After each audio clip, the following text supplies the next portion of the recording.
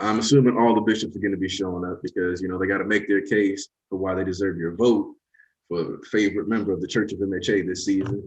So we're going to start this season finale off with just me and East, the classic. Yo. The dynamic duo back at it. Yes, sir. How it all started. All right, now my question is, Archbishop East, going to this chapter, are people going to annoy me? Oh, yes, sir. I hope you are prepared to be annoyed. This is going to be one of the most controversial chapters. Bet. Controversy. We live for it. Letting people get in. Let's see. Because the chapter's up already. Mm-hmm. And I could start right now. But I feel like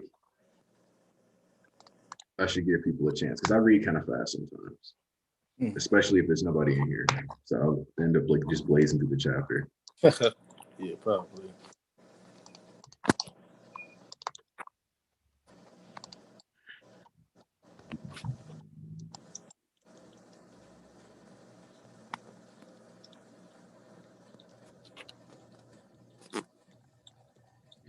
Go. Let's see, get everybody in here. Post it on Twitter. Season finale, Church from the Cherry. Here we live. Go. All right, we got 10 people, 11 people in here. I did see the new trailer. The new trailer looks beautiful, which the thing that I'm excited about with the new trailer is that everybody's excited for joint training. And we've been discussing this for the past year now, how once the preview comes out, once, people see it animated, they're going to be loving all the action and stuff. And it's looking like they decided to do every round justice, every round. So I'm really looking forward to that. All right.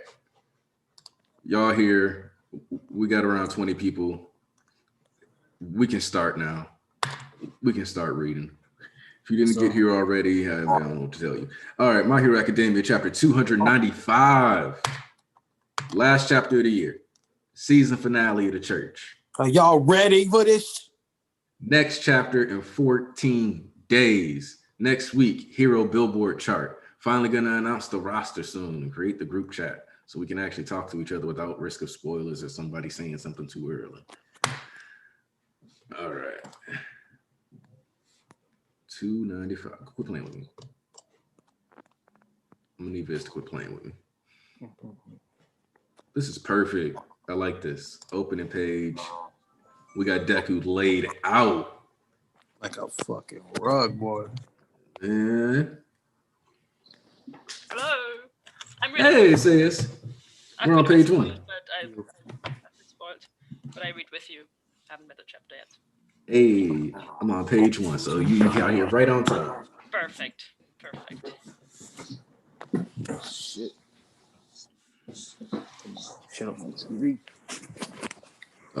This man's arm. That shit limp Looks noodle, bad. boy. Both arms, actually. He's officially the noodle tube arm man. Hey, what up, Banzu? Banzu, what's poppin'? Yeah, I knew it was something. That flow? Yes, sir. Yeah. Oh, good. Ooh, the squad is actually pulling up quickly while I'm still on page 1. Let's go. Look at this. All right. Extra Rex. Wow, I hear too many people right now. All right. I'm on page 1. I'm taking over. It's time to read. Okay, I know what I have to do. I blacked out. Dobby's heat blast knocked me back. I fell and then where's Todoroki? Fizzling. Ale, show Shit. people He's alive. when you come on the street. Wait, like Bunzel, the Bunzel. video. Oh, my bad. Read. It happened again. That same stabbing sensation in my head. Could it be danger sense? Oh. All Might had notes about this. I technically got spoiled on this and didn't realize it. How so? Because somebody at work said Danger something to sense me. Well, it's not really a spoiler if you didn't know. He did Yeah. not. Oh, Because he said that, and I was like, oh, what is he talking about? It was the force quirk, but I haven't done any training with this one yet. So it just sort of burst out like Black Whip. My head's killing me. This one's taking a huge toll. Hard to stay conscious. All right. So I feel like when this has a volume release, this page is going to look different. But the compressed image here looks a little goofy. Yeah. It looks. It It does looks look- like he has no leg. It does look goofy. Only one leg. I had to be honest here. Like, it's a serious situation. I mean, It's like- he looked really good last chapter, but this chapter not so much apparently.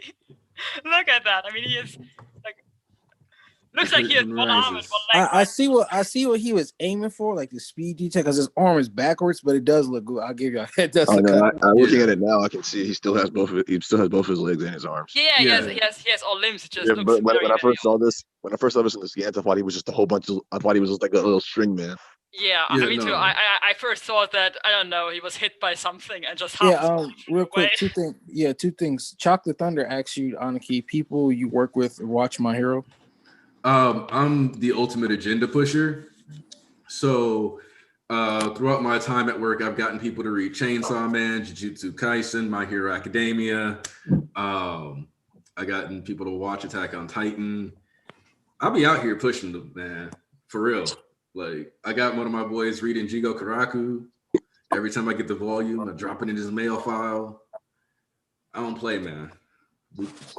agenda. Agenda. Like, That's the most important thing in the world. You have to push your agenda. Mm. Mm. they Okay. all end up grateful. I just took a nail today. Oh, painful. The curtain rises on the first and final escape artist performance of Mr. Compress. And then Muriel goes past him. Huh?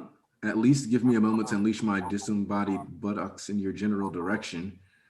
Upon arrival, I spotted a large gathering of Nomu in the distance. Since Nomu follows Shigaraki's orders, it stands to reason that he could control them if he awoke up again. But he's fading in and out of consciousness, not entirely lucid. If we can rouse him properly, he can command the Nomu to engineer a turnabout. I had to buy time for Shigaraki and Spinner. No more magic tricks up my sleeve. The plan is in their hands and the hands of fate itself. I could only provide time and a diversion. What's more, I snuck Dabi into the folds of your scarf. So please, Spinner. You are Shigaraki's most devoted follower. I am merely the assistant while you two are the main act. Oh no. There was no guarantee here. When I have the whole family on me, I feel so sick that I want to vomit. But I also kind of feel at peace. It's weird. Inside your beaten up, half melted suit, I spotted the thing that all burned and squashed. It's like there's a lump of lead down in my heart, providing an endless source of rage that burst out. If only you'd remember that rage. Let's go, Spinner! Oh, this is nice. I like. Okay. I have to read it again. I think later. I don't understand everything and everything. Putting the charred hand on his face. Let's go.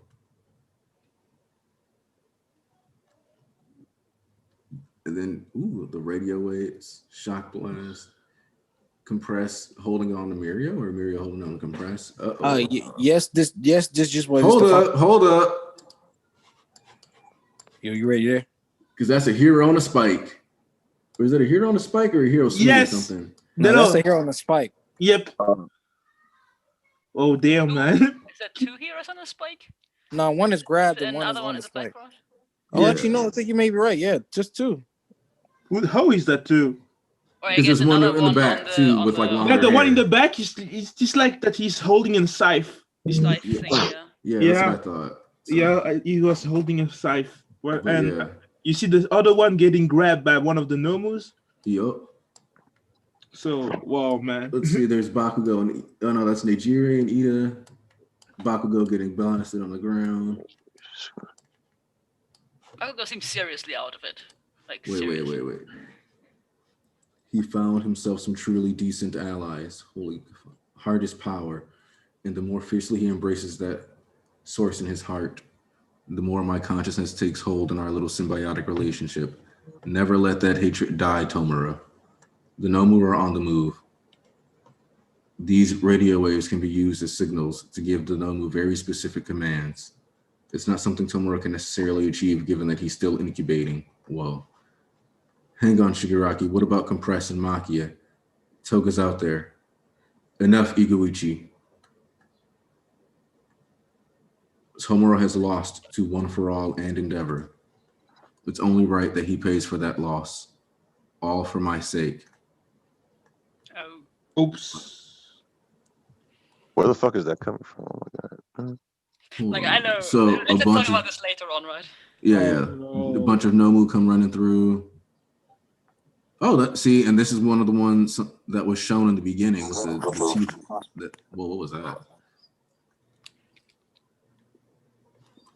Dobby's with them too. Was running. Oh, fuck. Don't let them get away. Bakugo's on the ground bleeding out. Endeavor is chasing. I think he's just trying to get the hell. Workless Trying to stand Izuku up, I think. Midoriya. When this body is perfected, we shall meet again. You shut your mouth, all for one. Yes, we shall meet again. Shigaraki, you killed so many of us and hurt countless others. That is unforgivable. It's unforgivable. And yet, back there when you got swallowed up by all for one. Wait. Ah, fuck. Mark my words, I will at that moment. The look on your face. You looked like you needed saving. Damn it, Deku. Oh shit. Yeah, that shit. Okay. Actually, hold on. We gonna listen. We got a lot to unpack, so we gonna be here for a while. Yeah. Oh. It's fine. It's fine. I remember something Horikoshi said before My Villain Academia dropped. I remember what he said in an interview. So, and we directly talked about this like 2 weeks straight that they were gonna have to. Oh shit, Micro, you became a member? I didn't even notice. I'm sorry. That must have happened when I like off stream. Oh man. That was a weird chapter for me. Okay, so here's the thing. Oh, you're done? You guys are done? Oh shit. Okay. Yeah, we're done. A while back, I think it was like 2 months before MVA, there was an interview where they talked about like Deku wanting to save people, blah, blah, blah.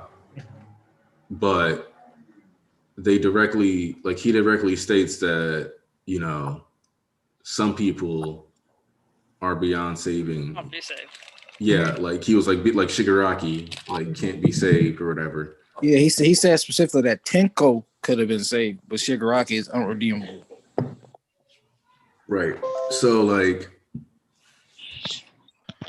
it's weird because I think I'm gonna let you know that this is a good chapter. Oh shit, Squid's here even? Yeah, for a minute. Yeah. He wanted to justify his spot on the list.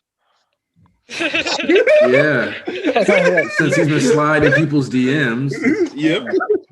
This guy went full illegal. Only 8, so you gotta do 22 minus 8. That's gonna equal 14. Finish top 5, even if I did nothing. Doesn't matter. Cheating's cheating. You acted, man. So, why? And all I gotta say is whatever Rex says is wrong. He's gonna be capping. Go vote for me. See, I'm trying to find the poll now. I don't even know how does it. We might as well just announce it. We might as well announce the poll at the. Well, see, since we hit the end of the chapter real quick and we got everybody here, I'm just going to remind everybody in the chat right now that we're currently doing the poll for your favorite member of the Church of My Hero Academia. You know what the votes. I just sent it in the chat. The quiet man that just roasted Rex's squid. That got him like 4 votes right there. I mean, You 4 votes? No, I was joking. I'm joking. No, BG was up there. BG was in second at one point. Yeah. Second. He has of his 4 votes. I just heard it. He's. Oh, I think you solo me. I love you, solo me. I just heard from my brother that he voted also for me with some friends of him. so I'm happy because my brother watched our streams too. Oh, okay. Which actually, speaking of, Oh, because look at this is you. the last episode, I just kind of want to real quick do a special shout out around the world because like we've already gotten like over 150 votes in this or around there. And we've gotten like votes from the United Kingdom, Canada, All Mexico, continents, yeah. Belgium, France, Brazil, Australia, the Maldives. Shout out to the Maldives. I didn't even know y'all was looking at us like that. India, Germany, South Africa, the Netherlands, Chile, Spain, Philippines, New Zealand, Saudi Arabia, Serbia, Slovenia, Algeria, Taiwan, Sweden, Italy, Bangladesh, Peru, Puerto Rico, Hungary, Panama, and Nigeria. All around the world. Appreciate Church of y'all, MHA man. Global. Thank you, guys. Appreciate our international audience. We love y'all. Yeah. Yeah. Hey, Panzu, can you drop the link to the voting for Philip? The votes. Okay. Can you drop the link in the chat for Philip, please? Thank you. I will do I this. just dropped it. It's in Okay, there. thank you, boys. Thank you. Where the fuck this nigga Squid at? I think Squid already left. He had to leave. He came in, roasted Rex, left. Yep, that was Squid's All right, entire so- campaign has been predicated on the fact that he is not Rex. Before we get let's touch on the light teaser stuff before we get deep down into this. Down Rex, to the Rex, nitty gritty. yeah, because Rex need to hurry his fucking up so we can really go with him and Flo at this. But let's touch on the fucking teasers with this. Oh, In yeah, case you didn't know, say there was a big debacle Friday with Dustin and Rex first, and then Dustin, Flo, and Rex had a stream ranting about telling that. Well, Dustin was ranting. Rex and Flo were giving their thoughts on the chapter, how they were displeased with the ending. Okay, so But I already know before that before we get deep into that, let's talk about the lighter stuff, like how he's already introduced 3 of the 6 quirks, and 3 of them we don't really know. Something I do want to point really out like on the that. introduction, It kind of, I like that because I know Horikoshi is a Spider-Man fan and a huge Marvel fan in general. So it's kind of like a nod to the Spidey senses thing. But yeah. So- I'm really not happy with That that. is cool because like I think it was you Aniki who pointed out that lightning shit was like something. Yeah, that like we kept seeing the lightning bolt right before he would like something crazy was always happening right after the lightning bolt. So now we just know that it was a canonical thing. Oh, bet the man is here himself. Send Dustin that damn link.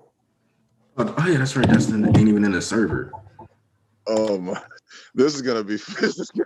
Now, yeah. So I guess we got that out of the way because this one started hitting shit. Oh, this is perfect. This is the perfect stream for Dustin to come back on because that means we got everybody that people could have voted for will have come through the stream. Yes, I need Ian to fucking rest. We just miss Shisui. We just miss Shisui. yeah, I don't know if Shisui's caught up or not. No, nah, he's not. But that's Definitely my nigga though. Yeah, dragging his feet, but he's still day one. Yeah, Shisui need to quit playing.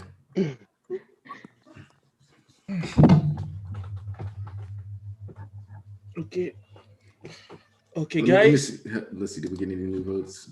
Okay, guys. Like the stream, we are with 65 people, and we just got only 20 likes. We can do this, guys. Just put a like.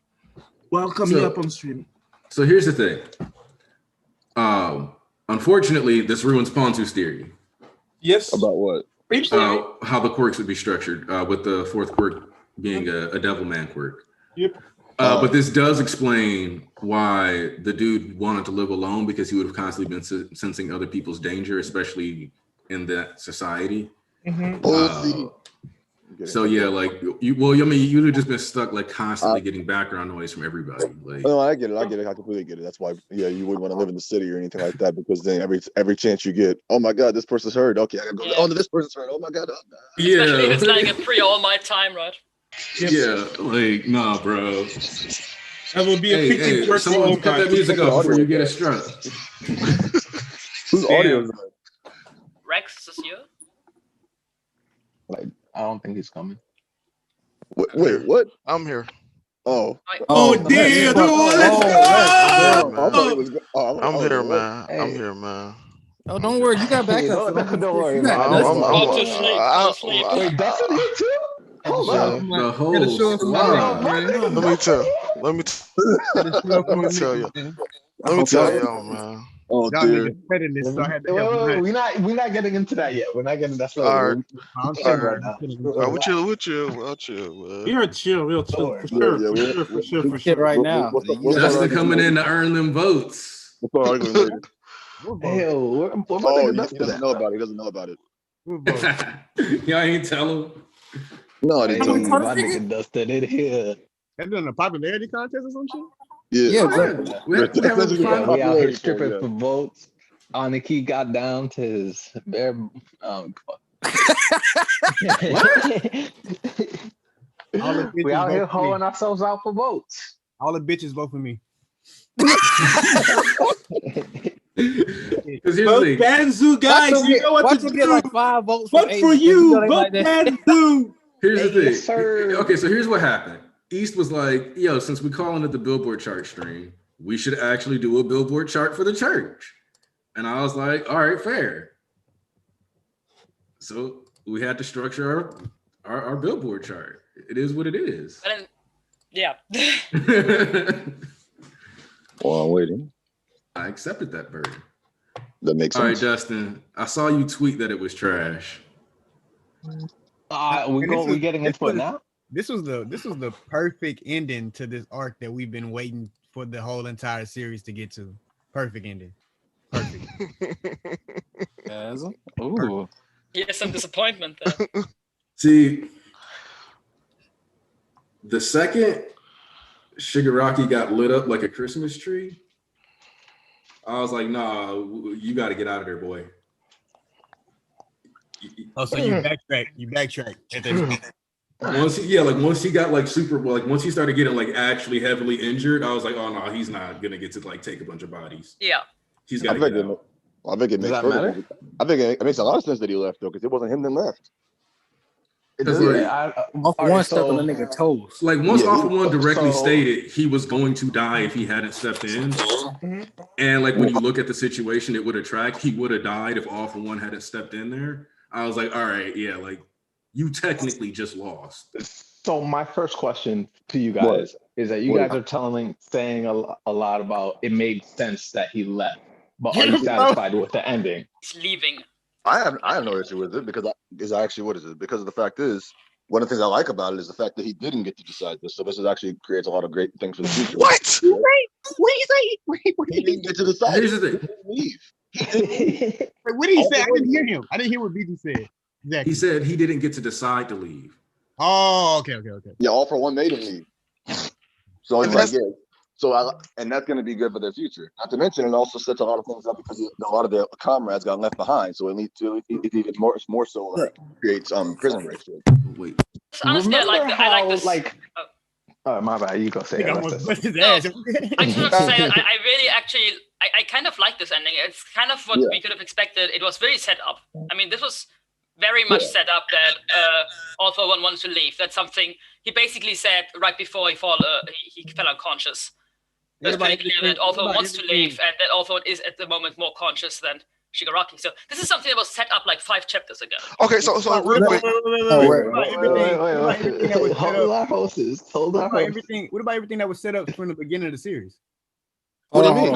There was nothing set up for this arc. No. I know exactly what Dustin's talking about. Dustin is talking about. They actually this is, I know exactly what Dustin's talking about. This is what's going down right now. So it's most of the hardcore fans are more rather pissed off than some of the casual fans are in this fact, because nobody said the villains still don't take over. They got caught with their damn pants down, shitting off. Once if the villains took, I was the one staying.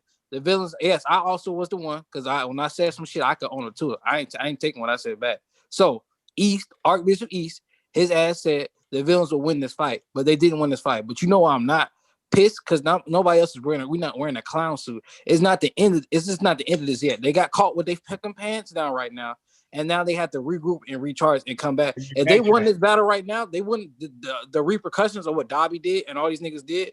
We don't get to see the people are going to chew the heroes out for what the fuck they did here, and then they still failed to capture these niggas.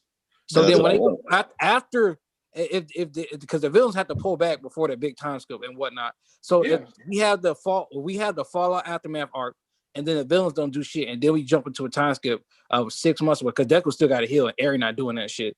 So then if it was like, okay, Horikoshi, you really didn't deliver this time. And some shit Rex said on that stream, I didn't get to watch the whole thing, but on the rant stream was that we doing the same shit with Horikoshi that we doing Oda. It was Oda, give us some time. Oh, now it's Horikoshi, give us some time. That's not the same fucking thing. That nigga got 700 plus chapters on this nigga Horikoshi. I wanted to meet him ending too, where they take out all these niggas and Endeavor Dead and this, that, and the other. But he had what people praise MHA for his realness. They still have to play out societal effects. Like, these niggas lost. Now they have to get scrutinized and fucking betrayed. Because y'all forgot the plan was do the liberation and then throw Shiger in the middle of the chaos and then show Shigaraki on top. But y'all mad, but the person the most mad right now is Shigaraki himself. That nigga off one stepped on this nigga toes again. We've been asking ourselves, how does this nigga play into the story further? This nigga Shigaraki finna get this nigga out the paint. Because now you just made me, you cost me my friends I actually care about. That's the only one thing I actually cared about in this world. And you keep stepping on my toes once again and once again. Now I got fucking compressed.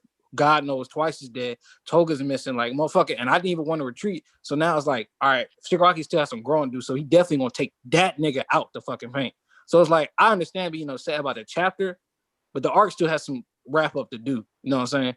Like, I definitely agree. You upset about the chapter? Aniki, Cool, let me know whenever I can go uninterrupted. It ain't got to be right now, but just let me know whenever I can. You can go back because me too as well. So I'm gonna try to get I want to hear Aniki, whenever I go, I want everybody to interrupt. You can do that. All right, because like I'm still trying to do like because y'all had like 2 days to sit on this, so I'm like still kind of like rolling through like how I'm thinking about this within this last like 20-30 minutes, and like as I said, I'm not disappointed how this fight ended because I think it was set up. I pretty much expected it to end right then. I think 5 chapters ago, before Katamaki appeared, when we're discussing how this could ever end, like how they would be able to, like which side would win, how would they leave? I said, All For One will just wake up and tell them to leave. And that's pretty much what was set up because we knew that All For One wanted to leave. We knew that All For One was more in control at the moment. And now that is exactly what happened. So I'm not surprised that this happens. And it's also like Dustin and I think we had very different expectations of the war. So I'm not that disappointed by it, but I can understand that you are. I am, however, I think with East on the side that I think the interesting and the much more interesting aspect is that if we're discussing a lot about what All For One's intentions are with Shigaraki and what he really wants to do and what he wants to achieve. And this chapter puts a more negative light again on whatever he's doing because he's obviously using Shigaraki in some form. He's apparently sacrificing some of his friends there. So this is, I think, the interesting part really that we can probably discuss a lot about also. Okay, I would like to say something. So the first thing is the person that's controlling right now All For One. Is it All For One or is it the? It's just vestige. It's still his vestige. Okay, it's the vestige. So one thing. Pause it real quick before you go on your point. No, don't cut me. No, don't cut me. No, because no, nigga, because you let everyone agree that All For One is just a vestige. But one thing I want to say about the vestige thing is we don't have a precedent where the vestige is not the same as the person it is, like the actual person. So like what I'm saying is Nana was growing and she was still the same person she was when we saw her. All For One brother was the same person. Every vestige we've seen is the same. So I don't think this is just the vestige. This what the vestige is thinking is exactly what All For One is thinking. So this is what All For One himself is thinking. It's not just the vestige. But he's not sitting in prison consciously controlling it. He's not controlling it, but this. No. Okay, wait. Just let Ponzu actually say the thing he was. No. Okay, so first thing we have to understand something about how quirks works. Quirks work the way that it is a copy about yourself and how the quirk is and how it works. All For One works in a way that it always goes to steal stuff. He said it is a compulsion that I have that if I see something interesting, I must have it for myself. It is something that he had as a person. He can evolve as a person, but the quirk still has this in him. Right now, the awful one who said everything is for you might still say the same thing, that everything is for Shigaraki. But the way that the quirks work is that the quirk tries to get what he wants. So he wants that body too. So we have to understand that the awful one that we met all the time isn't the guy that we see in the quirk. It is something that we must give the chance to for it, and I think that is something that we will see later, that Horikoshi will put it, so that awful one, I'm sure awful one, how his body is right now, he won't think about being. I don't think that he will try to make some stuff that to get his mind in Shigaraki's body. I don't think so. It's headcanon though. Yeah, that's headcanon. We don't know what that is. We're basing it off of. Don't cut me off. I didn't finish. Don't cut me off. I didn't cut you off when you were talking. So let me stop. Let's first tell what you that's not headcanon, because all the stuff that we have seen right now show us that the awful one that is in the prison isn't the same guy that is in the image that the quirk has of him. How about how? Everyone, what it's okay. How about how? So awful one said, since the beginning of the story, we saw his collection about the quirks for Shigaraki. When he saw again Beast Genius, before that he shoot him in his torso. He said, Your quirk is a quirk that needs training and patience. It is not fit for Shigaraki. Oof. He shot it. We saw that he was trying to collect quirks for Shigaraki, especially. If it was a quirk that he could use for himself, why would he mention Shigaraki? Why? Tell me why. Now I give you the permission to talk. Tell me why. Nigga, first of all, don't tell me you No, answer it. No. Answer it. No. Hey, relax. No. The thing about it is, if I would be okay with you if we had something to go against it, but every time we see that every action that the man did was for Shigaraki. But what the quirk do, the way that the quirk follow, like it is follow the instinct of one to get stuff, to have stuff for himself. And I'm sure of it that if we get the link later, I'll give you okay with this. I was wrong, but for what I'm thinking right now, I don't think so.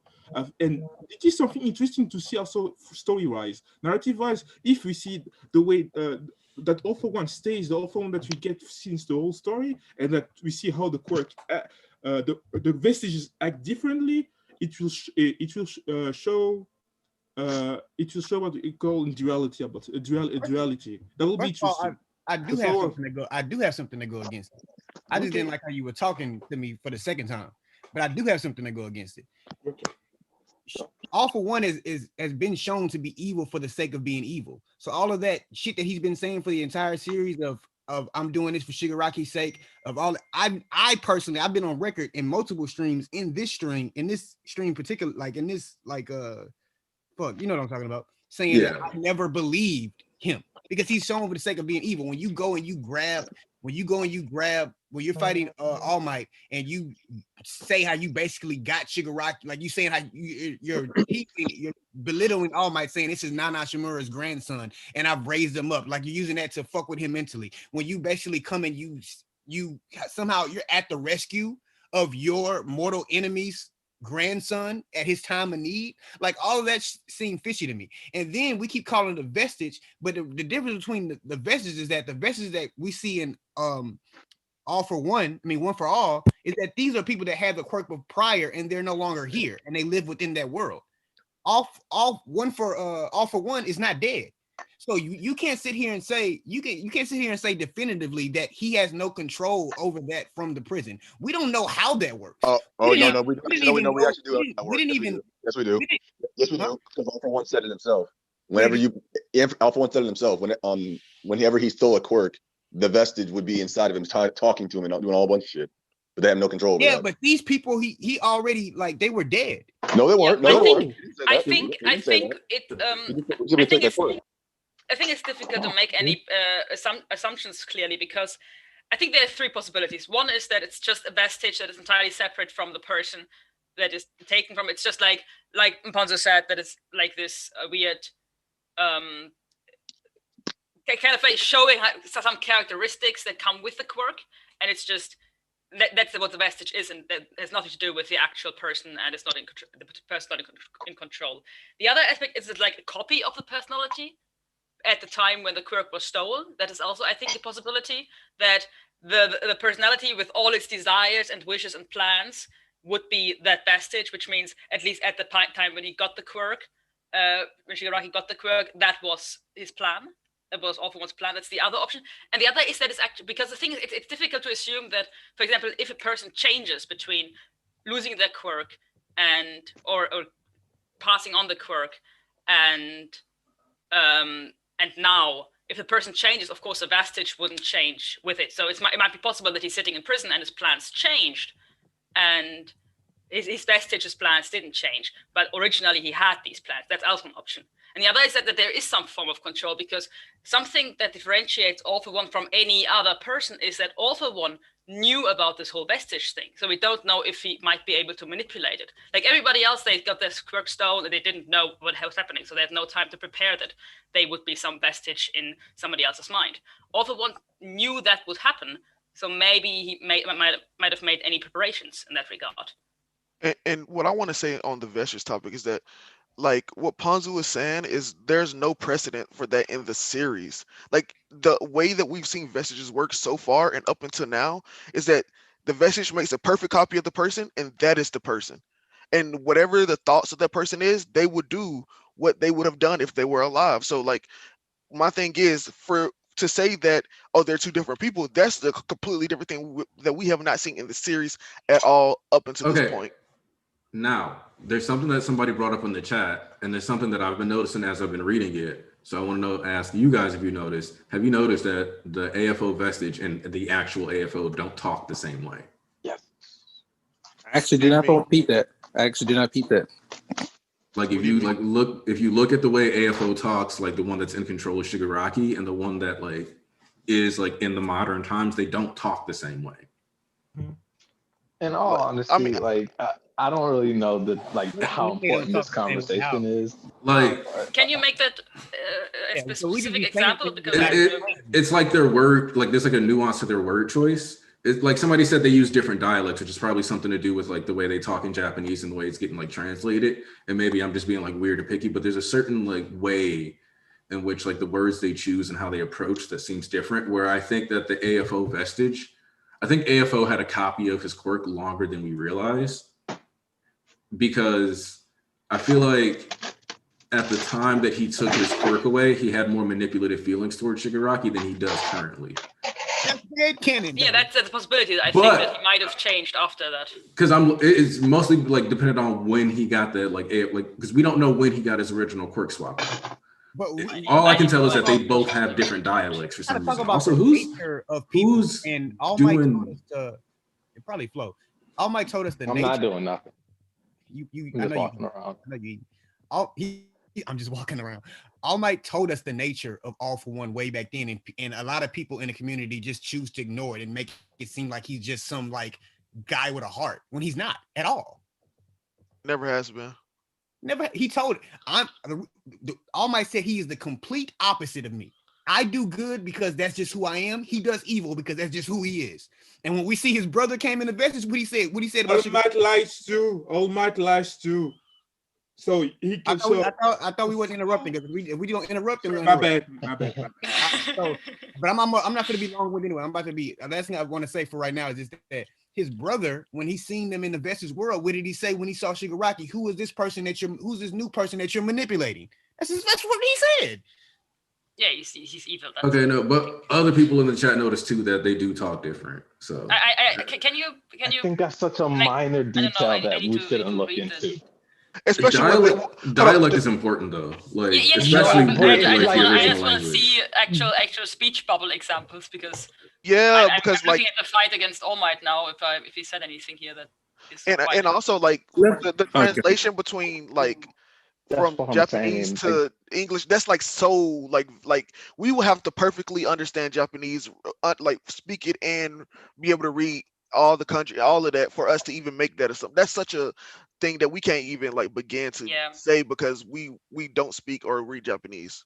Yes, AFO did have actual allies. That's something from the chat. Yeah, he actually stated that himself, that he has allies that he took down. He was angry at All Might for doing. And to talk on Dustin's point, just how All Might seems all pure good to the world. He does have his secrets that is shit he hide and shit he does wrong too. Of course, you look at that nigga All For One as pure evil, but you can still have fucking allies and people you care about. Shigaraki is fucking evil too, but that nigga still has people he cares about. All One just All Might have that secrets that he's hiding, other than his ability to his quirk. No, he lies too. He lies too. No, I think is like, even he seems like he's a perfect all around good guy, but he also has like character flaws too. Yes. Yeah, but those flaws wouldn't make him not a good guy. He still is. Not what All Might said when All Might goes and saves people just because for the sake of saving people like Deku does, that's just his innate nature. And he's saying, just like that's my innate nature, his innate nature is the complete opposite. He does the evil that he does just for this. He has no reasoning, he has no purpose. That's just who he is, and he just does that. So he has also but you have to think, All For One is human too. So he can have us. No, I'm saying shit. I'm saying shit. Well, Ponzo, here's the thing. No. Hold on, real quick. All For One and All Might are both the complete opposite ends of the spectrum of like good and evil. They're the extreme example of good and evil. Deku and Shigaraki are the nuanced ones. Those are the ones that we get nuance from. All Might and All For One, it's been shown multiple times that they're not the ones that have that nuance. It's Shigaraki and Deku. Okay with this. I'm okay with this, but the thing about this, the problem with what you said is, Horikoshi always writes his All Might as somebody who knew that he was human, that he's not perfect. Even you said that he's good. He has his flaws too. And what would be the flaws for the opposite? I'm just trying to follow your logic. Yeah? What will be the contrary of? Did he cut out for anybody else? Yeah, he cut off. Yeah, but also again, flaws doesn't mean that just because you have flaws doesn't mean what are his flaws though? What are his flaws? I keep saying that, but not saying what his flaws are. Yeah, I don't know what All Might's flaws are. Yeah, the thing is, All Might's flaws are that is what he do. Oh. I mean, if you want to count like the petty flaws, let them answer flow. No, he has character flaws, but those character flaws don't change his innate nature to be a good person. That's yes, that's what I said. That's what All For One stays an evil guy. All For One stays the evil guy, even if he do something right for once. He stays the guy who killed people for free. He stayed that guy. Y'all niggas are reaching. I don't. I just put your thing. I just put your words, what you said, and I just used I just did what you said. I just said you said he's the perfect he's the perfect opposite of All Might. Okay, but All Might was shown different times that he lies, that he does things, that he said himself. I don't say, there's the thing about Horikoshi made that guy the most human possible. That's the thing about him. That's what I'm telling you. Is that even if you talk like this, and I'm saying, yeah, that's true, that he's the perfect, that he's the good guy, the genuine good guy is All Might. I'm telling you, I'm okay with this, but stays the thing that Horikoshi right is that man, even he's good, he has some flaws. Well, but here's the thing. All Might never lied to Deku or anybody. He just withheld information. That's the big difference. Withholding information and lying are two completely different things. Like, it wasn't time for Deku to know this and that because it's a lot of pressure on Deku. Why would I tell a little kid that's just happy and stuff about that? Like, hey, I'm going to die. You possibly going to die. And the whole world could get messed up. Reason to tell him that early on. So it's like All Might never lied to anybody. He just withheld information, which people do all the time. Yeah, but again, we also got to separate Toshinori from All Might. Toshinori is this dude. When are we gonna get to the meat and potatoes? Now, I really want to get to the meat and potatoes. Because the chat was saying the same shit too. I just went and read Jujutsu Kaisen while y'all fought about this, Luke. argument. Yeah, like I've been rereading the fight against that. All for One to see about. I still didn't get to finish it. That Kaizen chapter was kind of hard. I need an next. I didn't read it yet. Is it good? Solid. Oh, okay. I'm gonna do it. I hope they get the leaks early and we get chapters on Christmas. I'm good on that. Why? You know how to break either way. Nigga, I get an extra 2-week break if I get I would have to wait like 2 weeks. No, we gonna still get the same amount of time of break. It's just ordered of when it happens. Yeah, that's what I'm saying. I'd rather be able to read the chapter like freshly sooner rather than later. Oh yeah, you mean like on Christmas, right? Okay, we on the same. Yeah, no. I mean like freshly, where I can actually read it and it's clear. Because I'm like, oh, because you gotta. Oh yeah. Oh, it don't matter, Anakin. You shouldn't even care because you're gonna still wait for the. Yeah. Because for me, I'd see it. I'd see the fucking like, because it probably is gonna release on fucking Christmas. Yeah, it's done it every year prior. Yeah, like I'd see it and it would look like shit, and I'd have to wait a week for it to get good quality. But then I would have already read the chapter, so I would have to wait like 2 extra weeks for like a real chapter that's fresh. 294 was the first time that I kind of agree with y'all about the scans, because them scans on 294 was fucking horrible. I didn't read it. I think it was. I stopped to read when we saw Deku like in post months. I think 2 months ago. You know, when he was fighting Shigaraki, and we saw from the viewpoint of Bakugo how he was talking about before that he did his jump. I think that I stopped to read the scans about that time, but the scans were horrible for me back then. Damn. Also, real quick, something that we can all agree on, I think, though, is that I am disappointed Dobby did not get to kill Genus. That I'm disappointed in. That is something that I can definitely say I'm disappointed in. You're not alone on that one, for sure.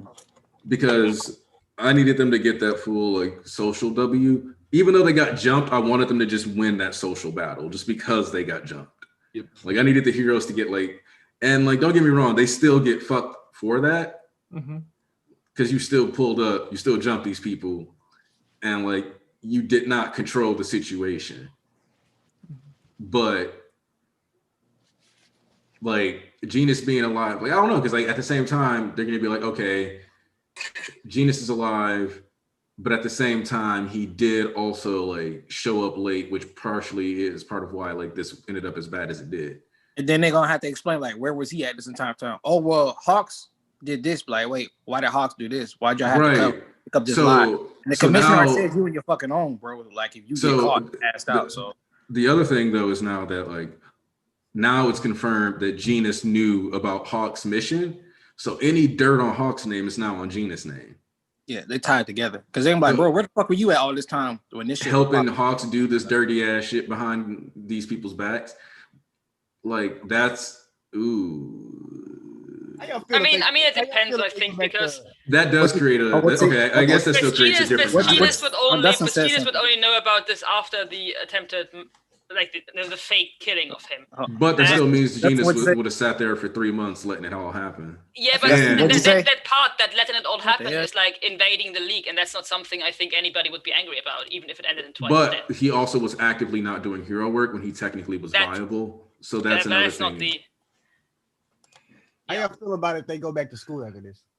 Oh, ain't no damn school. Listen. This, yeah, because you ain't been on air in a while. We've been talking about the Karen arc coming. Listen, that's like I said earlier. Listen, the reason I was the one preaching that the villains do take over here, and I was with Flo the previous week saying when we were like Anarchy was going on about societal W's, how they lost more in the terms of the grand scheme of things. But I was like, I want equivalence to, because twice got taken out. I want equivalence on the hero side to somebody dying like that too. But Anki was talking about the side thing. The only reason I'm okay with this here, because the villains, like Rex was talking about, oh, how long do we have to wait again? Nobody said we got to wait another 100 chapters for it to actually happen. I'm okay because they need to hit the backlash from all this shit that just happened. Everybody got exposed, and they were like, y'all got, how y'all gonna feel? You didn't tell me how you gonna feel. How would you feel if they go back to school, nigga? That's his question. That's what I'm about to get to. Like, it's gonna be trash. So like, the parents are going to be like, you had my child in war. Are you gonna say it's trash? That's gonna be trash. The kids. Or are you gonna do this rigmarole that you're doing now? Or are you gonna do this rigmarole that you're doing now? Like, you're gonna say it's trash. Excuse me. Rigmarole. I said the shit has to play out because you talking about it because how much longer we gonna have to fucking wait. I'm just talking about they gonna throw the heroes to the side after this event. The heroes are fucking screwed at this event. We need to let the fucking what's screwed the solid thing part What's screwed? This is about time for the liberation. The faith is shaken and broken in the heroes now. Like, bro, y'all but it's been doing that sustained. Like we've been getting the no. This is complete. This that was the start of it. They've been talking about how it falls. Now, nigga. Don't be quiet now. Who quiet? I just spoke. Who's quiet now? I just spoke. I just quiet now. No, I'm talking about they leaving you on the island by yourself. They ain't saying shit. I want to know. I can hold my ground. Listen, I say they go all the way back to school, and they act like this shit didn't happen, and motherfucker was on death door, and they parents don't fall through. That is literal trash. And you can quote timestamp this or whatever, and I come back to it because I ain't afraid to take the L with the L. Like I said, I was already one pressing that this should have been the villains winning, but I'm okay because All For One was the nigga that left the scene, not Shigaraki. So I still say the Shigaraki character, but these niggas need to face the repercussions of what they did, and they failed. They gonna get too much shit for this, and then you got kids on death's door. How fucking Inko gonna feel when Deku on death's door? Bakugo Mom gonna feel. You got the kids in the war. The kids didn't even know they was going to war. How you have to think the parents gonna feel? And the fucking thousands of people that Maki just ran through. These niggas finna get fucking they ass ripped through. It has to be permanent consequences, though, bro. Yeah, exactly. Hey, just so y'all know, Roger about to pop in. All right, we didn't get to show that. It gotta be UA is shut down. Niggas gotta lose hero licenses. It gotta be shit that it can't just be we're mad and outraged and you give us a little speech bubble and it smooth things over. Wait, Dustin, hold on. I want to talk about that because like you brought up something. So here's the thing.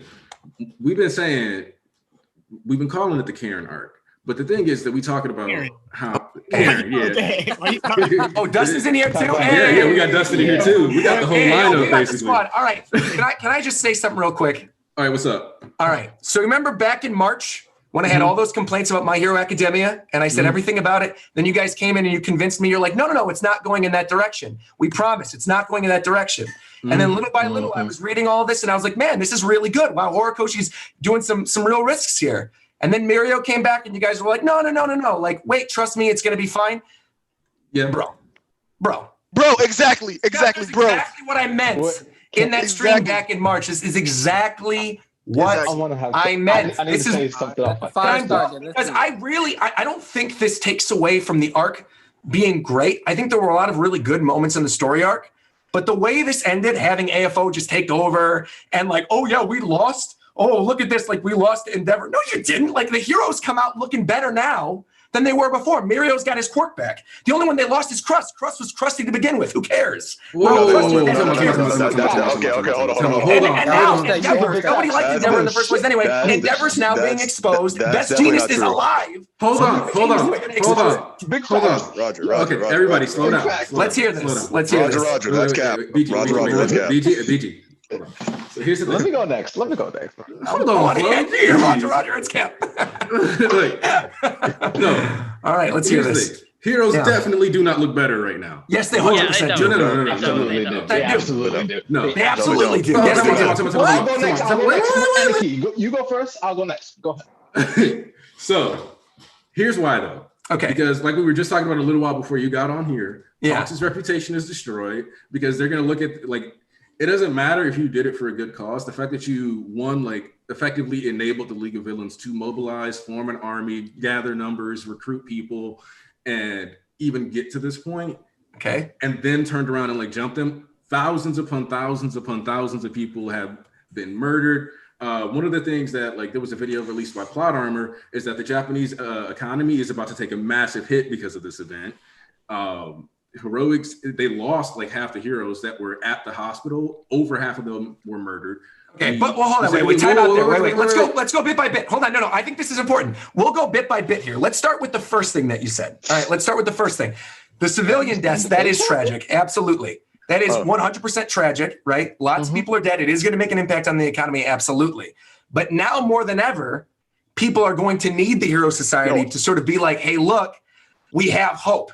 And the thing that I'm going to say right now, to go along with the one other point that Aniki said, and again, we can go bit by bit here, is that Aniki had just mentioned, the thing about Hawks coming out looking really bad. Doesn't matter that, if there was a good reason to kill twice. Because with Genus being alive, it then throws everything that Dobby said on live stream. If Genus doesn't die in the next 2 chapters and get to some type of press conference with Endeavor, where Genus and Endeavor are like, look, here's what happened. They take a deep bow. That's literally all it's going to take. Genus can stand in and Endeavor can own up to what he did. Actually, no. Let me go to the first thing he said. Let me also raise my hand for later. Come on, no. I didn't get to make the point. Let's hear it. When you said they're gonna need the heroes more than ever, I disagree with that. They probably should. Yeah. But the problem is, but you have to think about something. They had the whole mobilization, and then we had Makia destroy everything, and all the heroes were gone. All the heroes were gone, so nobody was protecting them. So at that point, no, that actually at this point, because of that, they're going to see the heroes as useless. There's no point in them being here because I need to But they're not going to suddenly. But on that topic, this directly lines up. Hold on. No. Directly lines up with something. This directly lines up with something. Repeat what you just said again. The last phrase you just said. Repeat it again. Say it again. What phrase are you talking about? Because I said a lot of words. The last sentence that you mentioned about the Hero Society and the crumbling and all this stuff about not needing heroes. Because ultimately, if all of these deaths happened, they're not going to put this on the brunt of the heroes. At the end of the day, those civilians. No, they're not. Yeah. The deaths of civilians. They're not going to suddenly turn on the heroes and be like, we're going to be a villain society now. That's completely nonsense. No, that's what I'm saying. They might have lost their faith in the heroes. Okay. It's not that it's a sudden thing. This has been built up before, and then there's also the stuff with Endeavor as well. And then to top it all off, when we have this been the biggest crisis ever, which is Makia stomping through everybody's cities. The first thing they asked are, "Where are the heroes? Why are they not saving us?" Right. And the thing is, that's something they've been building on since the start, which is the fact that the people don't take the actions into their own hands. They just watch and wait for the heroes to save them. It's not that they're not going to start sucking off villains. Flow has to go. Flow has to go. Go ahead, Flo. Go ahead. So the thing is that you have to understand that the civilians, the humans, whatever you want to call them, they might say like, oh, we blame the heroes, this and that, and blah, blah, blah, whatever they want. I don't really care. I don't give a damn what they say.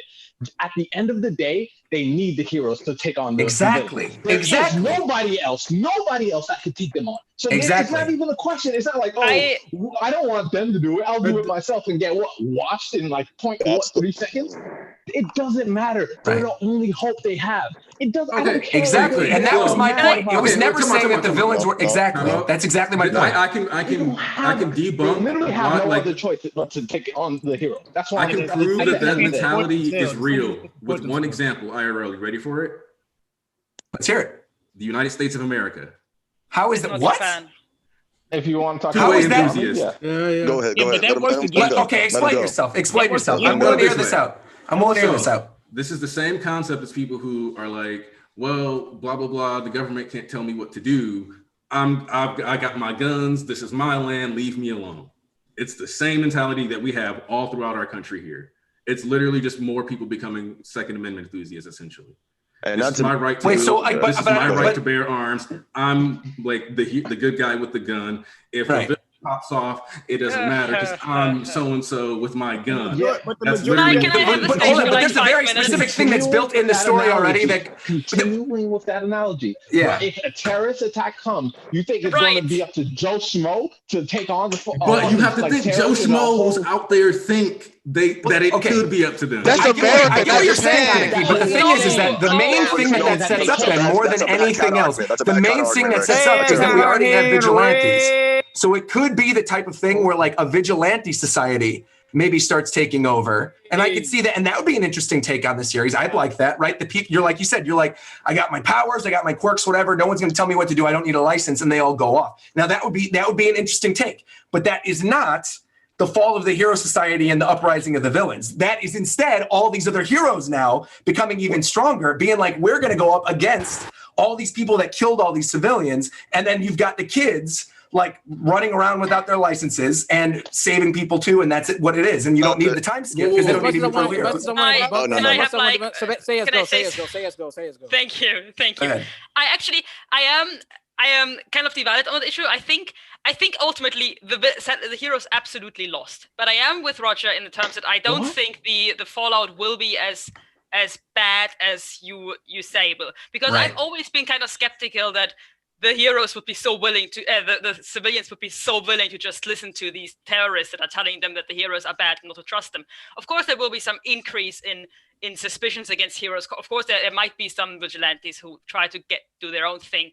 I still don't believe that it's believable that there will be a massive shift against heroes. There will be some neutrality, there will be some skepticism, but I don't think it's believable that a terrorist during a massive incident can just say something and make you shift your opinion on life, essentially. Right. Because they are a terrorist and you're not inclined to listen to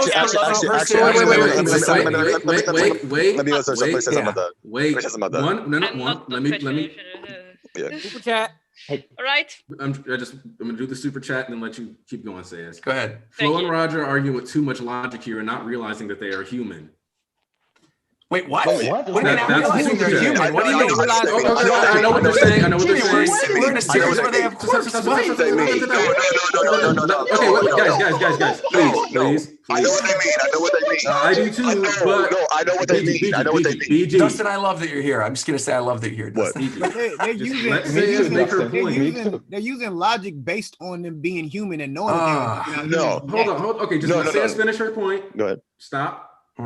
Yeah, I do think that your example with the US is great, but I think that's very specific US. Japan is a much different society and a much different culture. I don't think it translates quite one-to-one here. It might be because he's very heavily inspired by US hero comics and so on and so forth. But I don't think it might translate well to Japanese society. However, I do think that the heroes absolutely did lose, because imagine how they went in. It was like this plan. We go in, we take the doctor very quickly, and we catch everybody at this hotel where they are all hiding, and all the other hideouts. We hit them all at the same time. It will be awesome. And we've basically destroyed the League in just one swoop attack. And instead, they basically lost everybody at the hotel and every other hideout, apparently. And they all got defeated. They might not all be dead, of course. They might not all be even crippled or at the point where they have to give up their careers, but they've lost that. Gigantomachia has stormed through, I don't know how many cities, killed, I don't know how many 20. people, brought massive destruction throughout the entire area. They have captured that doctor, but the entire city where they are is done and down, and most heroes that are involved probably have to retire their careers. So this is a massive loss. Okay. Take into account that. Okay, no. I need to make this point real quick before we segue away, because I want to keep it on topic. Oh no, this is still on topic, actually. I know, but what I'm about to say is because it's to what Saya said. Yeah. Page 3 of chapter 244, panel 5. This man pulled out the receipts. To wait for the heroes to show. He came ready. He's like, we're in a debate. What did he say? Chapter 244, page 3, panel 5. Okay, I'm gonna see right now.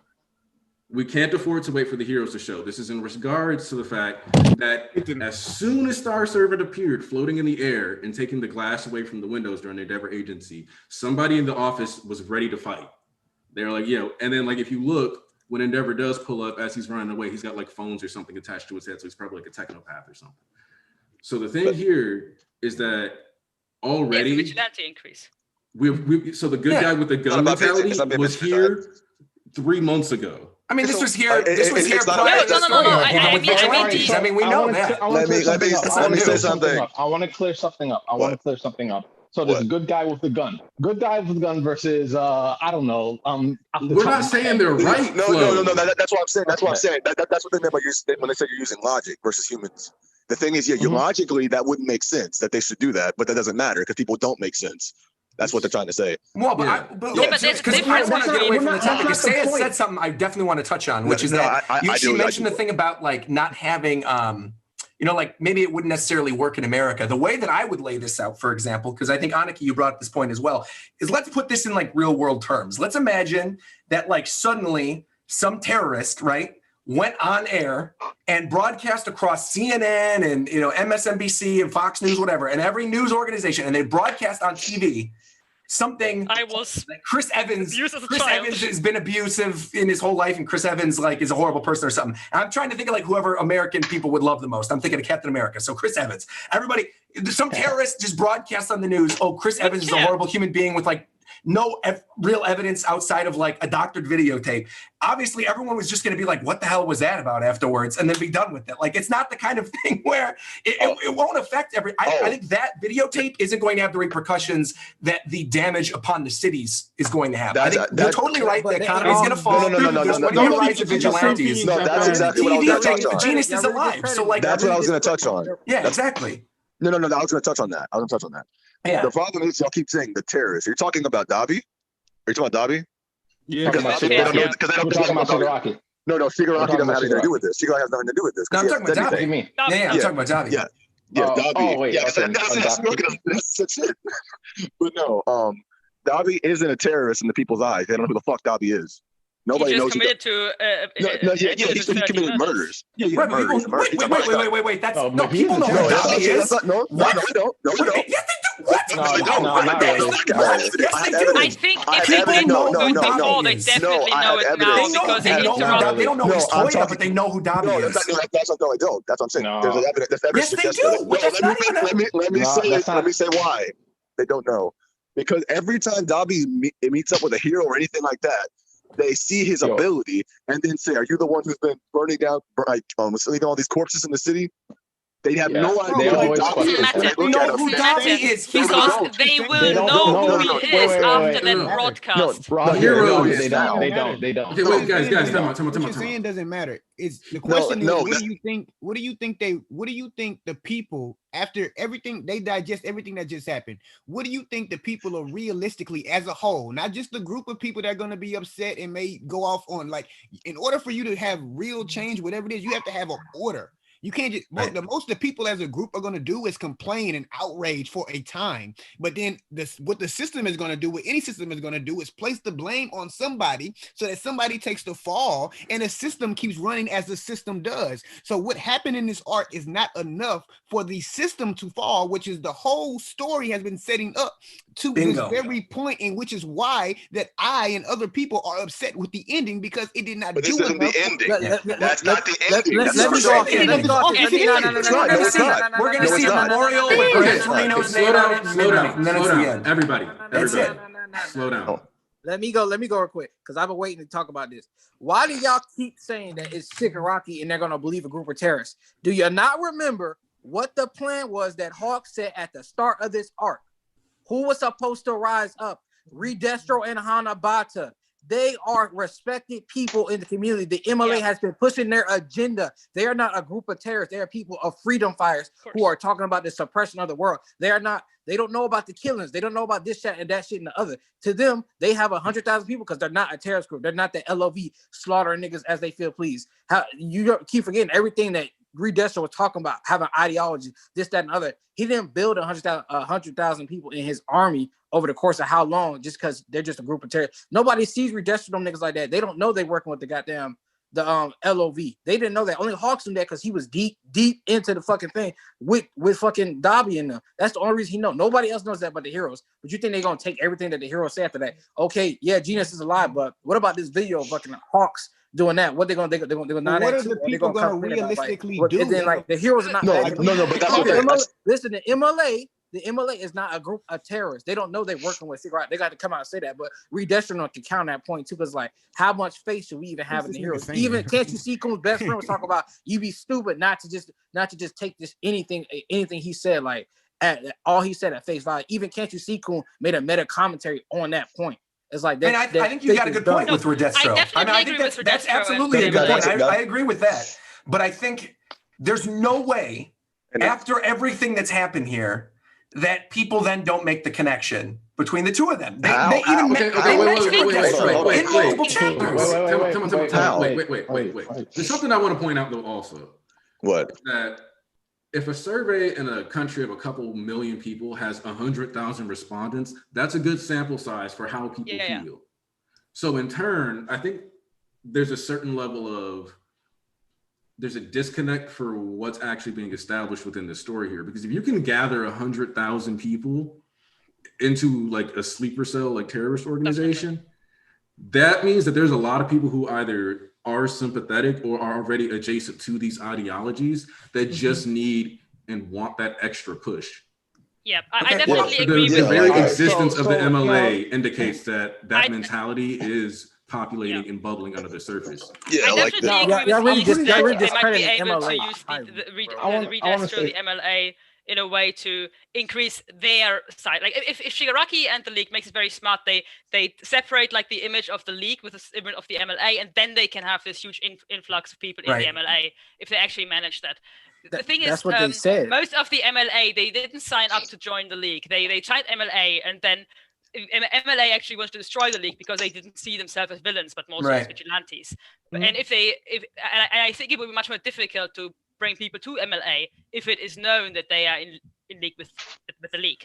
And but if we manage to somehow separate that image very well, that might actually work. But I don't think that's something else than what. That's a whole other story arc. Well, real quick, because I gotta bounce real quick. So I'm just gonna say my piece on two things that I really gotta go. I gotta go record a One Piece review because this chapter was not as good as the One Piece chapter this week. Anyway, what I was gonna say is that one, I get the point that you're making regarding the cities, right? That if it's like a sleeper cell organization and some of these cities have already sort of been taken over by Redestro's message, I could sort of see there being a situation in which like, oh yeah, those cities that were destroyed by Makia, those were all the cities that were anti-Redestro, and that the cities that are left are all the ones that support him. And there's like some weird thing there that they build up. Okay, fine. You want to do like a takeover of society in that way. Fine. That goes in line with what Aniki was saying earlier with like the rise of the vigilantes. Totally makes sense and would love to see that. But my last point that I want to make, and the thing I want to ask all of you, because I want to know this legitimately, and I want you to come back to this, and I want this recorded and on the record. If they go back to school after this, literally, I'm dropping My Hero Academia. If they go back to school after this, it's done. There needs to be some type of major story push. But if it's just like, oh, Deku suddenly has a fourth quirk, and now like all this stuff is great, and they're going back to school, and there's another school arc, and there's not a time skip, I'm done. I'm worried about that. Okay. So the time skip. Oh, wait, I have to ask about that. How big of a time skip are you hoping for? Doesn't necessarily need to be a time skip, but there needs to be a shift. There needs to be a major shift in the way the narrative goes. And I think the easiest way to do that would be the time skip. But if it's not that, and it's just like, oh, a bunch of them are vigilantes or whatever, that's fine too. I'm fine with that. But if they go back to school after all of this, one thing that I want to establish though. Wait, time out. Yeah. One thing that I want to really establish here though is that My Hero has always made it a point to emphasize like bureaucratic things and like how all these things have a process to them. Yeah.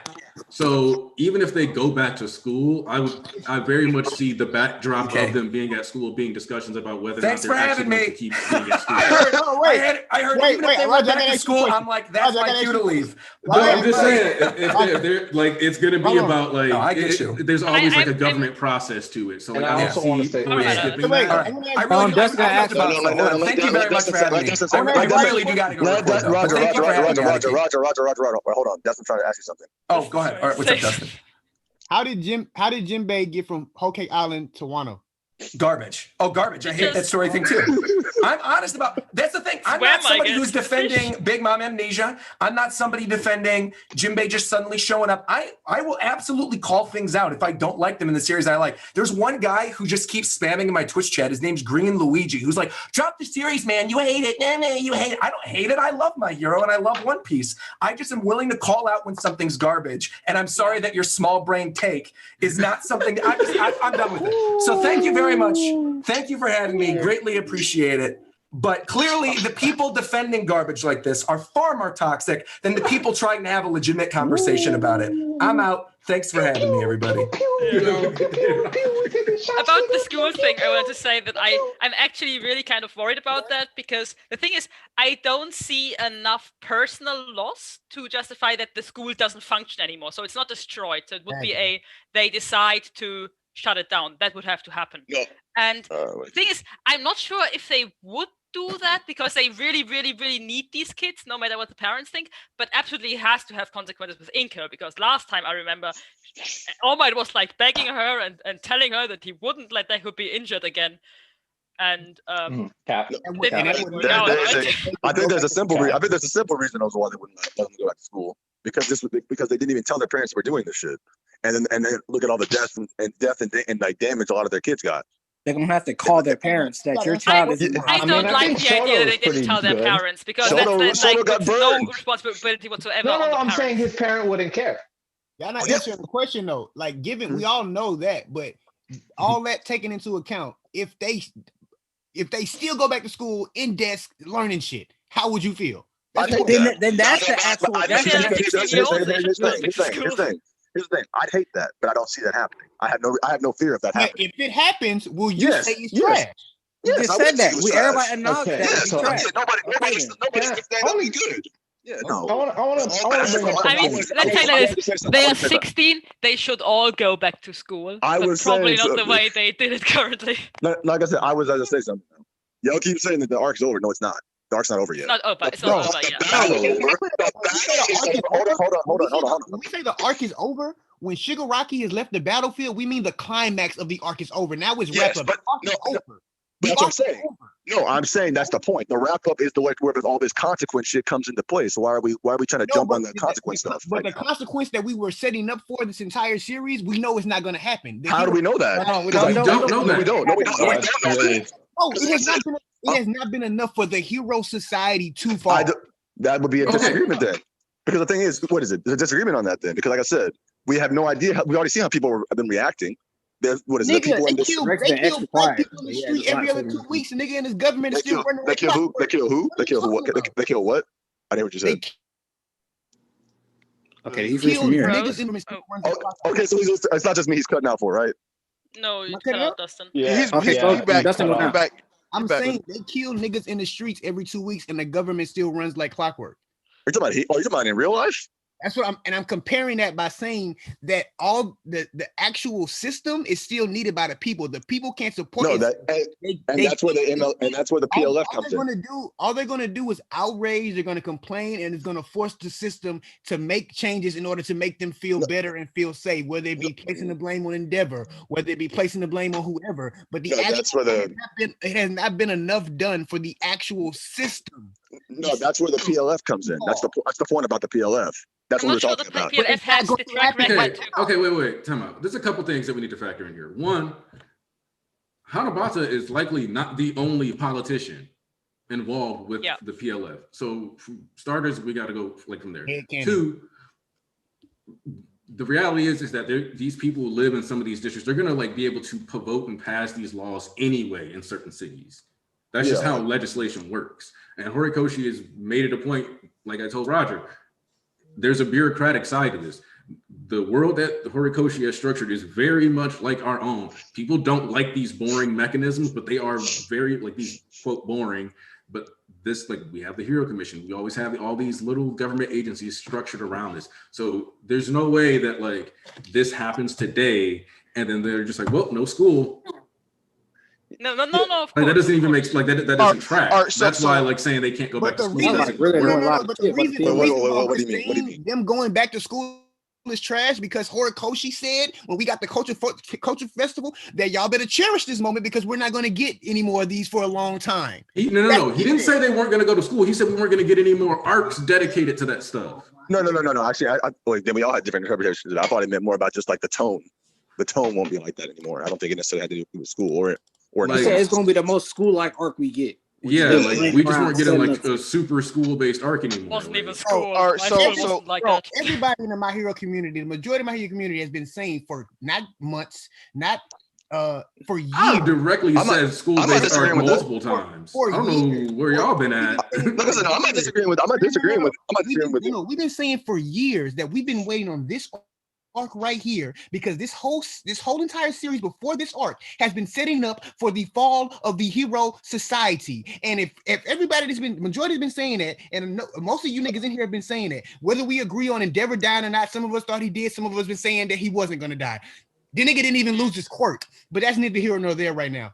But when we actually get to the end of the arc and they just leave, we assumed that society would go down. Well, that's what I'm saying. No, that's what I want to ask. You shouldn't So be what were you- like trash. You shouldn't be satisfied with that. No, that's what I'm trying to ask. Like, what were you expecting Shigaraki to do? Physically destroy society, or what were you expecting him to do? Bro, So there should have that's been. what I want to There should have been more damage. That they should have taken out more top heroes, like to weaken it, to significantly weaken it. Okay, wait. But hold on, my thing is they had a plan. They had a plan, but that shit got shot in the foot. No, fuck that. I agree more top niggas should have died in this war. But them niggas got niggas off the defended back Horikoshi foot. like they defend Oda. Come on, man. No, because okay, time out. No. Wait, BG, wait here. Here's the issue. One of my big issues with this is that people keep ignoring that this is not the PLF's, like the League of Villains plan.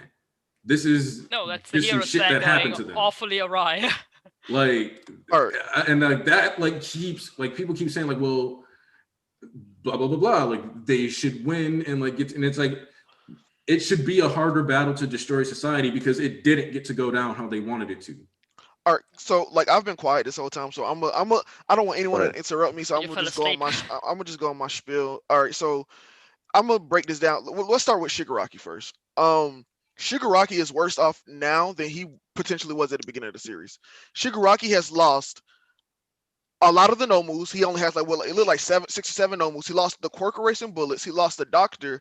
He lost Makia. He lost Twice. He lost Compress. He lost not going up to 100%. He lost Toga. And and not only that, Shigaraki throughout this entire arc was like, no, I'm gonna fight to the death. And Shigaraki doesn't even get the ability to leave on like to do what he wanted on his own terms. It was all for one that came in and got him to leave. That is in my trash. Shigaraki should have been the one.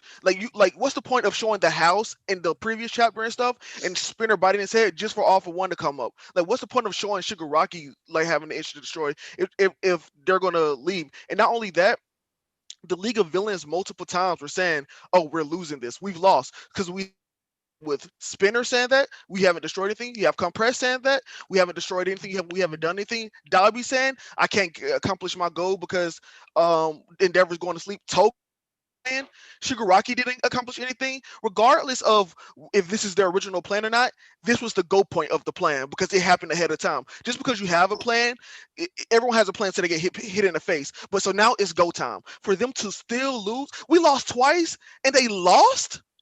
You can't tell me that's good. What's the point of what's the point of Twice? No, let me finish. What's the point of Twice's death if the League of Villains, he died for nothing? He actually died for nothing.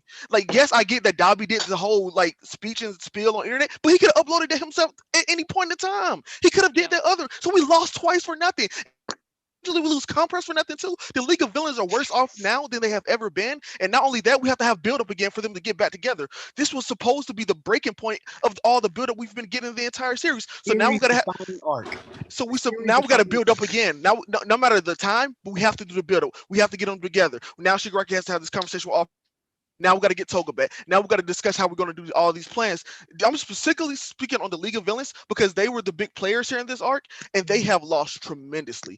This is the only point. I'm not saying ramifications that the citizens has. I don't give a fuck. What this I don't care. I'm just speaking specifically talking about the League of Villains. They took a loss that we did not think they were going to take this arc. And if you say they did not take that loss, you are completely lying. This is the biggest loss they've ever taken. Go ahead. I want to add just a little. Let me add just a little pinch to that before, because I know you guys are going to try to spin it, blah blah blah, yada yada yada. It's not even a spin. I'm going to repeat what Rex said. Right. So Rex said they lost Makia, the Doctor, Twice, and possibly more than likely Compressed too. Right. So I've heard this several times throughout the arc. I mean, not the arc, this stream, that you guys think that the heroes lost more than the villains. Those 4 key players that the villains lost. Is there anyone comparable to the heroes that you could say that? They literally lost Wash. They lost more than likely Yoremusha. They lost bro. They lost more comparable to Makia, comparable to the Doctor, comparable to Twice. That's what I'm saying. That's what I'm asking. No, I absolutely think that the villains lost the bigger figures. I think what we have to. For me, this is something that I feel this chapter, and I also felt it a little bit last chapter, and that is that I think our expectations of this arc were wrong in the sense that we thought this would be the moment where Hero Society goes down and villains rise up, but it feels now much more like an origin arc. It feels much more like now All For One comes in to save them, and which means if All For One comes in to save them, it means Shigaraki still has to learn. He still has to get stronger. He's not there yet. He has to learn. The thing is, I don't think. Can I just? I do think that the heroes lost in the sense that they wanted to take out the entire league in one attack, and they absolutely sucked. They all of them none of them really won their battle. All the villains got away. They managed to kill one at least, maybe two. Mr. Compress dies now, and maybe they get Gigantomachia. I don't know. They probably succeed at taking the Doctor, but in terms of taking out the league, it is a massive failure, and they take a lot of losses and a lot of civilian casualties. But in terms of the characters we actually know about, the characters that are actually part of the league and the high-ranking heroes, the villains lost more. What I mean is that for me, this chapter and last chapter, it feels a lot like we're not talking about an arc where the heroes now rise, the villains now rise up to take over society. Rather, we're talking about this is like the Toga origin story. This is like the Toya Derby origin story. It's an origin. It's one of these. It's like. I'm not saying I'm not saying you're wrong. I'm saying you're right that this is not the arc we were expecting. It's headcanon because what she literally just said, she just said that we all thought that this arc was going to be where the heroes go down and that the villains rise up. Okay. And, we've all thought that this whole time. Yeah. And then we say, but the recent chapters show us that wasn't the case. No, I'm not saying that I'm saying you're completely right with what you're saying. I'm just saying all of us are in here are pretty fairly intelligent people. So we've been thinking this whole time that this is going to be the arc where the villains rise up and the heroes fall. It's not because we just wanted that. It's because Horikoshi's writing up until the scene has been dictating to us. So when that doesn't happen and y'all sit here and try to say that y'all are satisfied or happy with the ending. No, I'm not saying. I'm saying you're absolutely right when you say this. That's my big thing. No, that's my big thing. That's my big thing. BG, wait. Because we just touched on something very important, and it's a very important mentality that you reading this with, Dustin, that is the wrong way to be reading this. You basically saying it's bad because it's not what you expected, and that's not how writing works. That's basically what you just said. Because we thought this, we can't be satisfied with a different outcome, and that's not how it works. Bro, it blows me how I say things exactly how I say it, and you niggas still. I literally took what she just said. I literally took and it didn't go this way. So how can you be satisfied? That's what you said. No. Okay. All right, picture me this. All right, so if Dabi wasn't Toya, you would have been satisfied with that? Shit, if it would have been executed the right way, I would have had to be. If it would have been done right. Now, if you don't agree that this is done right, that's fine. But at the same time, this ain't even done being done. That's my biggest thing. That's my biggest thing. The thing is, the biggest thing about me is that this isn't the end of the arc. The arc's not over yet. Until I see aftermath and what is it? And like, what is it? I have no consequences. That's when I'll get upset. But as of right now, we're not at the aftermath part. We're not at the consequence portion of the story. So right now I have no reason to start complaining about we're not getting consequences. All right, so none of y'all actually said anything about what I said. I specifically, because I was going to do this at points and I was going to let y'all finish talking before I went on to my next point. The League of Villains, did they suffer a loss bigger than they've ever have before in this entire series? Yes. Okay, hold on, real quick. Wait. Because I've been trying to get this point out. No, I've been trying to get this point out because of this stuff that y'all been saying, but I haven't been able to. So I'm gonna just real quick establish this. What is a war? Like real quick, how does war work to you guys? For me? People I don't care. They lose people on both sides. Everyone. Okay, cool. Everybody takes big L's. Say yes. How do you think war works? Battles, you lose some, you win some, you make casualties. Go along. I don't know what kind of. I mean, okay, so we all agree that for a war to be functional, then it comes down to losing on both sides. So what I don't understand is why it apparently seems, because the thing is, we said this was going to be like Marineford. If we're likening this to Marineford, then you don't just have the villains get to secure the W, and you don't just have Hero Society crumble by one big battle. That's never been how this stuff works. That's never been how Hero works. Do not. Okay. Just like in Pro Hero Arc, Endeavor has a big battle. He doesn't get to just randomly be the good guy beloved by his family, and it's 5-6 months later. Jesus Christ. This is the same concept. Just because it wasn't all going to happen on this one battle. especially if you got jumped out of nowhere. That doesn't even make sense. Yo. No, but here's the here's the key distinction. I didn't say this was a war. My point was that this was the go point. Regardless of what their plan was, their plan started now because they got punched in the face and they had to start now. And again, I don't care about wars or blah blah blah blah. I'm going to get to all the other stuff. My point is the League of Villains took a loss here than they have ever taken before, and now they have to rebuild up. Because one thing that we also haven't talked about is that Mirio felt comfortable enough leaving his base of operations to go to this battlefield. So we know they've been talking. Y'all keep talking about the PLF and everything, but heroes that was all over the country attacking them. You think they were just losing? Like, I think that's the good big context is that Mirio felt comfortable leaving where they were attacking to come here. So I think the heroes on that front. Like, I don't think they did good at the mansion because that's where the bulk of the forces were, and that's where Redestro was. But I don't think the other random PLF members around the country succeeded. So, like, if we're going by like just this, the PLF is also in tatters as well. And I'm just hold on. To be fair, you kept saying headcanon. That's headcanon as well. That is headcanon. How is that headcanon? But it is because you can discredit us for that. But like if you're gonna start saying stuff that we have no evidence to suggest. No, here's the evidence. Not enough. That's Mirio's one location as a president for the rest of them. That's not fair. Yeah, and Mirio's location is not even. He said it wasn't that far from where they were at, from the villa. So yeah, you're missing my point. So like the heroes lost so big at the mansion is because they had Makia, Redestro there, Gitin, all these big players of the Liberation Army. Those are their biggest. Some regular Joe Schmo niggas is beating the trained heroes when they go come on, man. No, that's not what I'm saying. That's not what I'm saying. All the heroes mobilized on those two fronts to take down the league at their source. That was what the whole thing was. That's why they pointed out before that when Maki was running through their cities, that nobody was there to protect them because all the heroes have been removed from their areas. They're going to fight in this battle here. So no, that didn't happen.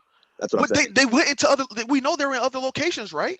Yeah. Hold on. Y'all keep forgetting that what Hawks said. Like they are. You got average here. All the top 10s were at both locations. Correct me if I'm wrong. Yes? And the best PLF people was at both locations. Hawk said that each of these lieutenants, that these captains or whatever, that's not the commanders, who someone we didn't see at the villa, they're stronger than an average pro hero. He already said that. Okay, so how many? You can't discredit East. How many of those? How many of those lieutenants were not there? There was a good handful, but I'm saying I can use that as a precedent the same way you used the precedent. Mirio left his field. I can use that as a precedent since you don't want to call it headcanon. Let's say five lieutenants, right? That's 5 locations compared to all the other locations. Like, how many locations do you think they had around the country? They have quite a few, but that's what I'm saying. But I'm saying they still got multiple locations, or they have stronger characters. Same way you just wanted. I could use that point. Same way you just wanted to say, all right, Mirio left his location. Then most likely those niggas are gonna washed over there. Okay, so here's my thing. I have at least one example to show. Y'all have none to show. What's the example? Cool. Headcanon, y'all. I have an example. Headcanon, y'all. They weren't being attacked. They weren't being attacked in that area. Cool. They weren't being attacked in that area. Cool. There was not. Because I'm saying that they weren't being attacked in that area. Cool. There's bro, keep going because you got flow here. All right, look. Like I said, there's no evidence to suggest there was a fight happening in that area. Wait. Cool. All right, so I'm not completely agreeing with Rex, but there is more evidence to suggest that the heroes have been dominating throughout the span of the war. Rather, other than ever since we were showing them at the what's it called? At the hospital, the mansion. People right now. I forgot which one. Is it the mansion, right? Where the ninja, Orca, and all them. Yeah, they were completely dominating from the start. From what we've seen. There's a reason for that though, because that's because when that first happened, that was when they caught them off guard. That was when they stuck them. But then as the war continued, that's what I'm saying. But when we go back to it, we keep going back to the battles. There was an upswing. There was an upswing from the villains. So no, that's what I'm saying. My point is, it was only as in what is it? It was starting to become more of a battle rather than a beatdown. Okay, wait. Hold on, real quick, BG. Let me answer BG point real quick. My thing is that these huge upswings we had was because of Shigaraki, Redestro, Gigantomachia. Those are the reasons we had upswings, because the heroes they literally had no idea. So my thing is, the best heroes were, like, we agreed that the best heroes was put on both sides of the mansion and the hospital. So do you not think that they put the best heroes at each location as well, because they had all the information for Hawks, and they don't have those big hitters to do the upswing like they did at the mansion?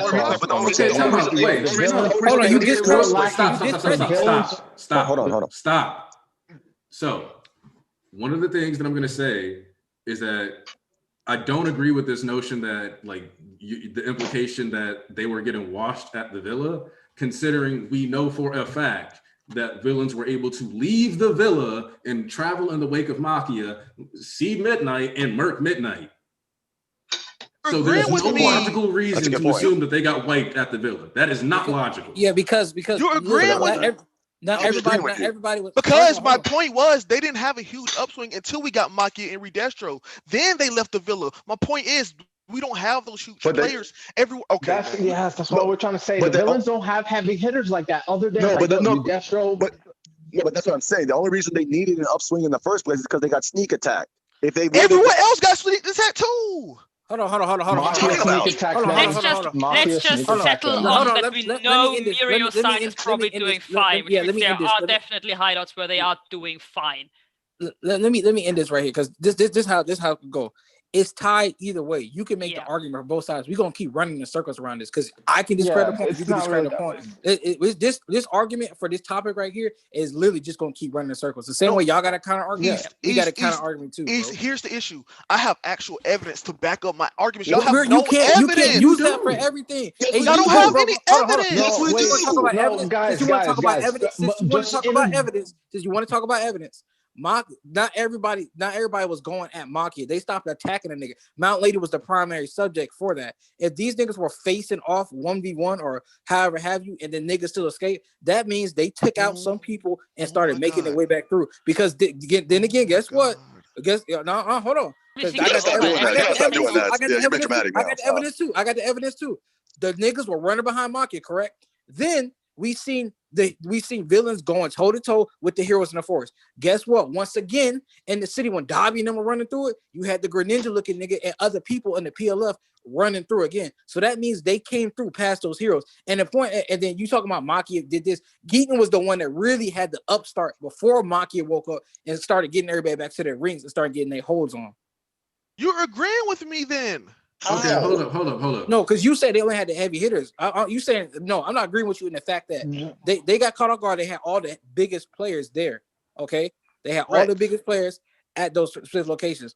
You saying that these niggas majority of niggas was getting washed at the other location just because Muriel left as a president. That doesn't equal that. Muriel is one of the strongest niggas in the verse. Of course, we would send him to where we actually need him, which is the main battlefield where they're struggling the most. Again, rather than you can keep Muriel at a fight with some scrub niggas, because they're getting scrubs versus scrubs. Stop saying that, please. That's me off. Stop. No, because it's great. No, but you're being passive aggressive. That's why. No. The issue. Hold on, real quick, flow. The issue is that y'all attack me every fucking week for not having evidence or anything, and y'all are not bringing any evidence. So here's the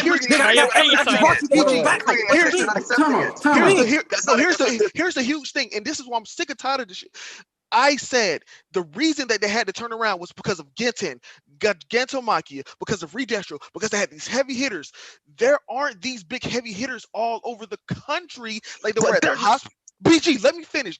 They're not. So when you get snuck attack, and by these heroes that have been planning this for months, and they have this situation, they were getting destroyed before Genshin said, guys, let's do this. They were getting destroyed before Machia said, guys, let's do this. They were getting destroyed before Redestro said, not on my watch. So to that, yes, Muriel is just 1 point.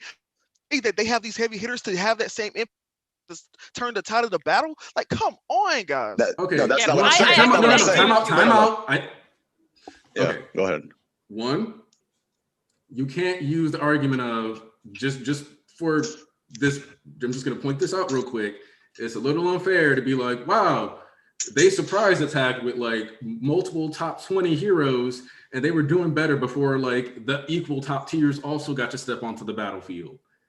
You're basically saying like, because they sent higher ranked people, they did better. So they were clearly watching them. Like, that's not an accurate portrayal of combat. Like, it's a sneak attack. They're supposed to have an advantage when they're attacking.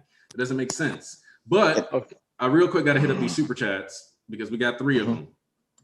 So one of them, Jorge Valdez, $20. This chapter made me so happy. And the reason is, and I know it's kind of lame, but Deku wanted Shigaraki has kind of confirmed an idea that I have been pondering for a while. Now, this idea that the villains are the 1% or the forgotten ones left behind. Remember Magnus' friend, this lip service. Yep, Magnus' friend, the lip service that Deku wants to be the greatest hero of them, all was kind of fading away throughout the series.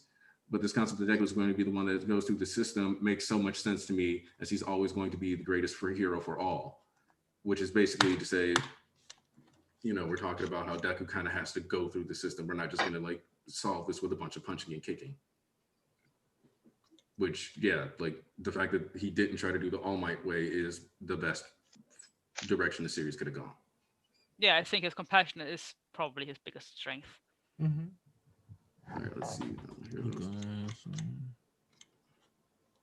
Now, as to the basis thing, yeah, Mirio got there. He pulled up, ran through. Okay, cool. That doesn't mean that like everybody was getting washed though. That's what's crazy to me is that like this idea that. All right, so topic. Okay. Yeah. All right. I just want to say just some little quick real quickly. We're doing a lot of speculation. I mean, like, you know, you could say, yeah, we don't actually know what's happening out throughout the country. But at the end of the day, the villains do not have that many heavy heroes. I mean, heavy hitters. Like I think that's what we have to. We have to acknowledge that. We have to. There was, I remember, like, I mean, even the Liberation Front before they joined Shigaraki, right? They didn't even have that many heavy hitters. Well, I want to say like 2. With Gibson and Destro. Yeah. I think we definitely have to acknowledge that the average hero will of course be much better trained than the average MLA member.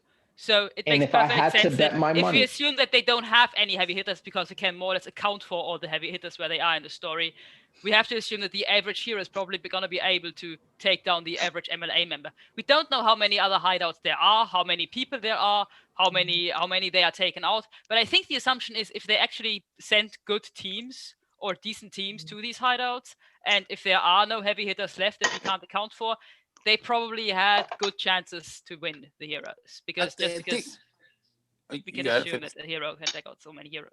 Exactly. If I have to bet money, I'm saying the heroes are winning throughout the country.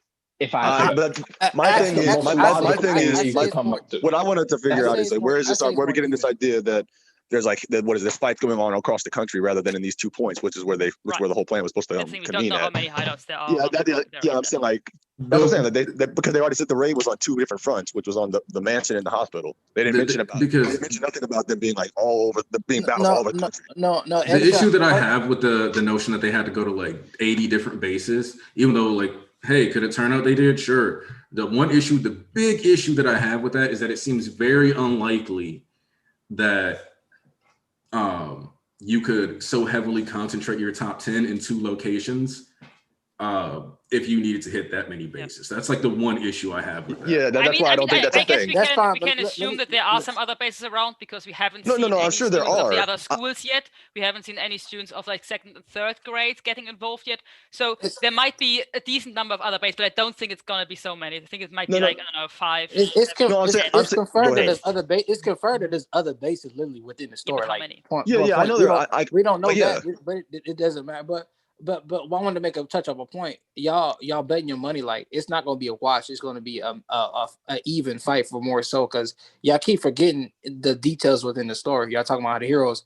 Yeah, I understand betting your money on the heroes, but you kind of forgot that Curious Stone already said the Liberation members actually train their bodies, especially in Daika City. They train their bodies too, so they're not just like some regular average Joes across the street just throwing quirks here and there. They're actually training too, so they're not just scrubs here and there. And then you have, and then talk about firepower. Talk about firepower. I think we forgot. So the people that are upset, the off one left because they had the advantage with the high ends, but then we go back to say that they lost all this firepower. But you kind of forget that we just said that why they leave if they had all the firepower. You see how that's kind of contradicting itself because those niggas are confirmed on the level of Hood, and you can't deny they're not on the level of Hood because Muriel just said they're on the level of Kyushu. They might have his intelligence, but that's still you can say they lost twice and they lost Uchiko. But what stopped, like you just said, what's stopping these niggas from running amok inside of Tartarus too? What's stopping? Tell me what's really stopping them. So here's the thing about like the Paranormal Liberation Front all over else, like because I don't think it's 80 bases. That was like a huge, like I think it's like more like I don't know who said 80 bases. It was Aniki, but I think it's more like 10 at the like 10, 20 like at the most, 20 at the most, the very maximum. So here's my repeat you. Let me finish. So here's the thing, is that you saw how you say it could be an even fight. That is true if they're going head to head. Did you see how the matching got caught off guard? And those are where the heavy hitters are. So just imagine some random base where they're just dude scratching his balls and then dude gets punched in the head. But that's what I want to understand from you. Where's your evidence to suggest that there's fights going on at all the different bases? Because Muriel said Muriel did not say that. He said he left his base because he was close to the villa. They didn't say there was fights going on in his area. He said they were keeping an eye on a villain hideout, but he didn't say that they were what they were doing. No, there's not. They didn't state that. Oh yeah, there's battles going on there. That was the case. He would have said something like that. So here's my thing. So here's the reason why I think there's fighting going on is because Hawks' plan, and the reason why Hawks was so particular about this date because it was the biggest concentration of League of Paranormal Liberation Front members at the mansion. That's the reason why Hawks chose his date specific. Would y'all agree to that? I've heard too many different reasons on that, so I can't actually disagree on that one thing. Wait, repeat that, Rex. We had a conversation about that earlier. Repeat that, Rex. I said Hawks had all this plan. The reason he chose today's dates in particular is because this is the biggest grouping of all the Paranormal Liberation Front meeting players, and we know that because they were getting ready to have a big speech with Redestro. There was literally a conference scheduled. That's why I'm not sure if they were. That's why I said I'm not sure if there's people actually at the other bases or not. Yeah, if they are, because they had a specific reason for everybody. And even if there were.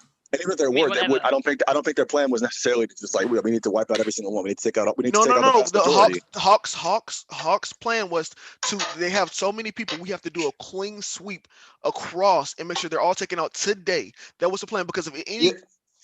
That's the issue. So my thing is that there are members all across do you really think that they gather all the members here and just no, I don't think they're all there. Okay, so my point is those little maybe 5-10 cells or whatever, like maybe 20 cells of people across the country, the heroes were sent there like Muriel was. We don't know if they're fighting, but if you're going to have a strategy to sweep across the country and take them all out at once, my opinion is that we all start the raid at the same time and we all take them out at the same time.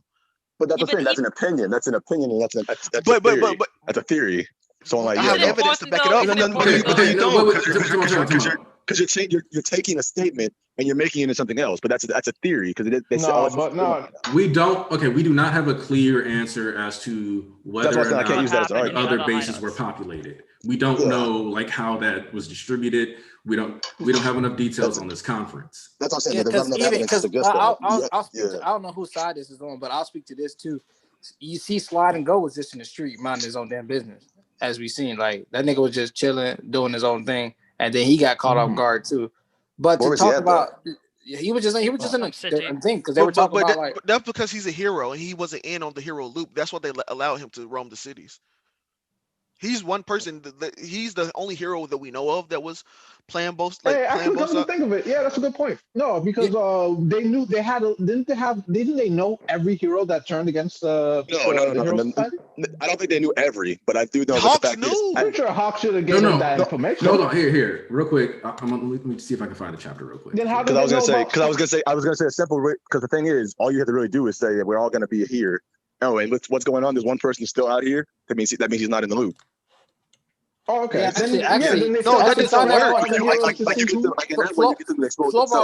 Flowball a good point right there too. I agree. Like, because I don't know how that's 100,000+ members. That's 100,000 members. Like, well, probably like 99,000 whatever. Because Dyke City is whatever. But still, ain't no way how that nigga learn all that many damn people and that many damn heroes. Oh yeah. I know they're not all there. No, I'm saying like Hawks himself learning all these niggas associated with that. Yeah, that's what I'm saying. Like that's why he did. No, he did. Did he? That's why I'm waiting on Aniki to pull it up. Yeah, I'm looking for the chapter right now. I'm gonna need him to. I'm gonna need him to say he got every one of the heroes' names. Because that was the whole point of him doing the investigation. Because he said, I need to find. This is verbatim. This is not verbatim, but this is like roughly what he said. He says, I need to figure out every single member so we could do a large sweep and take out all of them at once. I guess you can assume that he got all the heroes because otherwise they wouldn't have been able to surprise the villains like that. Exactly. Definitely.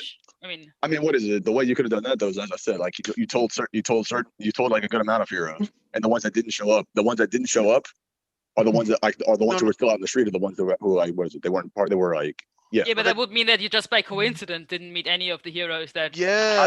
I think it's a very safe bet to say that there's other battles going around. I don't know if that's a good. That's a very safe. I don't think that's a safe. I don't think that's a safe. The reason. Remember with the 100,000. BG, let me get on Flo. I do agree with Flo because this shit is all broadcasted, and they all know that the LOV is now essentially a part of everything else. And if Skeptic and them knew that they were fighting Shigaraki and Endeavor, then the leader of our agency, there has to be something going on. There's a major battle. There's something going on. Like I'm pretty sure some members know about the upperclassmen of like Maki and Shigaraki and them. Oh, yeah, no. We can't get in contact with the villain. I'm pretty sure like they would run and make a move, and then like they'd be like, okay, they on the move. We need to actually attack them. We can't just sit and stalk them no more. So I'm pretty sure there is a battle, couple battles. I agree with Flo. There got to be some battles going on somewhere because that shit was on the news. Everything is on the news right now. Like they all aware of what the fuck going on. Well, wait, what are you looking for? The Hawks chapter where we pull up the. I'll find it. Isn't that volume 24? It's like 240. It's like 240. But this is the question I want. This is the question I want to ask. But majorly Flo and Rex and saying so. Y'all say we lost a lot, but still, y'all act like Ujiko is actually gone for like God knows how long. No, East. My point is that I'm not saying that they can't rebuild it back up. My point is that we have to have a real rebuilding up period in the first place. That's my issue. I found the chapter. I'm gonna read it. I'm gonna read it verbatim from what Hawks is saying. He said, "This is This is a chapter where they introduced themselves. This is 240, where they introduced the League of Villains. I'm the Paranormal Liberation Front name. Hawk says, I'm too late. This explains why they let me in so easily. If only someone had taken down the League sooner, all those good little citizens wouldn't have had to die.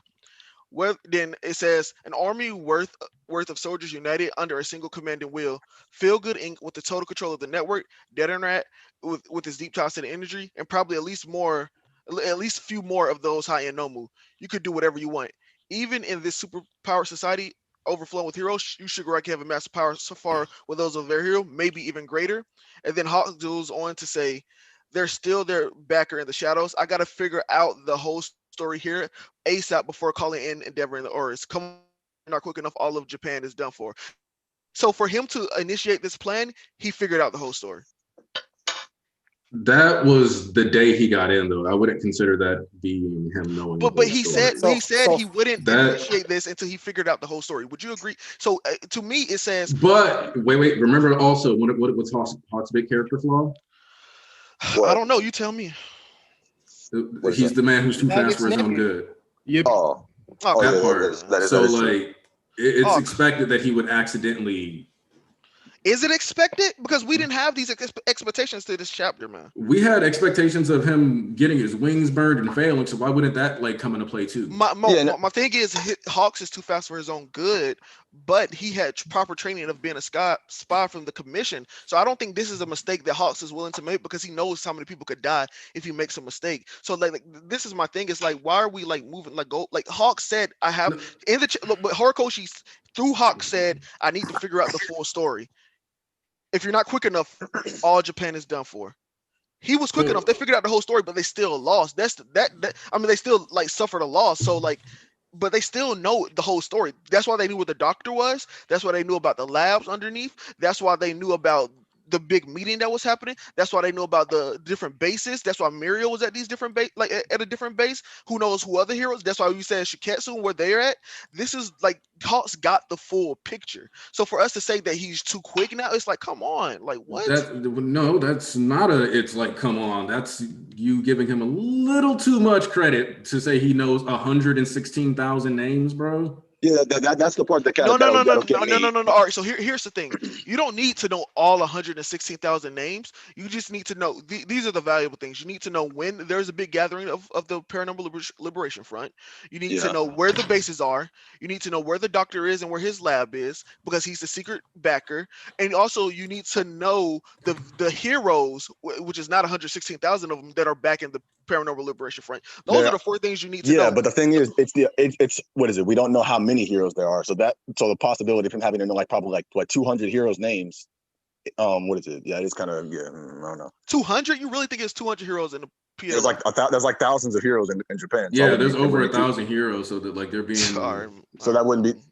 Why are you saying it like that? Because you we really think there's 200 heroes on the Paranormal Liberation Front.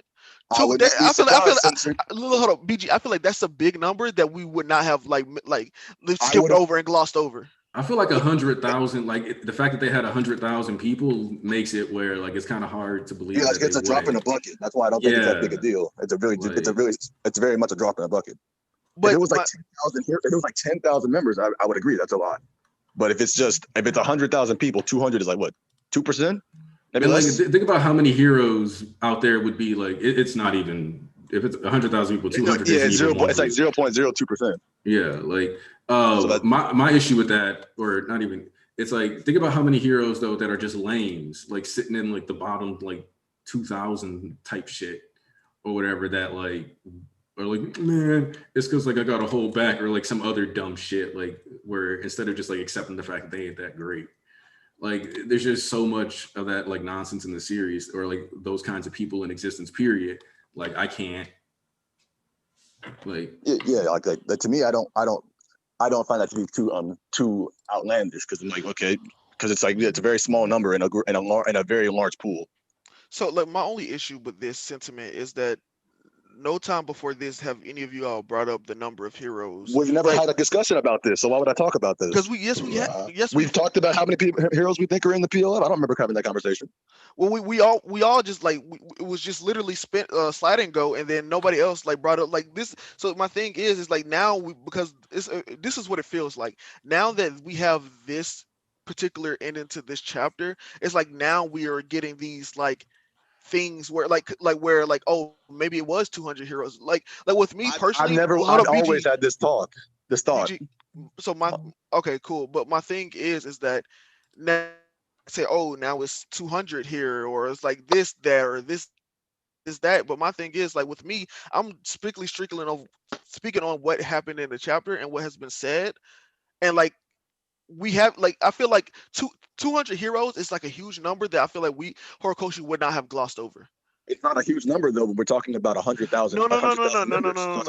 It's not a huge. What's the argument right Hold on, real quick. It's not a huge number I agree. It's not a huge number in the drop of the 100,000 members, but it's a huge number in the fact that we failed 200 heroes to where they think they needed to join the Paranormal Liberation Front. That's what's huge. Is the number of 200 here that we literally have 200 moles within the Hero Society feeding information back to a cell. You don't need that many members to feed information back to the Paranormal Liberation Front. If you have 200, that's Jesus Christ. It's not about being moles. The reason that they even need the heroes to join the PLF is because they can spread their sentiment, and they are public figures, so that can help spread the message of liberation much faster and much greater than anybody else could do. It's not so much about the big moles. What's the topic here? We're talking about how many. We're talking about it's not important. It's not important. Yeah, we could get off of this because I one thing I want to talk about, because my big point was the League of Villains lost a lot here, and then my next point was because people are saying if the villains won here, what would have happened afterwards. And my thing is it didn't have to be a complete victory where they accomplish all their plans right here today, and I don't think that would have happened. But my thing is that if you have all this destruction, all of that stuff happening, and then you have the heroes are the ones that are running away, you have Genus dead, you have Endeavor potentially dead, and the heroes have to retreat, and they're battered and bruised, and it's not that the heroes are standing on the battlefield and they're damn, that happened. But if they're the ones running away, and then the probably not JJ. My fault. Ian may show up. Yeah, he said he probably will show up. So when you have the heroes, the ones standing there, they're the ones that gotta talk about things and like restructure things. But if the villains are the ones that are like in the driver's seat, and then there's news camps like, damn, the villains are still there. Is the country is in constant threat. Like, when are they going to attack again? When are they going to attack again? Oh my God, Commission, why did you do this? It's the sense of urgency that's not there anymore. Of urgency, because now hold up real quick. Now that the villains have. And then now we know Shigaraki has to recover. Regardless if Shigaraki had to recover in my scenario or not, you still had Gigantomachia still standing. You still had the League of Villains still there together. And you had all of this to where the PLF and the League of Villains could get back together at a reasonable rate. In the speed in which all this happened faster. But now, because the villains are the ones running away, it's a lot slower. And now, like, the consequences aren't as big because now they have time to think about it, or like you have time to like look point about like, oh, they have to talk about the society, they have to do this, it's got to be bureaucratic and all of this. Yes, but now they have time to actually discuss this, and this leaves open for them to go back to school. But whereas, hold up real quick, let me finish. But if they're under constant threat of the villains attacking again and then attacking the cities because that information starts going out amongst the heroes, not the public, because they wouldn't tell the public. If that information start going out to the heroes, it's like, shit, we have to do this, we have to get prepared to fortify our cities against the threat of the villains attacking again. Because Shigaraki recovered while the League of Villains and while the Pro Liberation Front is doing this together. But now, because they're so discarded, because they're so broken, it's like they're not under that constant threat anymore. And that's what I mean, where they need a victory to where the heroes are pressured to quickly do things. Like, yes, it's still going to be like a fast thing, but it's not going to be as fast as it would have been if the villains were the ones standing there, the news cameras down, that they're standing proud and tall, and the heroes are the one running away. So let me touch on this. No. Time out. Nah. So first off, I got to address some clownery, and by clownery I mean outright being stupid in the chat. BG and I are not coping. We genuinely actually enjoy this. I have no issue. Just because you can't appreciate it, don't mean I gotta think it's bad. So I'm gonna stop you right there. So put stupid in my chat before you get muted. I ain't got time for stupid. Hold on. Now, second off, everything you just said is a bunch of that is still what's gonna happen. That's what I was that's what's so like crazy about this. No, my point. Don't you dare. Jesus Christ! Don't you dare! Well, my thing is that do not cut me off, Rex. No, I agree with you. So you saying that a bunch of the stuff that you said that was going to happen, I agree with you. But I said it's the speed at which it's happening. That's the thing. So speak on the speed in which it's happening. Not that I disagree with that things should happen. Speak on the speed of it. That's what the disagreement. That's the problem here. You want this to be like a generic, super quick shonen. We just rush through this and it's like done. That's never been how this has been handled. Actually, this is something I want to say. At least from one of the arguments I've been hearing today is that, it's like this. Then now it's not going to really be much of a big shift. I cannot imagine that all this shit that just happened and we're not going to have a big shift. Listen, I want to touch on that. I want to touch on that point real quick. What is it? I'm really to that point. If you really can sit here and tell me that ain't shit gonna change, you full of shit. And I don't care if you take offense to that. I'm not talking about you. I'm not talking about you. I'm talking about all this. It's not just you, Rex. Did I point you out? No. Did you say that? No. Did you? No, well, you the one saying that. Nothing's going to change. You said it's going to happen at a slower rate. Yes, I'm not talking about you specifically. I said if you think I didn't address you, I'm talking about the masses, Rex, not you specifically, because I just heard your point. You said you're upset with the rate at which it's happening, not the fact that it's not going to happen at all. If you would let me finish too, then I can get to that point. I didn't come for you, okay? So let's get that out. I'm not singling you out because my second point was to add to what I wanted to ask you and Flo specifically what you guys actually upset about. Because I understand you're not preaching of the chapter, but let it play out. I understand if it's not as super fast as we wanted to. But when I ask other people that just give this tears like, Horcrux is a good writer. I'm just not attached to characters like that. But I can trust what he's seeing. Some casual fans are like, this is fine. I didn't actually think they were going to stomp these niggas here and just take over just with a fistful like that. They understood it has to be a little bit more solid because the event, like you said, it's still like you said, like what you were just talking about, them getting scrutinized. It wouldn't have happened at the same president, because it would have had more hope if the villains, if the heroes ran away, then they would have still had to be on the side of the heroes too, just a little bit more. But the heroes they let these niggas escape. Like, y'all caused all this shit, y'all let them escape. What do we need y'all for? Because now they're still in the limelight. They look like they won, yes, because but they don't. But this is what we don't understand, the disconnection between us as the reader knowing everything and how this works out in MHA. Of course, Dobby was obvious to us because we seen everything. Everybody else inside the story didn't have all these plot beats. So we're not saying, well, what they gonna say? Oh, well, we took out Jin Bugawar. He could have cloned 1,000 high ends and this would have happened. Or we took out a couple people over here and this would have happened. Or we took out like 10 high ends, you know what I'm saying? But they're gonna be like, okay, you got kids on the front line just died. What about 1,000 cities? What about, well, we stopped Maki, he's asleep now. Okay, what about 1,000 cities and 1,000 people? I mean, 1,000 people that just died. What about this, that, and other? We're looking at what we lost because we seeing this.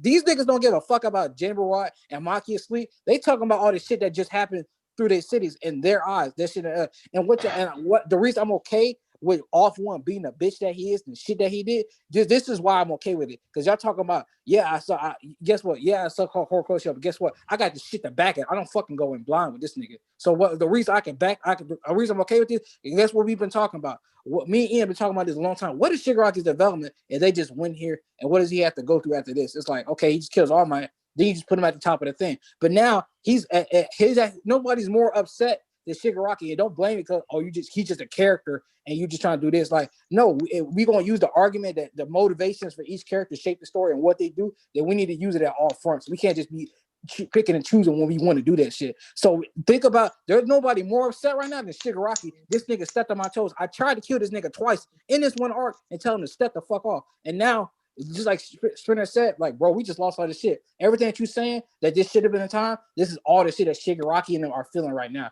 So now it's like, okay, what's stopping them from going to break everybody out the prison? What's stopping them? Like you just said, they had all the firepower, right? They had the INs who are evolving each second and getting more detailed plans, and now they're in a level of Kyushu, which you cannot deny because it was stated within the story by Myriad. So then it's like all this shit is like, okay, this is for Shigaraki's development. He has to bounce back, and it's not going to take another 100 chapters. Okay, it's not going to be that long because the heroes need to air quote win here.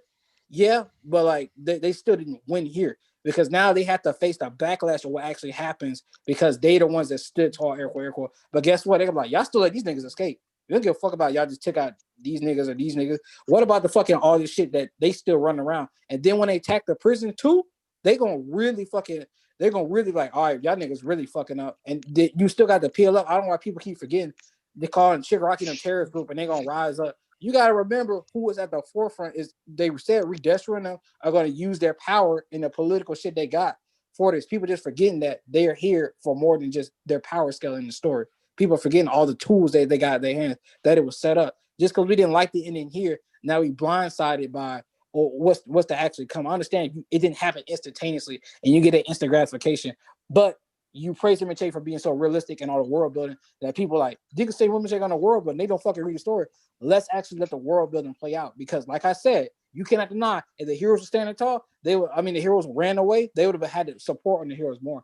But now they're like, okay, y'all niggas kind of stood tall, but what the fuck are we relying y'all for? Y'all still failed to do what y'all supposed to do. Yeah, like my biggest thing is, I don't think we ever let somebody speak freely for that long. Like I said, my whole thing, because I didn't finish my point. My whole thing is essentially that, what is it? I think that us saying that, like, oh yeah, enough, we're not going to get the consequence, or we're not going to get them quick enough. I don't think it's fair to say any of that because the fact is we haven't gotten to the consequence portion of the story yet. That's why I'm like, I feel like we're jumping the gun here. I'm looking at this chapter for what it is, and I'm like, okay, so I see it setting up a lot of good shit. It's setting up something I actually wanted to see, which is Shigaraki having to go, Shigaraki's faith in All for One also turning, and it's confirming that now with this. So I'm gonna get that, and then as for the whole like, oh yeah, because I'm like I said, not necessarily you, Rex, but a lot of people, but some of y'all in here were saying like, yeah, I don't think this is enough to make the people like change their opinions. I think it is. There's a lot of they've shown the people's reactions. We've seen what's happened. We've seen a lot of the things that have been set up earlier in the story that they're playing out now. Like the students safety. The students almost got killed multiple times in this arc. Deku's arms probably most likely crippled.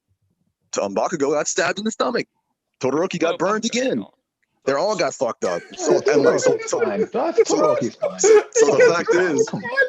the fact is, oh no. So the fact is, I can't imagine that the parents will see this and be like, "This is fine." I don't think that the narrative that the what is it? What is it that or what is it? Or I don't think the student. I don't think that not students. The civilians who saw their cities and their homes and their friends get stomped over by a giant fucking rock man are gonna be like, "Oh man, it's fine. They can't be everywhere." No, Average Tuesday. So here's my here's I'm trying to go next. Oh, okay. Can I say something? I got so wait. Ponzu hasn't talked about. Let Ponzu talk. Okay, guys, I let you talk all the time. I was reading while listening to you all. Okay. Should I start with Undead Unluck or something? So I would like that. What did you say? She was saying don't start with like Undead Unluck or like the stream. She's saying make sure you're talking about the point. No, I was just talking about the point. Thank you. No, I was joking. The first thing to say was okay. Rex, you were talking about how everything that how the story went for the point of view of the villains, that they were building up for a win. So they were building up the story like to get that win to change the hero society, but they took a bigger L. If we analyze Shigaraki as a protagonist of his story, as the story of My Hero Academia, it is something that in protagonist stories they get things like this the whole time, that they get built up for something but they still get destroyed. This life is also like this, you know what I mean? So I feel your resentment. I feel you why you feel disappointed. Me too. When I sit down with the chapter just thinking about it, I was thinking to myself, okay, it feels for all the things that we follow, the way that we follow Shigaraki evolution for all the chapters, for the 300 chapters that we know that guy, we were grooming for him to take that W. We get the awful one stuff that is really weird too. And what we get to is that they're running away. And we see the whole thing that Shigaraki was fighting for. He said, my friends, my thing, everything is like putting like, it's like we get like an 180 stuff, you know? So I don't know where the story is going on right now. Where the core story is going on. That's the thing about it. We are, like BG said, you're jumping too hard on that chapter right now. And it is something that, like you said last time what you said, I will give it time. I need to see the next chapter. And I am in the same situation as you. Because right now, all the steam that we have right now, we are discussing, we are debating about stuff, because it's not the end of the arc. Yeah. Right now, we're still in the arc. We don't know what happens. We don't know if Shigaraki can get control back and say, shut the fuck up, old man. No moves, go attack the heroes. We don't know that. We don't know. Okay. I'm telling you, we don't know. We don't know that for sure. I don't believe that's going to happen for sure, but we don't know anything. Right now, we just know that we don't know what's going to happen to Toga. There is so many questions that we have right now. And it's what I'm thinking right now. We just had to chill out and see next chapter. Because I understand what Roger said. Because for me too, they can't go back to school. In my eyes, they can't go back to school because parents will not believe anymore in heroes. The children were used as soldiers to go at war. Maybe some children died while reading the. I don't know for other schools. We can hear from other schools that something happened for them. We don't know nothing about. There is so many questions that we have right now that might have a lot of repercussions in the aftermath. So we don't know. The most thing, you can jump all you want. You can try to defend Horikoshi or attack him. We don't know nothing right now. And that is the thing that we have to accept and learn from it now. So that's what agree real quick, just to agree with you. So my thing is that East BG and everyone is telling me, oh, this is going to happen. These ramifications are going to happen, and that's the optimistic outlook. After this chapter, I'm allowed to have my pessimistic outlook because weeks ago we were saying BG literally told me that don't worry, Rex, because I said I feel like we're going in a positive direction that I don't like, and BG was like, nah, I'm telling you, it's like a roller coaster. The villains are going to come back. Going to give this villain W. This is going to happen, and what happened? My fears came true. Yeah. So my thing is, it's okay for me to be pessimistic in this because it's like, oh, what I thought was going to happen with the villain. Like again, I don't need everything to happen quick, fast, and a hurry in 5-10 chapters, but I think that the urgency in which it would happen would have been better if the villains would have, quote unquote, I'm doing air quotes right now, got a bigger W here. So I think that now everyone is saying like, hey, wait for this, wait for it to be good, and I'm like, what if it's bad? Like nobody is talking about that. Wait. Here's the thing. This is the thing, bro. No, because I've just been trying to get this point up for a while now. Yeah, Flo wanted to talk for a while, I think. These past 3 weeks, first week when what's his name, Mario comes back, Rex goes like, yo, this is kind of feeling hopeful. I was like, yeah, I can kind of see what you mean, but I'm holding out hope for Horikoshi. And I'm pretty sure it was that week when we had this whole argument when he was saying, oh, you just want someone to die. Like, yeah, yes and no, but I want the heroes to actually feel like have some type of big blowback. Then you guys argue like, oh, what about the society thing and all that? You're like, yeah, that's cool for the story, but I want something the heroes to have to hold through personally. Similarly to how the villains did. And we didn't get that, right? Even in the beginning of the stream, Aniki said that, oh, I wish at least Genius would have hit the hay, because then it would have been, a bigger thing to the society, blah, blah, blah, yada, yada, whatever. I don't mind that. But I'm pretty sure you guys even agreed with me that like, yes, even though that the society may have be unstable after this, or probably is, that's cool, but they didn't feel, I feel no real ramification from this arc. And the reason why people are trying to say that, like, it doesn't feel like there's too many consequences is because there is a possibility that they're going back to school. Like nothing happened. Yeah.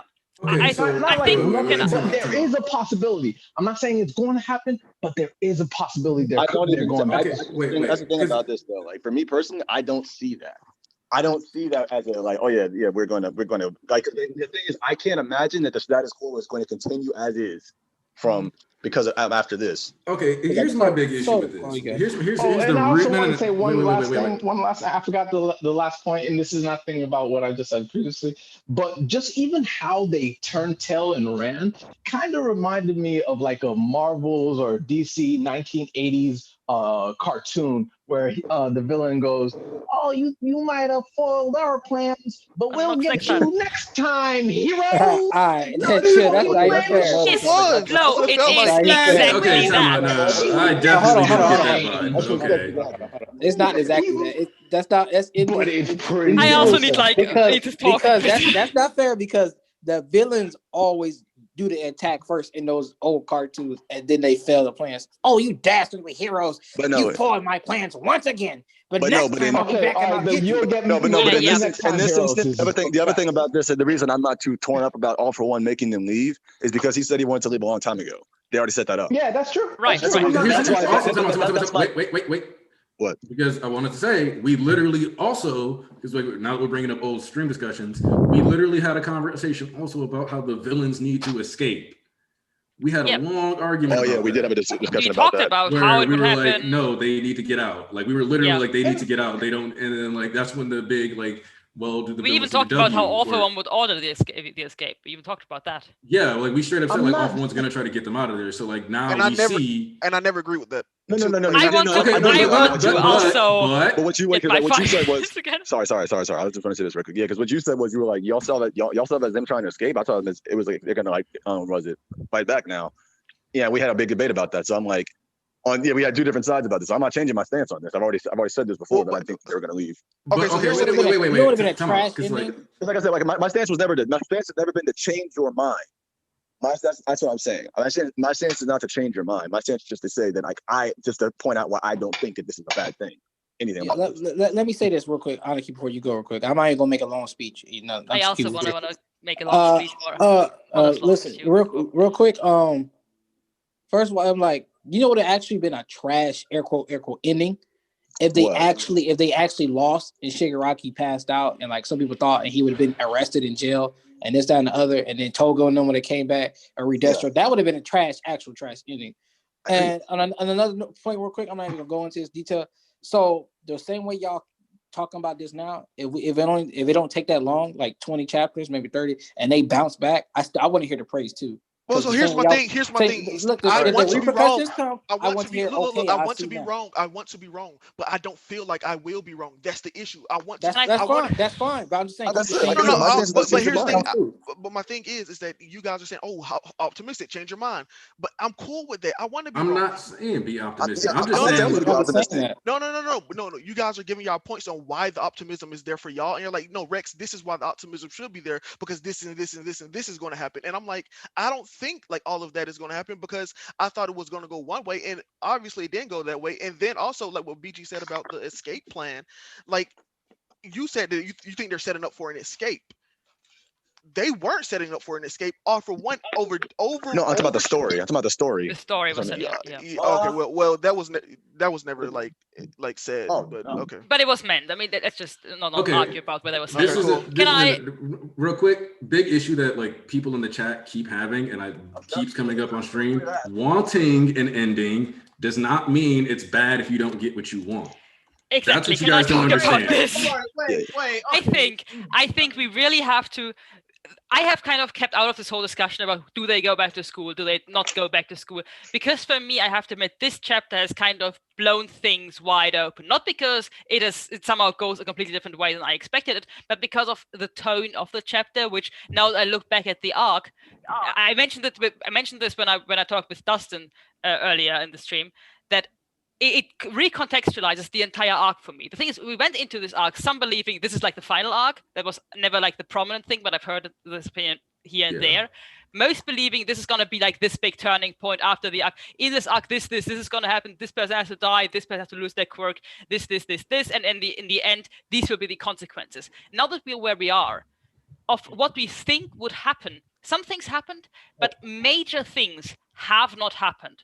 And I think that is not because we predicted pure shite or because we took. I think we made predictions that were reasonable, but I do think that where we are now, if you look back, the arc is different from what we assumed, which I think it is a bit almost like naive or a bit like optimistic to assume even if the entire arc goes a different way than you expected, the consequences will still be the same that we expected. And that's why for me this arc is kind of blown wide open now, where I can see things go all kinds of way, because this is not the arc that we have been talking about all this time. This is not the arc where Hero Society falls. This is not the arc where Hero Society crumbles. This is not the arc where after the arc we finally have My Villain Academia instead of My Hero Academia and Hero Society instead of Villain Society. This is more so, it's a chapter where we cut like a huge chunk into like the prominence of the Hero Society, but it doesn't seem the arc where we take down Hero Society.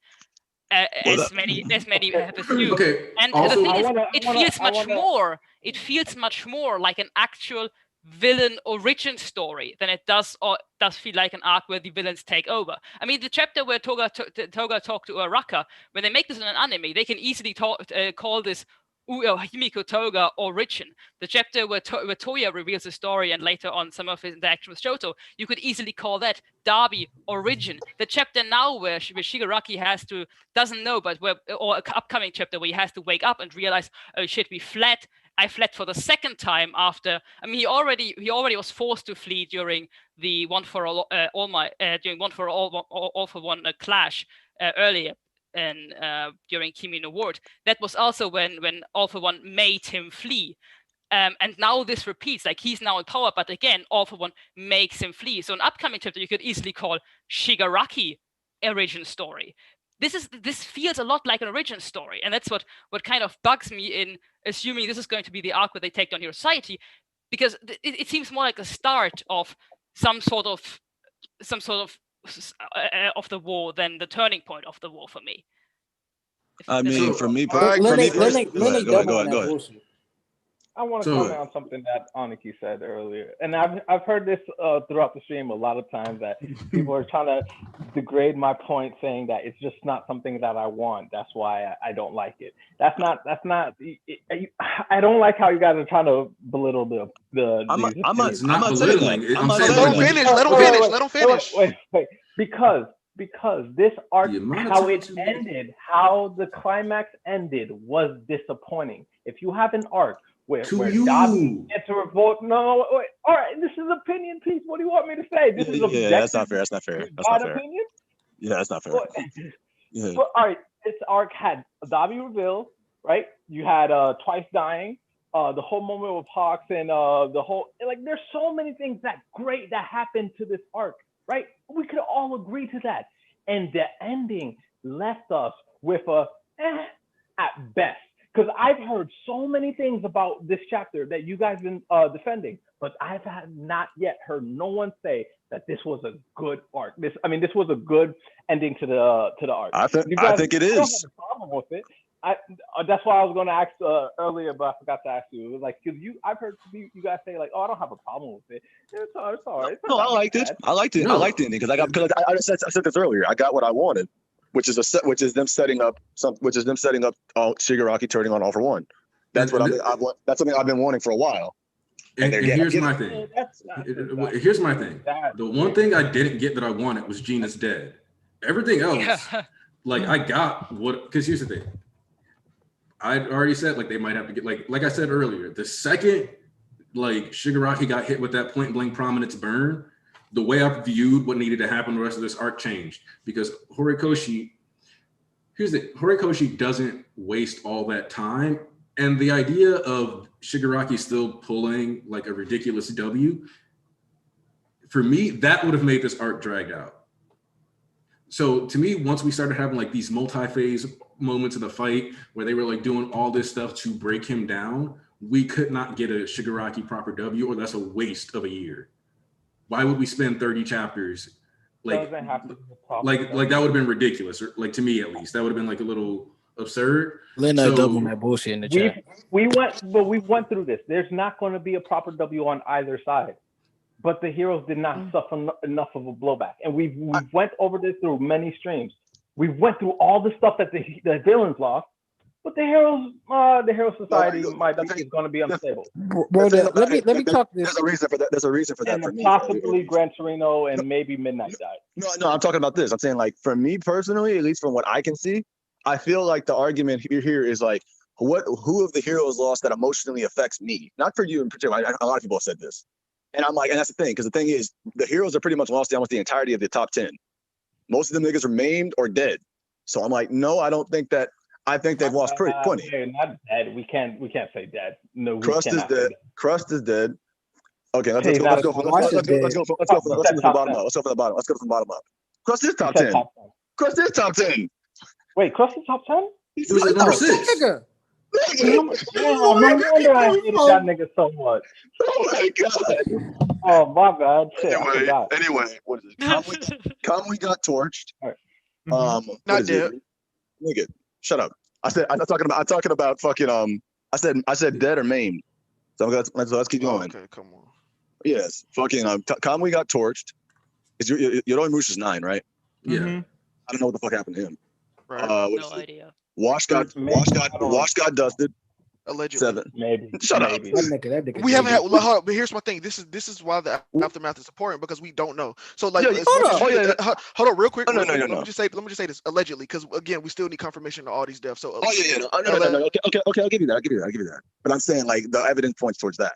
Then we're gonna see, but more than likely he's dead. Yeah. Ain't that just and I wanna point out this one little minute detail is that these characters were just introduced to us. No, but that's what I said. That's what I said earlier. That's exactly my point. I said you're arguing that we're not getting enough fullback that affects us emotionally, but you're not talking. Yeah, not, that's what you're trying to argue. That's what I'm saying. That's why I don't think that's fair to say we haven't got enough ramifications, any real ramifications. Yes, we have. Wait. Because I think we need to talk about what the top 10 are as a system, though. Because the entire time whenever you wanted to gas something up, whenever you wanted to like talk about how great or dangerous a villain is, you would go, oh, but do you think they can beat the top 10 or they can make it to the top 10? Can they do this in the top 10? We always, for scaling, for relevance, for like all of these things, compare villains to the top 10 heroes. And then we have an arc where every single member of the top 10 took substantial damage or died, or literally lost limbs or whatever. Literally, the thing that we considered this like the beacon of Hero Society, this like echelon of heroes that like we put as above, like all got dragged down into mortality this arc. Yeah. So I'm like, that's Wait, so. I think that like on the main. And also, this is let me say this. Now this right here is a small thing, but what is it? They're like, yeah. The top 10 they didn't just get introduced. They've been introduced for like what 3 or 4 arcs. Yeah, we don't like them for a while. Yeah. Okay, so wait, the Pro Hero arc was only 10 chapters. Like it was, we've known about this. We know nothing about it. That's why I said it's minor. That's what it's minor. I said they weren't just introduced. That's what all right, so here's the big thing that, and I just want to ask this question, and y'all can just I'll go across and just say yes or no. Okay. BG, I'll start with you. Do mangaka write the story for us, the reader? Yes. Say yes. Does the mangaka write story for us, the reader? Or East, Flo, Puzzle, do they write the story for us, the reader? Publish it for us, so yes. Okay. So no. Puzzle, let me finish. No. Let me finish. So my thing is, when Flo is talking about things that we feel, is that yes, the top 10 they did this. Yes, ramification of society. Who like when we talk about the villains, we grown to care about them. Someone twice died. We came in here. It was like, oh man, twice died.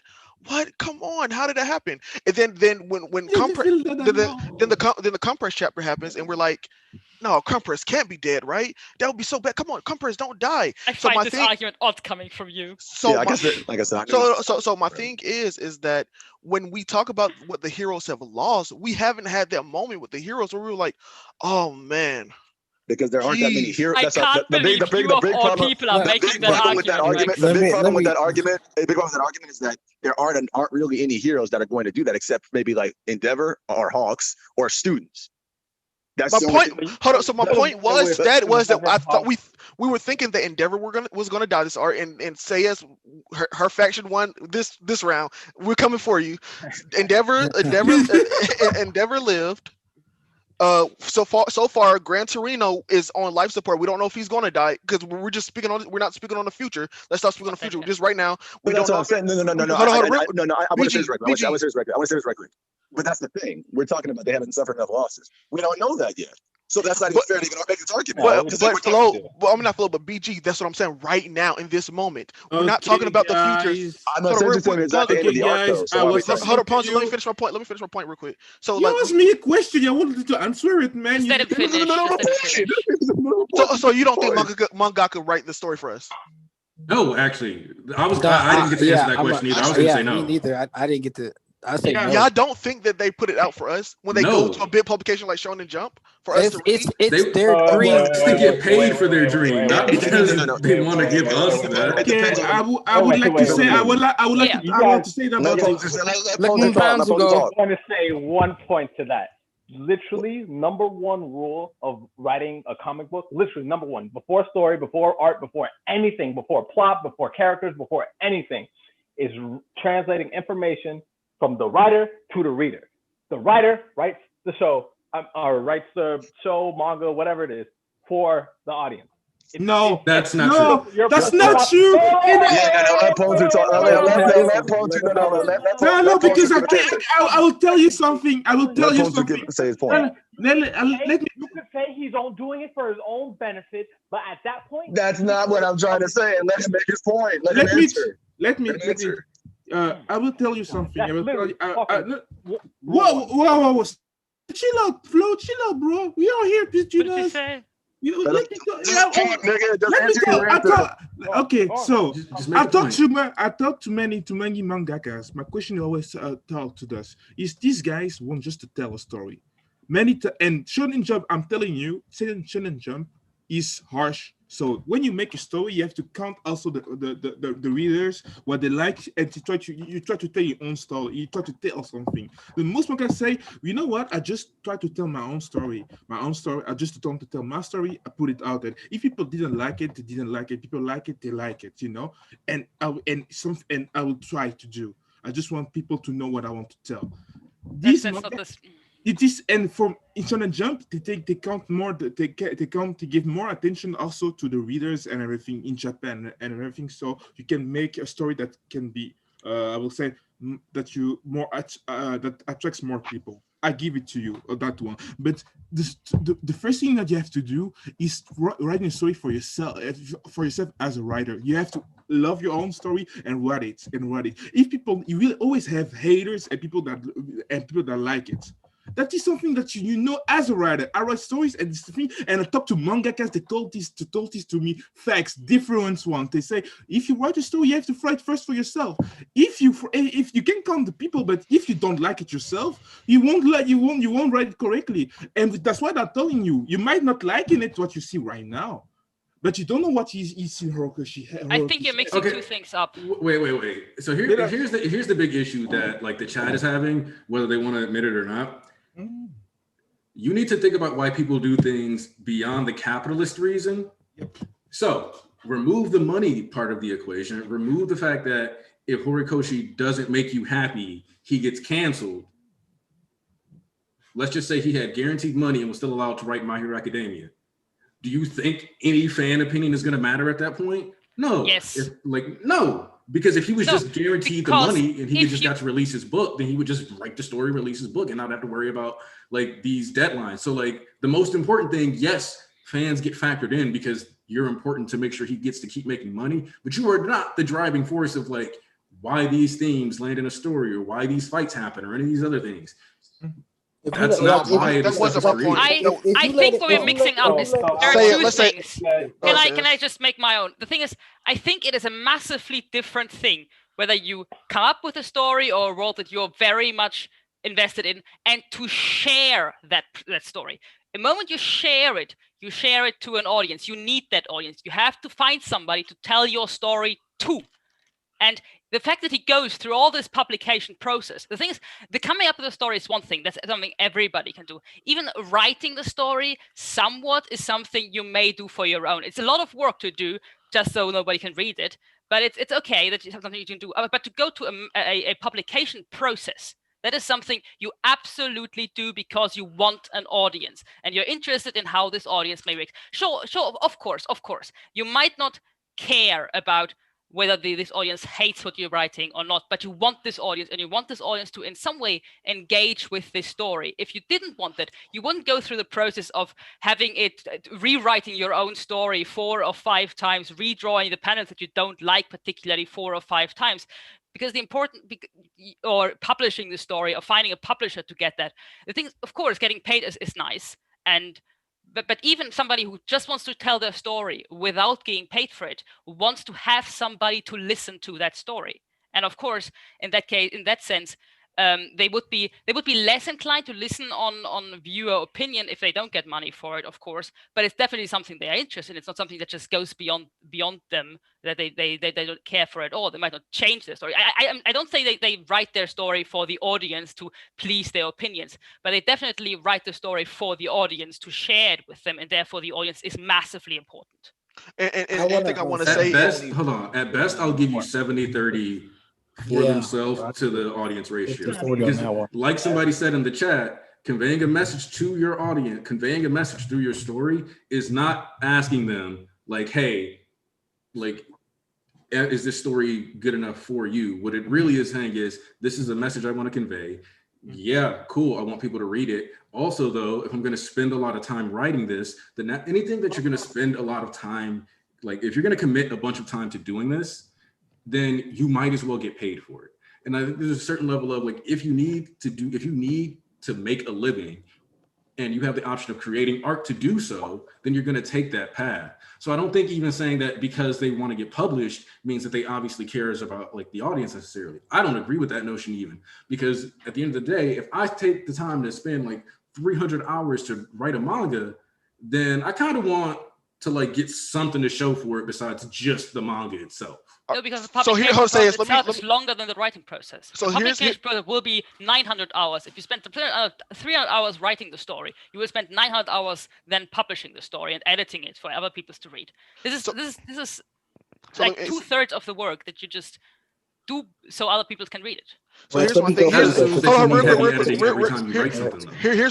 Here's my big point, especially because my initial question was, do they write for the audience? And it's like for Horikoshi specifically, we know his story. He tried multiple times to get into Shonen Jump. He tried multiple times to like, he failed multiple times. And if he just wanted to write just his story for himself and not get it to a major audience, he could have gone with any publication. But he wanted to go to the biggest publication of manga in the world, Shonen Jump. Not only did he go to the biggest publication, he failed 2 or 3 times. And the way, do you know how they based if the series continue? Based on the audience popularity. That's how we know if a series continue. So my thing is that yes, you're right that when people write stuff, they write it for themselves. But when you make the effort to go to the biggest publication, you want the biggest audience to see this. And that goes back to like Ghost Time Paradox, where he was like, I want to write a manga that reaches all these people. So like for me personally, I think that Horikoshi does want his audience to see that he's writing this for the audience to enjoy, to like get the biggest audience to enjoy his work, his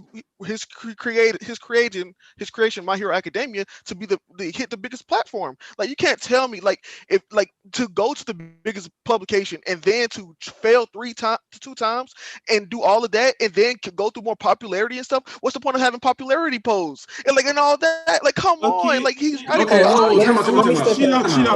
me say something. Wait, real quick, because I just want to point out that popularity polls aren't things that authors just like wake up and they're like, let's do one. Let's slap a pot like that. That's just Shueisha. That he doesn't influence that. But what I'm saying is he went to the biggest publication, which does that. So obviously, because that's the biggest check, bro. Come on. That's where his idols got published. He could go to other publications. Okay. You're gonna bring that quote, right? I would like, that quote. I wanted to read the quote because somebody, I forgot his name. It was no good Google. No Google. I do not want to change my name. Or yes, just so Aniki, do you see the thing? Yeah, what he said in volume 1. Yeah, you can. Well, you can if you want to read it, just read it. Okay, Forgive me if it sounds reckless, but the thing I prioritize most when I'm drawing manga is creating something that I can enjoy. Horikoshi, Volume 1. I can enjoy. Yeah. So yeah.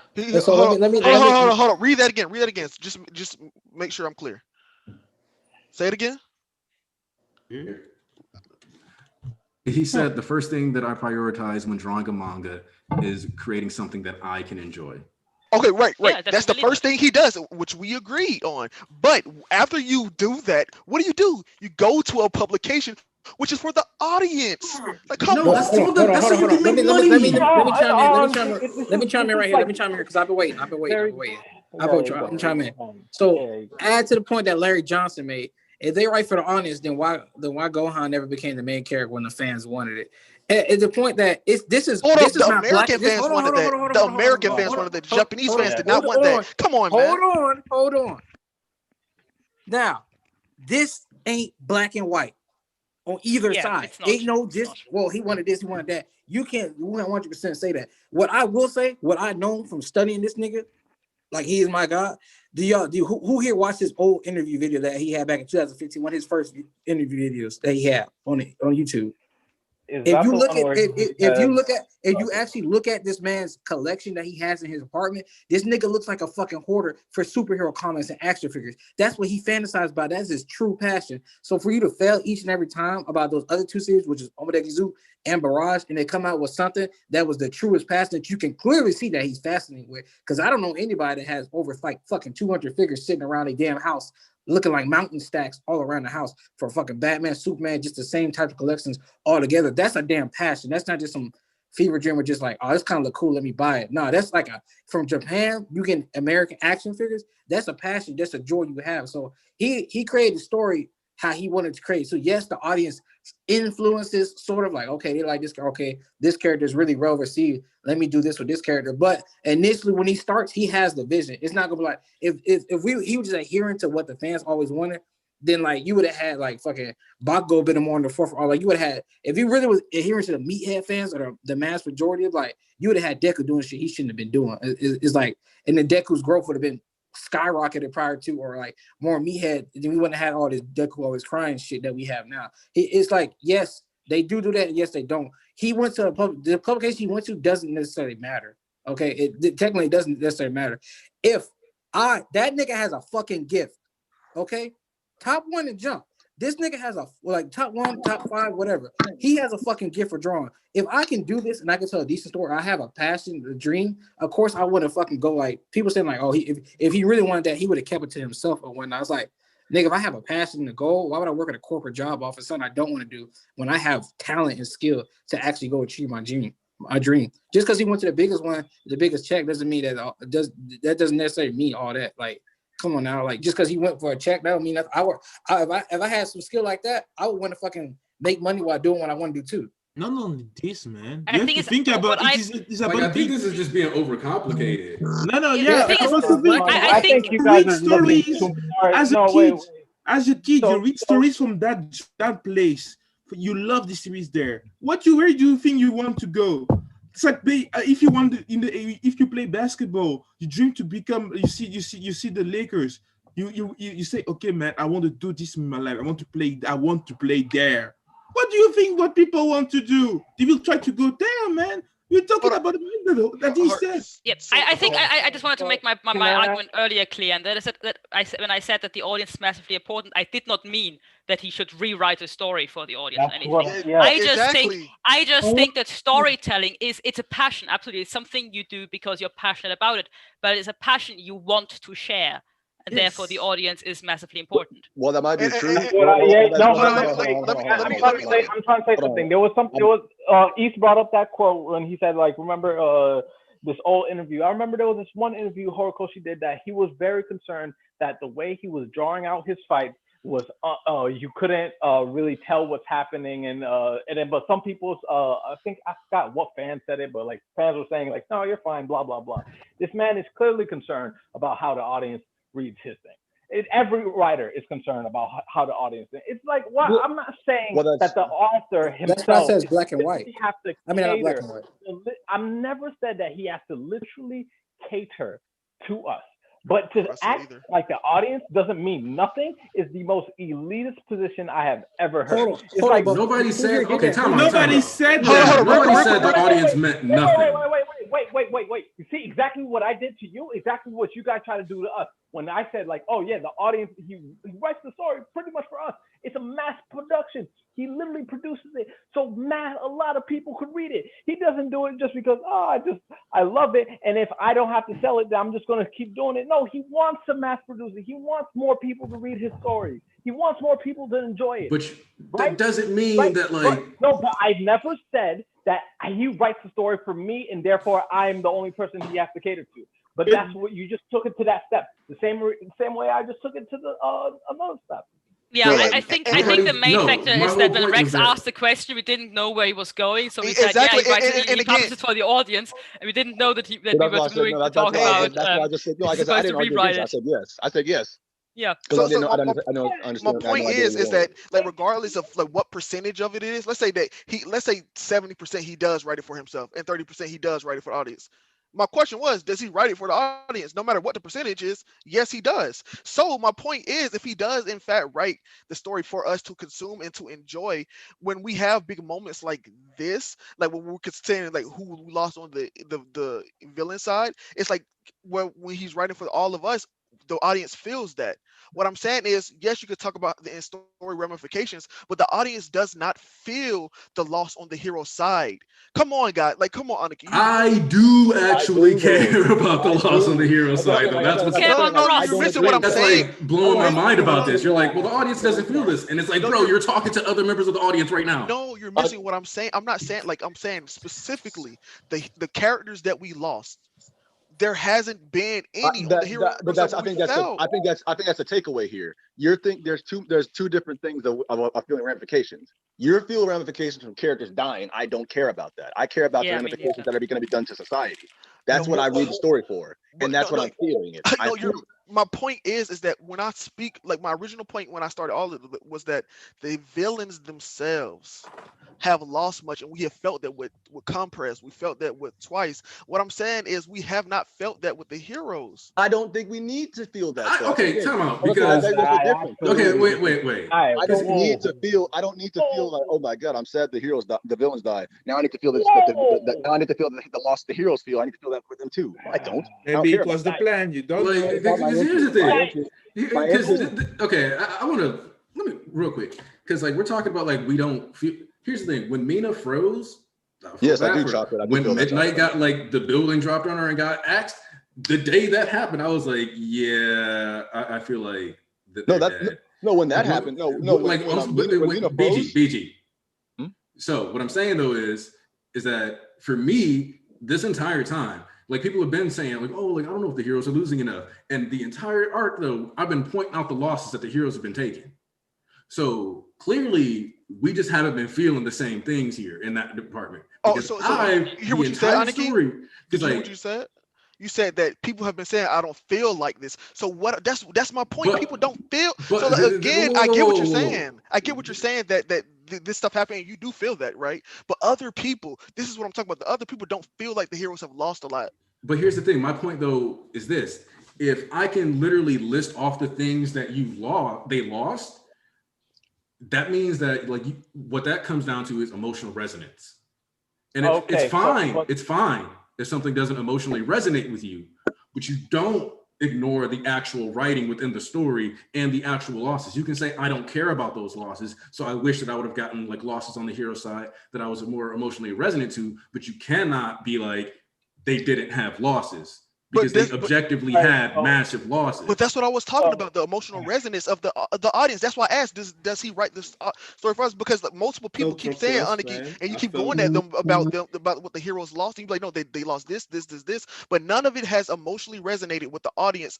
Like, it may have with you, but for a majority of the audience, that's why people are upset. It hasn't emotionally resonated with them. But you know where we did get emotional resonance from? Compress. We got emotional resonance from Twice. We got like that's what I'm saying. The emotional resonance is not there. That's why people feel so negative about the end of this arc, like the end of this battle. I'm saying arc, the end of this battle. Okay, is that if we were to compare I think you're projecting on that one. I think you're projecting on that point because it's like I've seen a split on that one. I don't think it's so many people.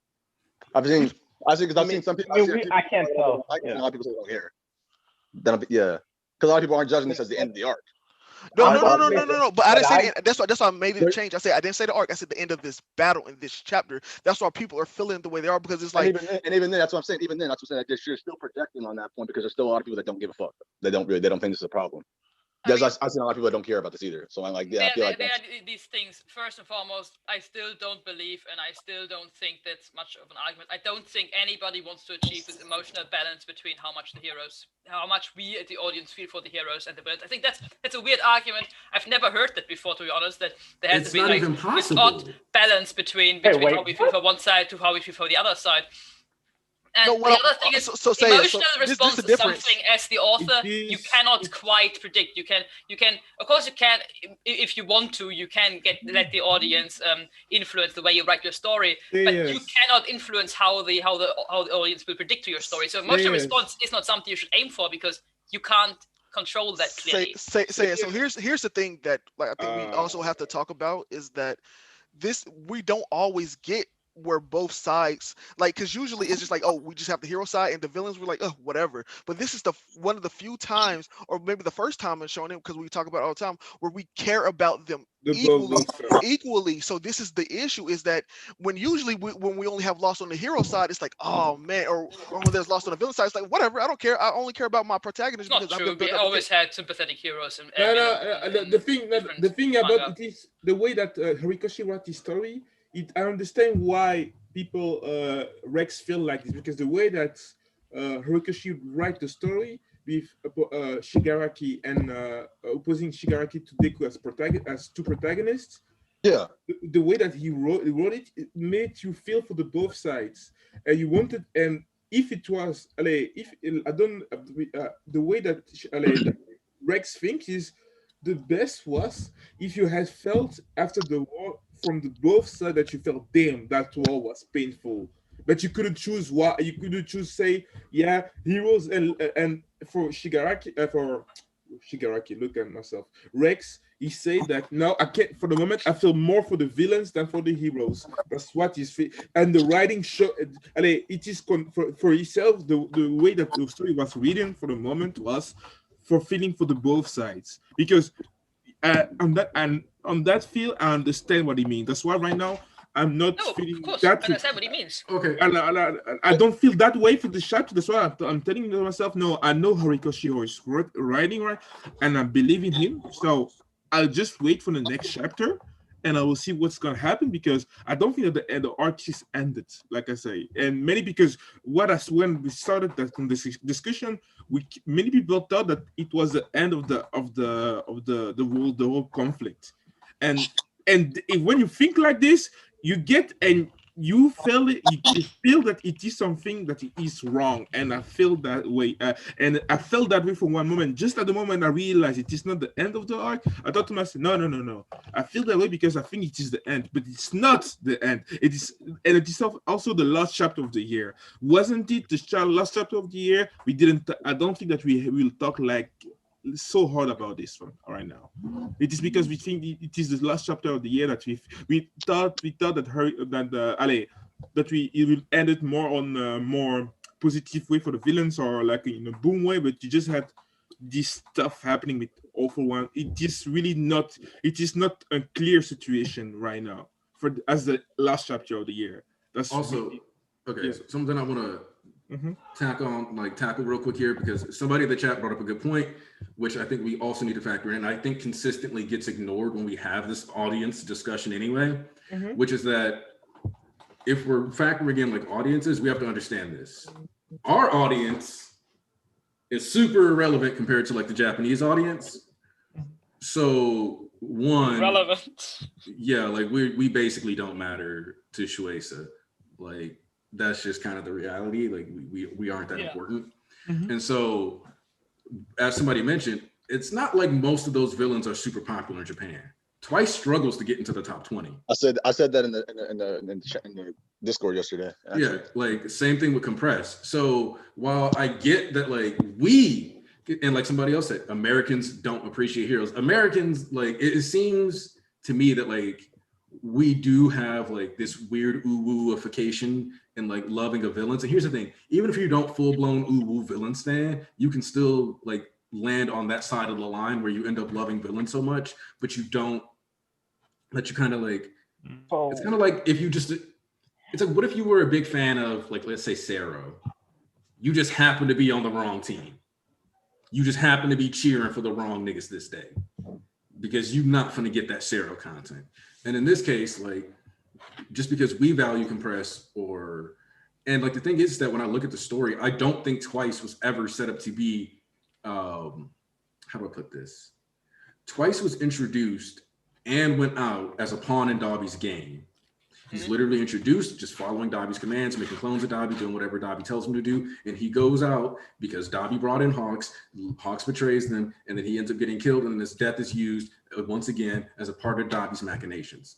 So that's what Twice's arc is about. Like Twice's arc is like him not like finding a place where he thinks he belongs, but he's also secretly just being used as a pawn the entire time too. There's that double irony and that sadness that goes in with what being the best character. Yeah, you're right. Which say what? You called him the best character. Oh yeah. So like you got all that. So the tragedy of Twice arguably is that he is betrayed both by villains and heroes. So from that perspective, you don't put him as like just a villain lost, because he's also a member of society who is disenfranchised, exploited by the villain society, and eventually taken in and taken advantage of. So there's a lot of nuance that has to be like applied to these situations. And then I want to address something that somebody asked me, which is I said, I didn't get what I want, but it's okay. So you like what you don't like, and ask yourself why you wanted it. Maybe that's good. So oh my God, this is one of those things that's important. Just because you have a bunch of context clues does not mean you will always get the right thing. Being wrong is something that people need to be a bit more okay with. Yeah. Like that's wait. I'm talking.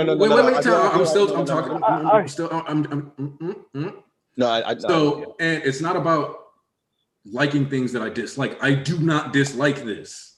I need to make that clear to you. I do not dislike what happened.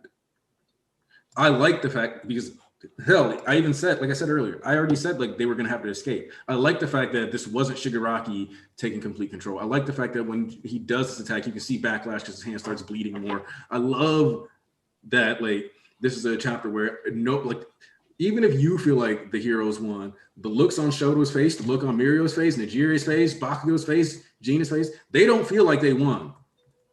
Even the heroes chasing after them, they don't feel like they won. Because I think it's important to remember this. The whole point of this raid was to capture Shigaraki. They didn't win. This arc, because people have gotten like lost from the goals. Because the villains are a secondary protagonist group, I think it's important people forget that they weren't the protagonists of this arc. This arc is the hero's journey. We just get really cool villain progression throughout this arc. And I think because we get them progressing so much, people assume that they were basically the real stars. And like, no, this is still like the heroes inciting this. It's still what they were after, what they wanted.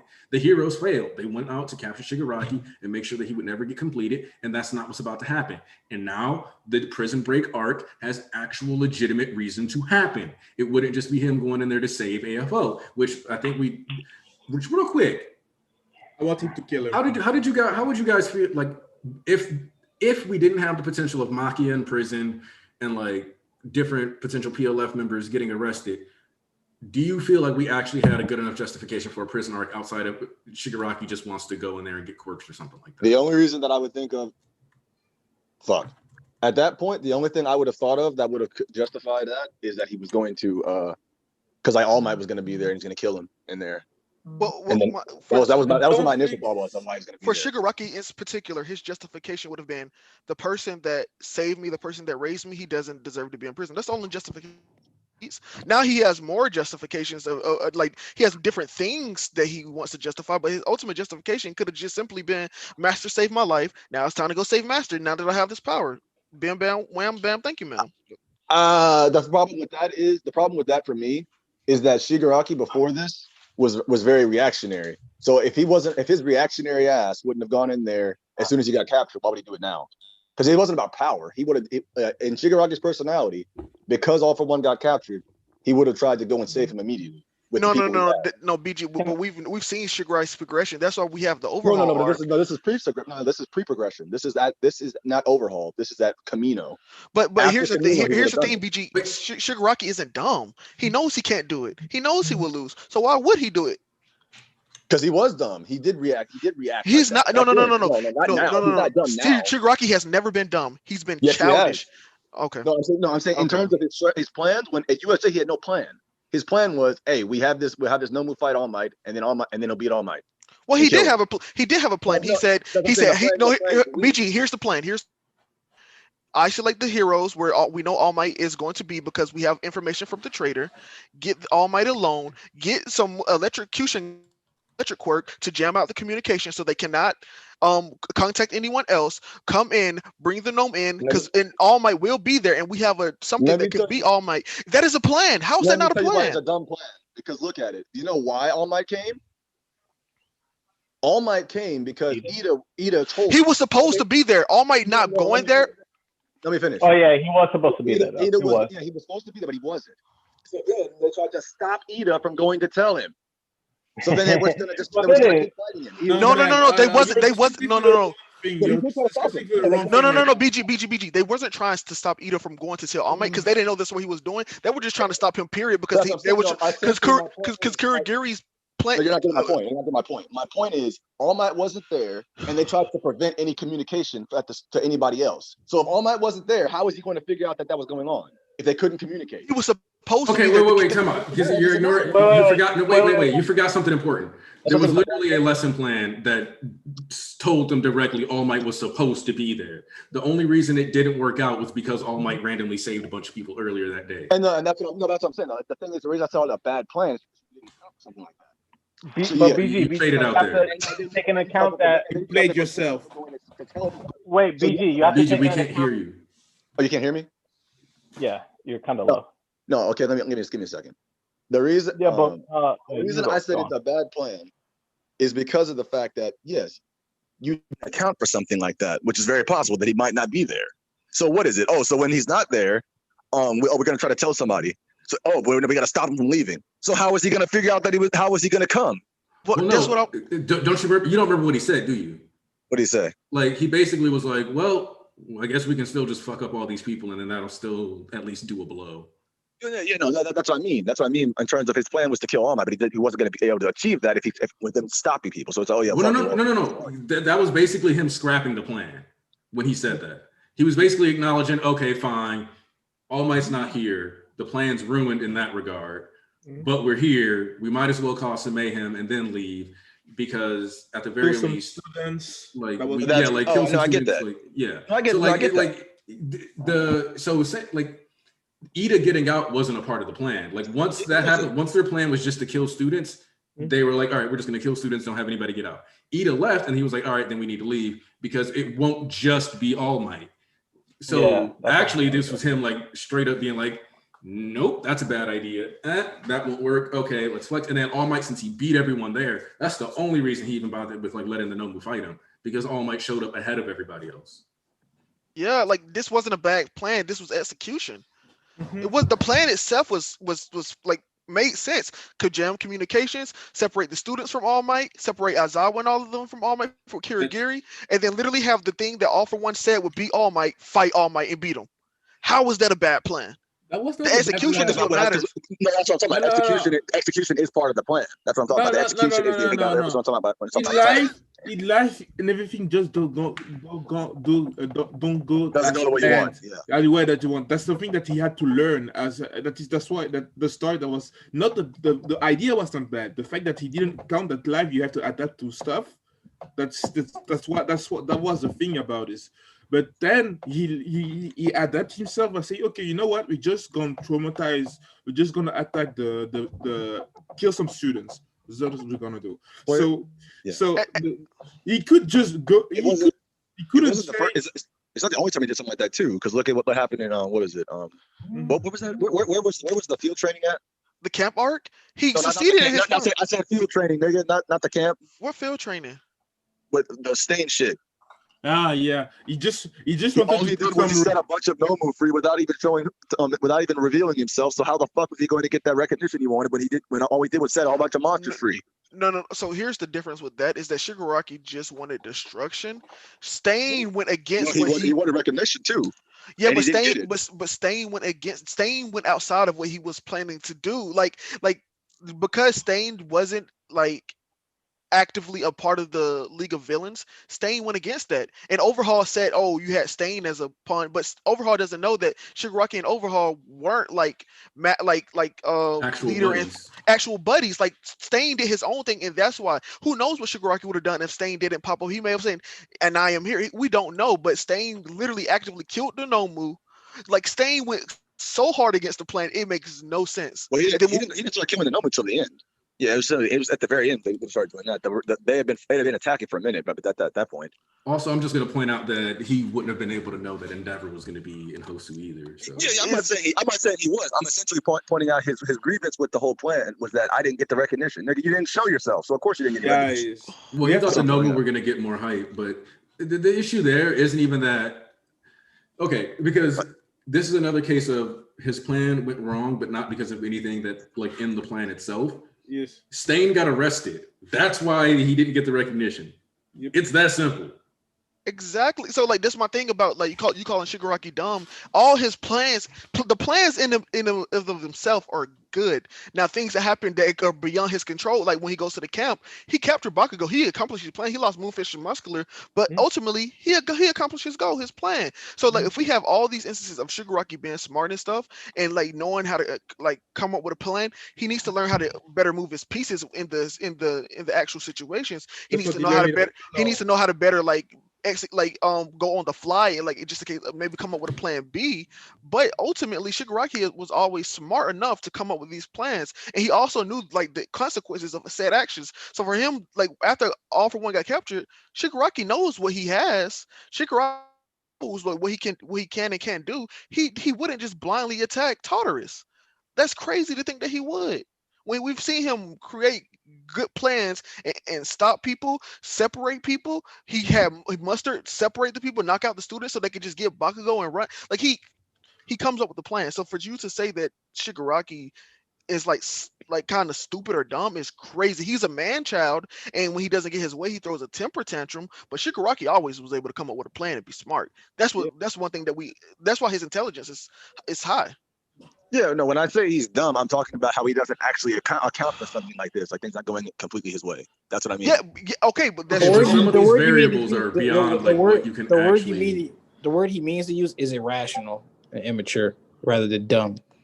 Because like some of this stuff is like, how is he going to factor in that like, oh, All Might's going to save like 3 people a day and not be able to show up, or how is he going to factor in?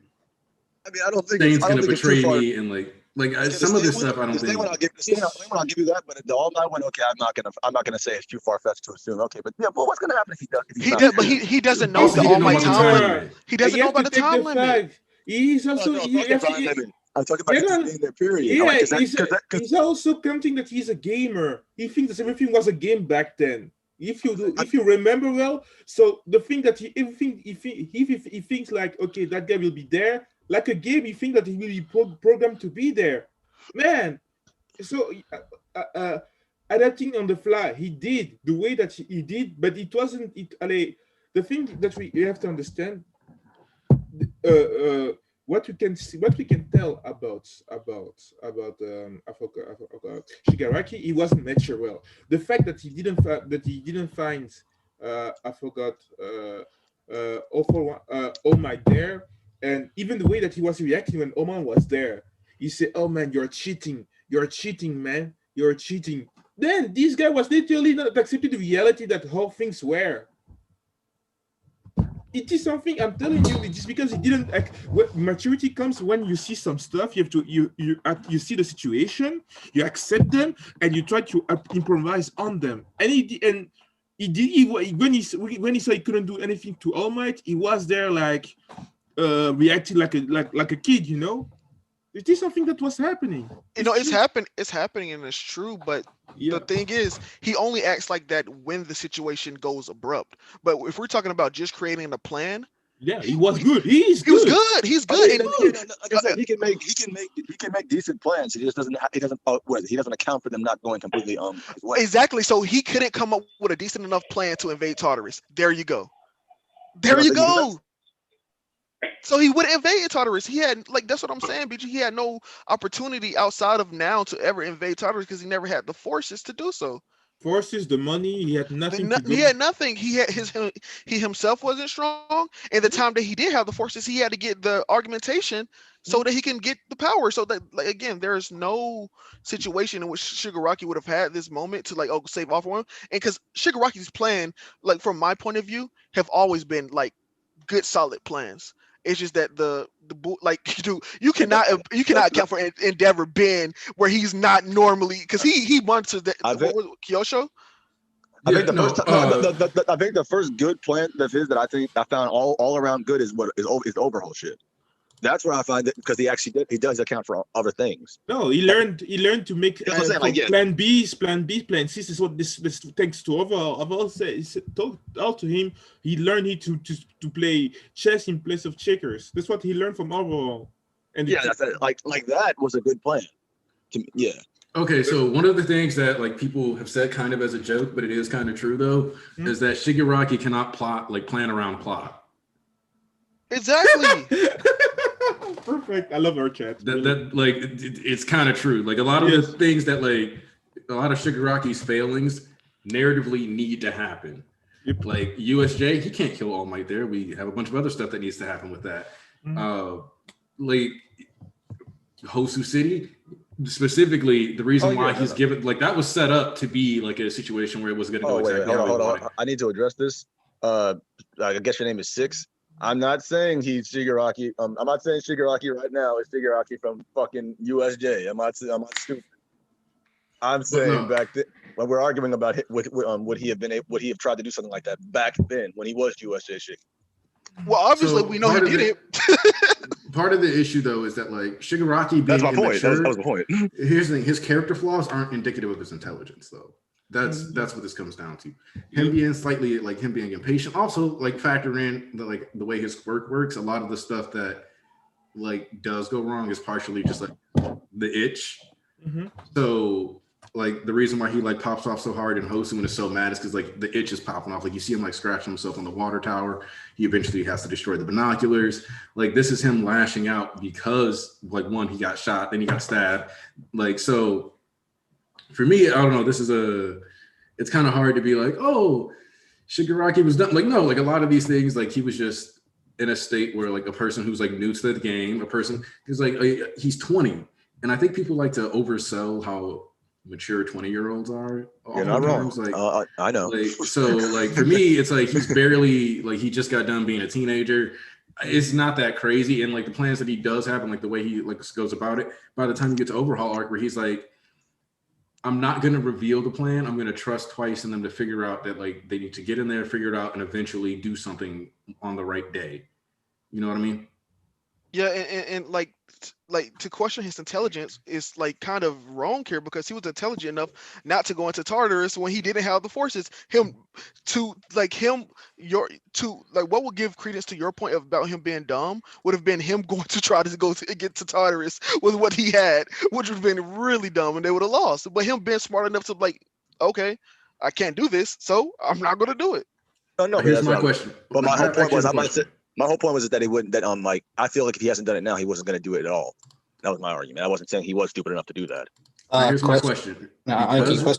Because we're at, I do want to talk about this especially because you guys feel like a bit more disappointed in this.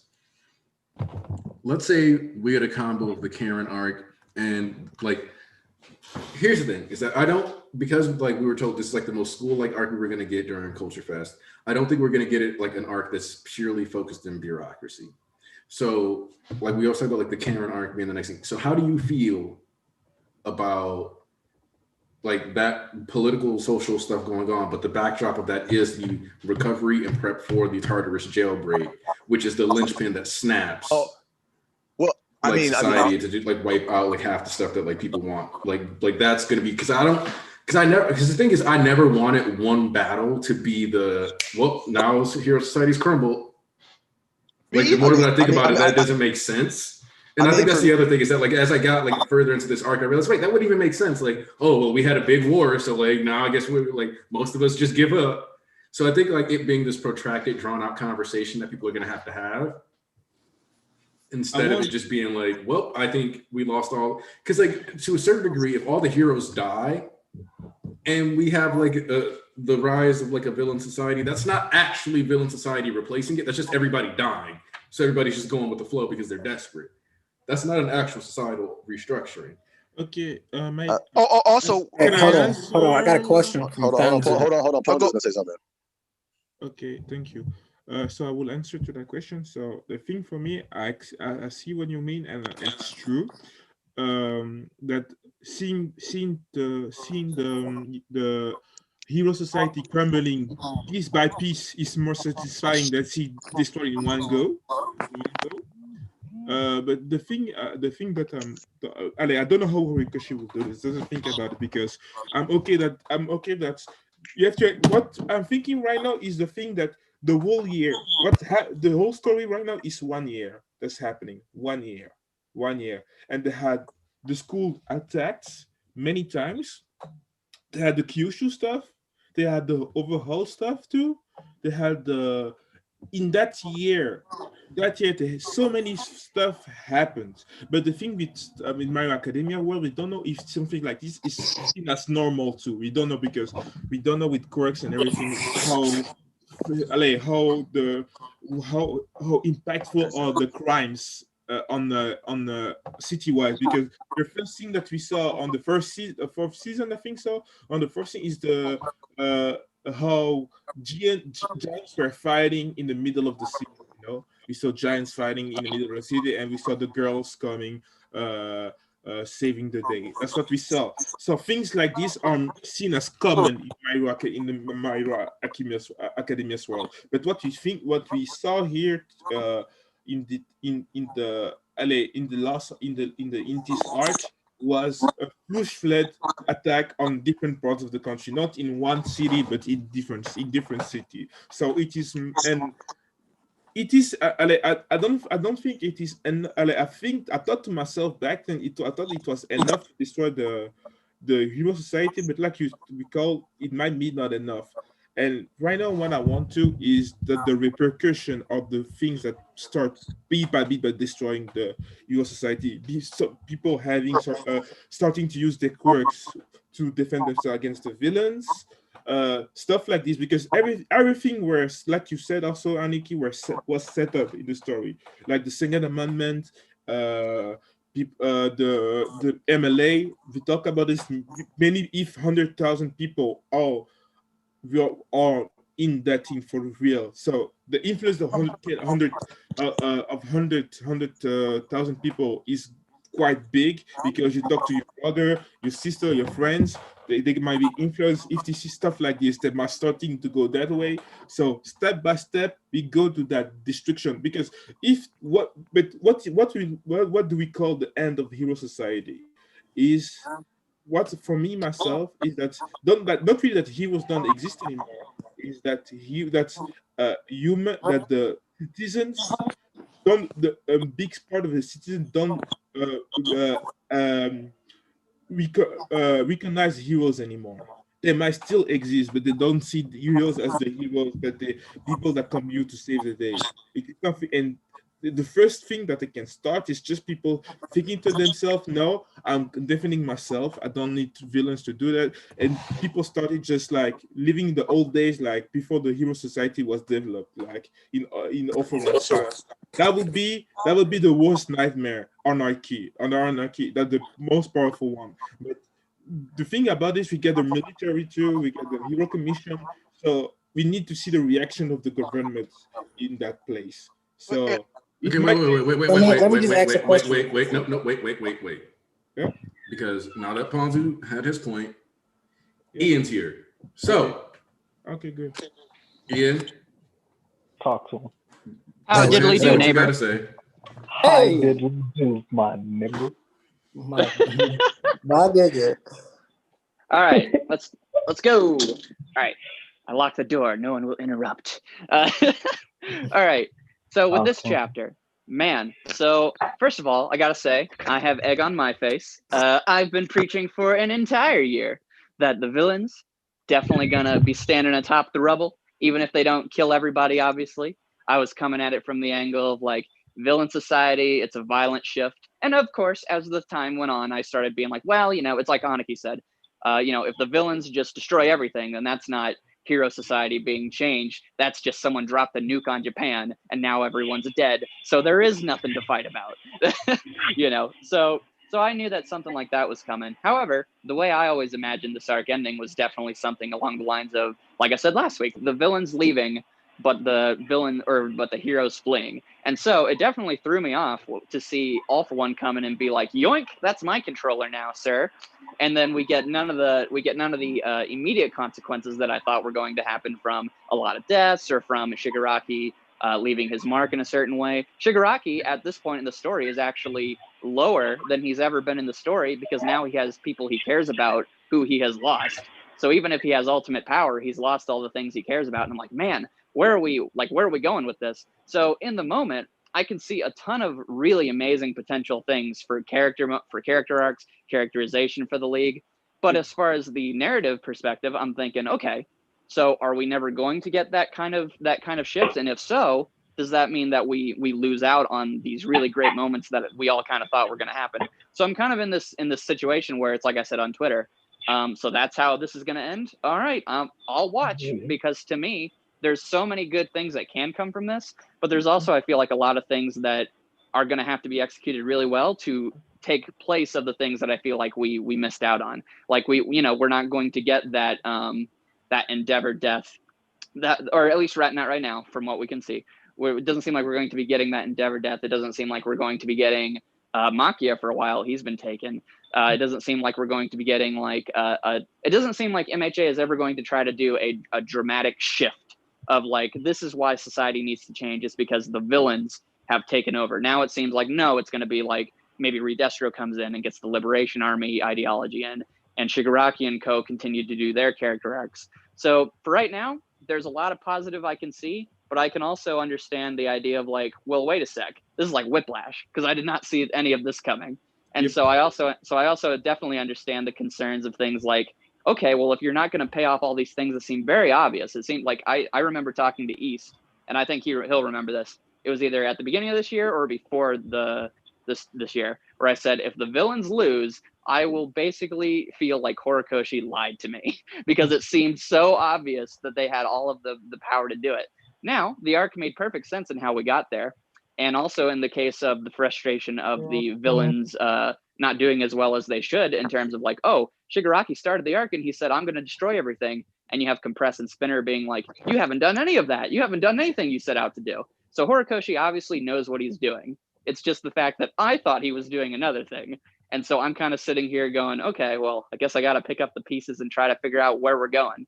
So that's where I stand in terms of the chapter. It's basically one giant asterisk where it's like, all right, you can go in this direction. And I see so many amazing things that could come from this. But I do feel like we've left behind some things that I thought we were going for. So I just need to see how he executes upon that. As far as the positives, Deku continues to be the greatest character ever created by mankind. He's like, I'm going to save Shigaraki. I'm going to use my tongue to latch onto the demon man himself. I'm going to do it. I'm the best boy ever. He's just the best. Deku's perfect. It's great. I love all that. I love the fact that his quirk is basically going to doom him if he doesn't control it, and it'll tie into his character arc of having this spider sense for danger. So he's going to be sitting in the hospital with broken arms and legs. It's like, nurse, please get my wheelchair. I got to go save a cat in a tree. I can sense danger. And so that's going to be incredible. So as usual with the end of this arc, Horikoshi does a lot of things I wasn't expecting, and I'm just like, ooh, you're on a tightrope, my friend. But then he also does great character moments. He's never, as far as I can tell, screwed up a character moment. Other than Mirio, I would still hold on to for now. But we'll see how he pays that off going forward. So that's my essay, and that's my TED Talk. Hope that made sense. My goat spitting in a goat. Surprised. I figured since you were on Dustin's stream, you would have came in more heated. No, did you hear me on? Did you hear me on? No, I never get to watch those because they happen on Friday and the chapters don't come out till Sunday. Oh yeah, that's fair. No.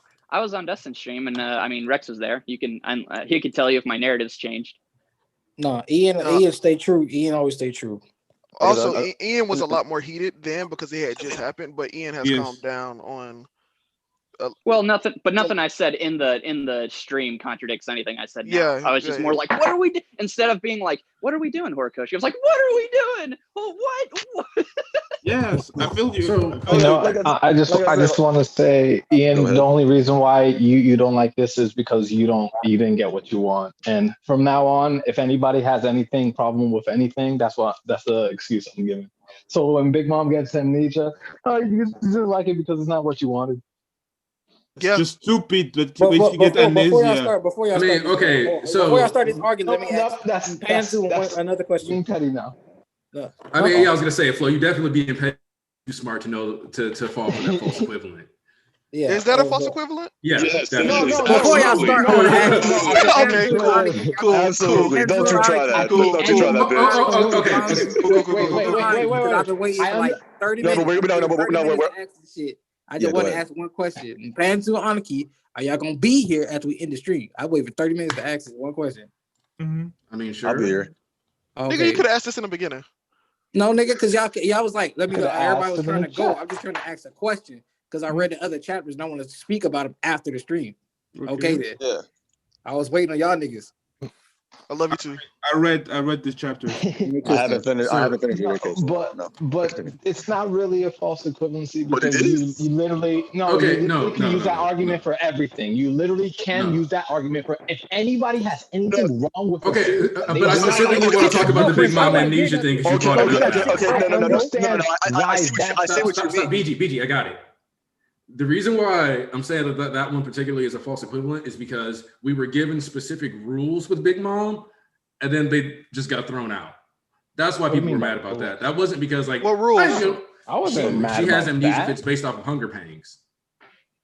So like when the stuff that happened in Udon was like literally, oh well, now she randomly gets it because like even like if she falls in the water, that Luffy survived too. That's why people don't like the Big Mom.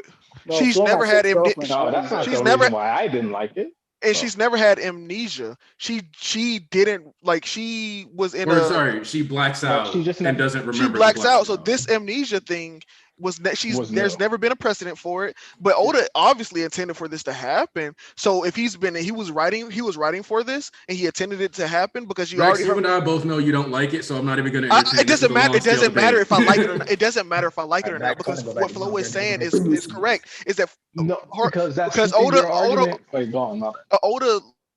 already put it in our heads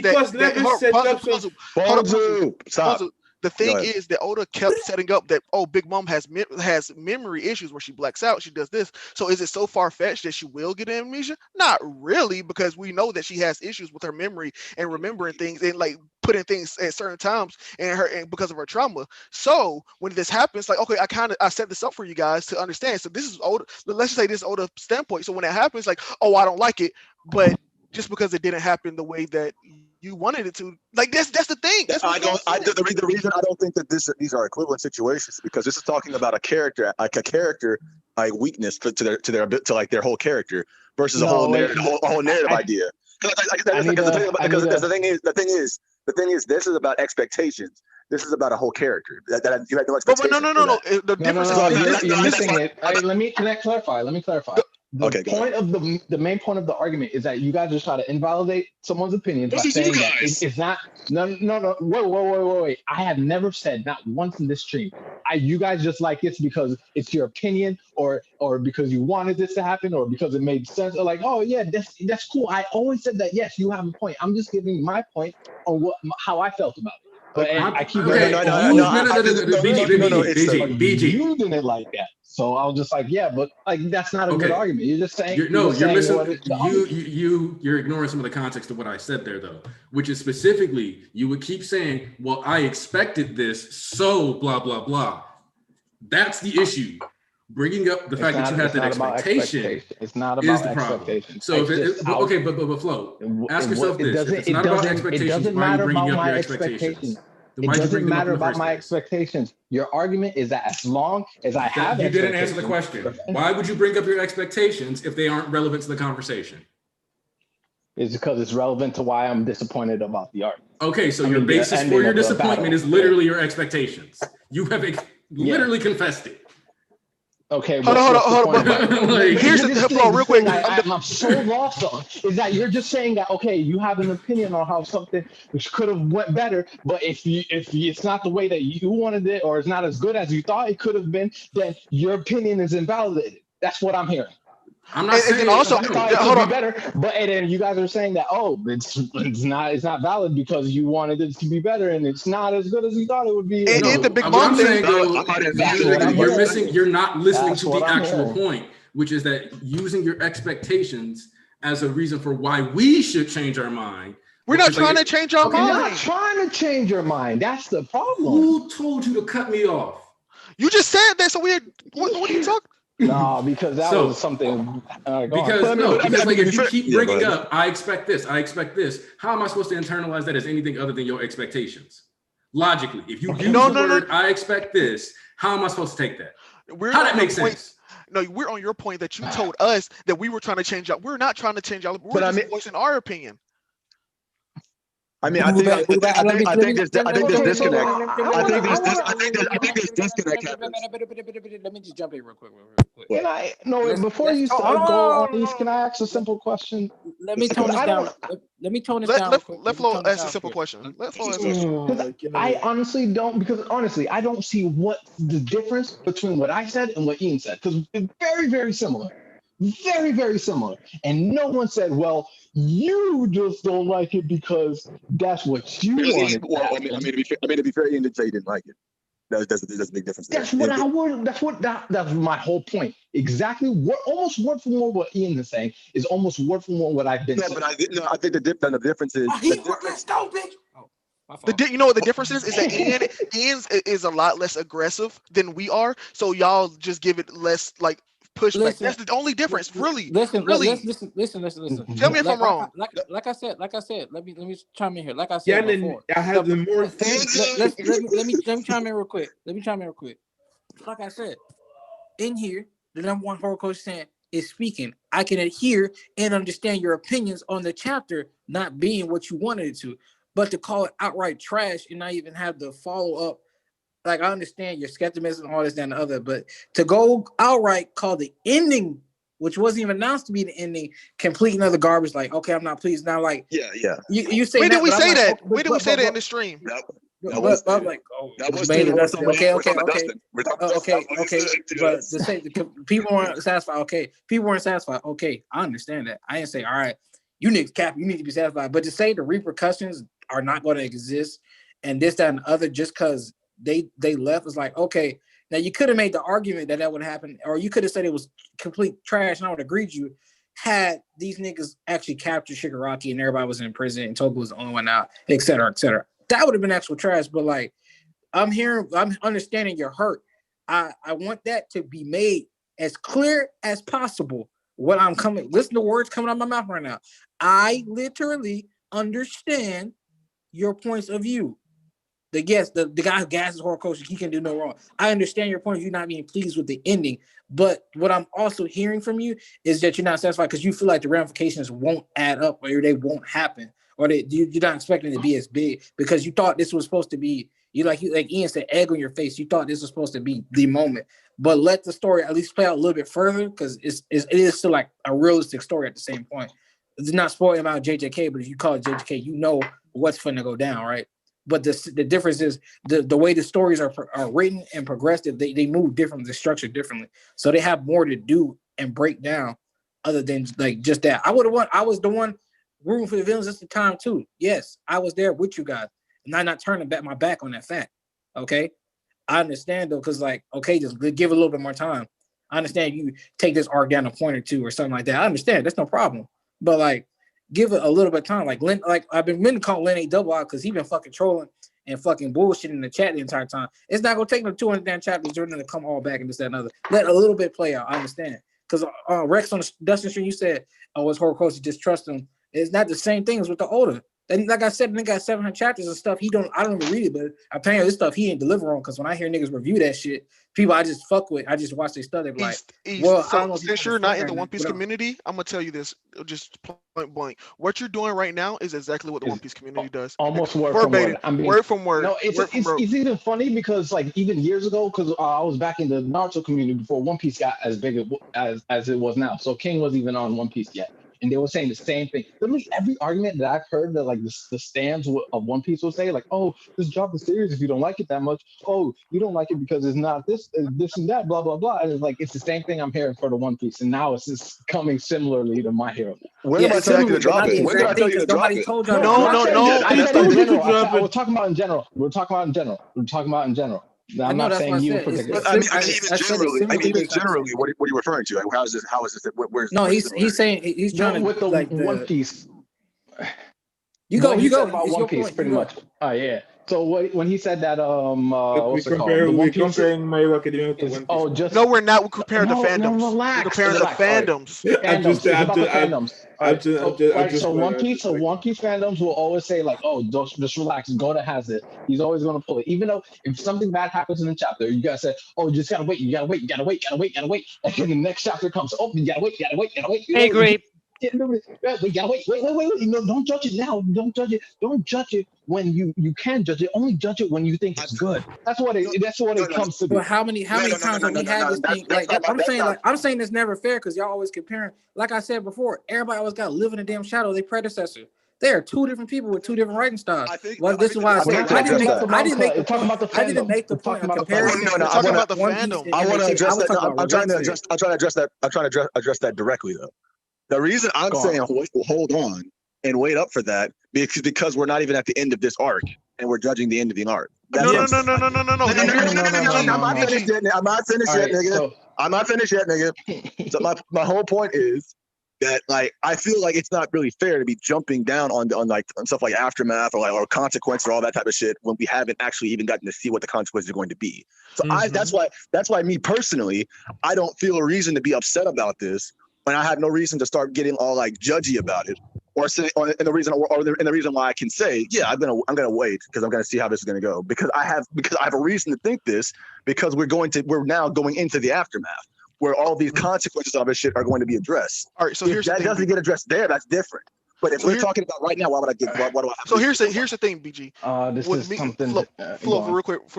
My thing is, you guys kept bringing out the ramifications of the society and stuff. That was never anything I brought up myself. I was always talking about right here and now, the villains lost, how we feel about the heroes, what they got. And I'm speaking on specifically just this chapter because Horikoshi is a mangaka that releases in a week-to-week format. So I am criticizing this week. You guys keep talking about, hey, what about in the future? The future. I don't care about the future. I'm talking about how I feel right now in this moment, and this is the same thing that the One Piece fandom does. Wait, Ponzo, this is the same thing that One Piece. It is. Don't be mad this week because it will be resolved next week or 2 weeks from now or a month from now. But allow me to be mad right now because y'all are doing the same thing. Y'all are like, no, it's cool, bro. It's cool, man. Just wait. And by the way, I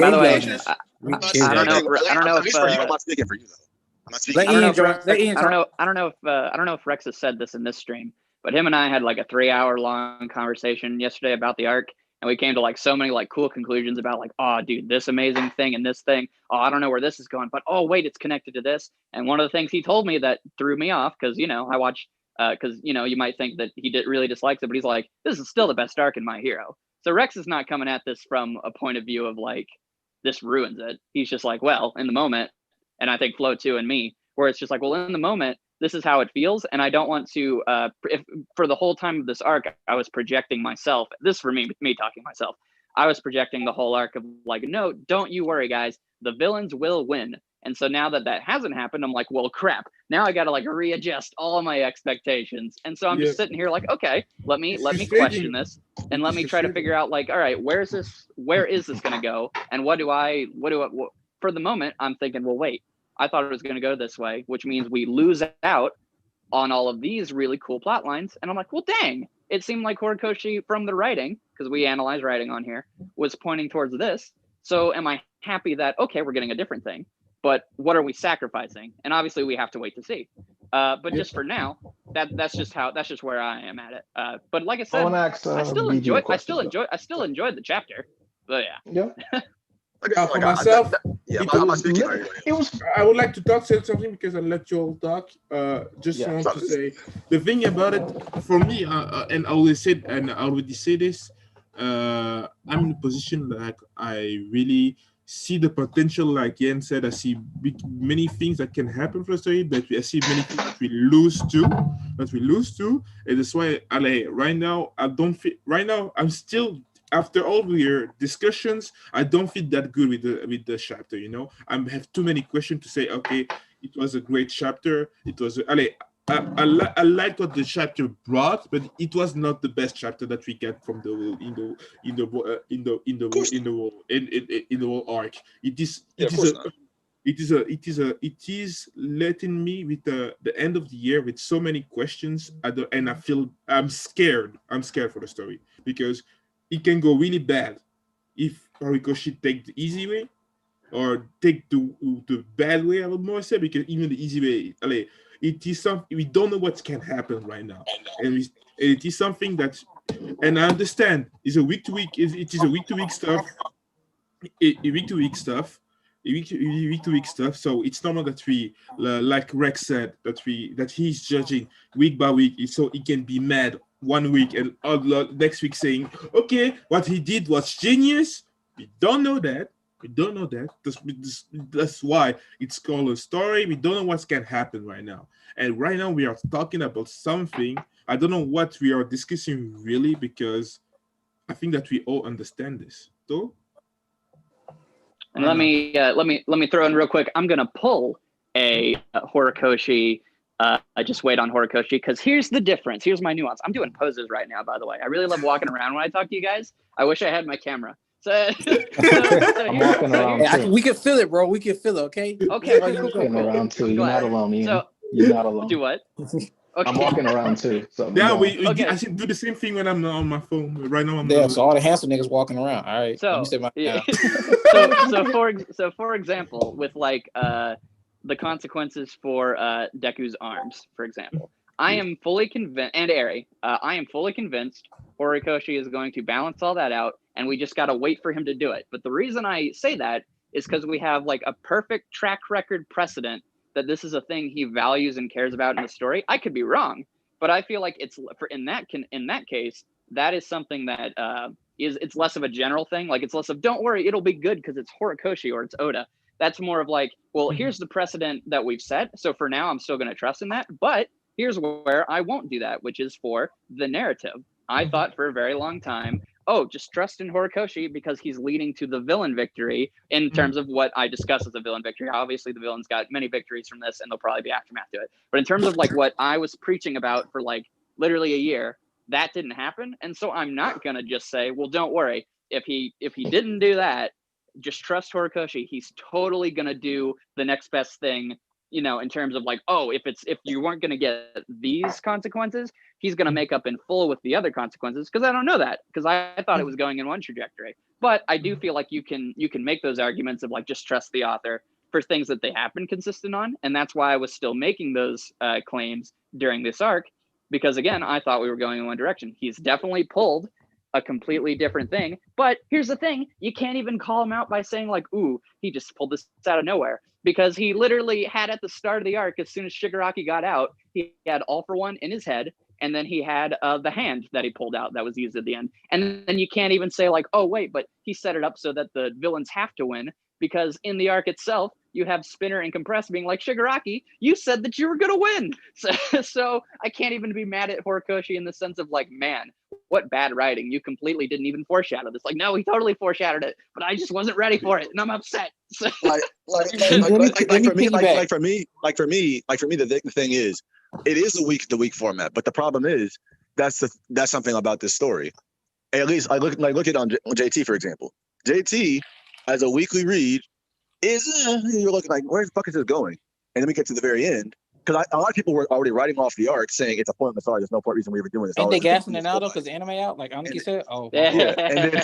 And then we get to the very end, and we get to the fucking Black Whip reveal, and then that changes everybody, the whole perception.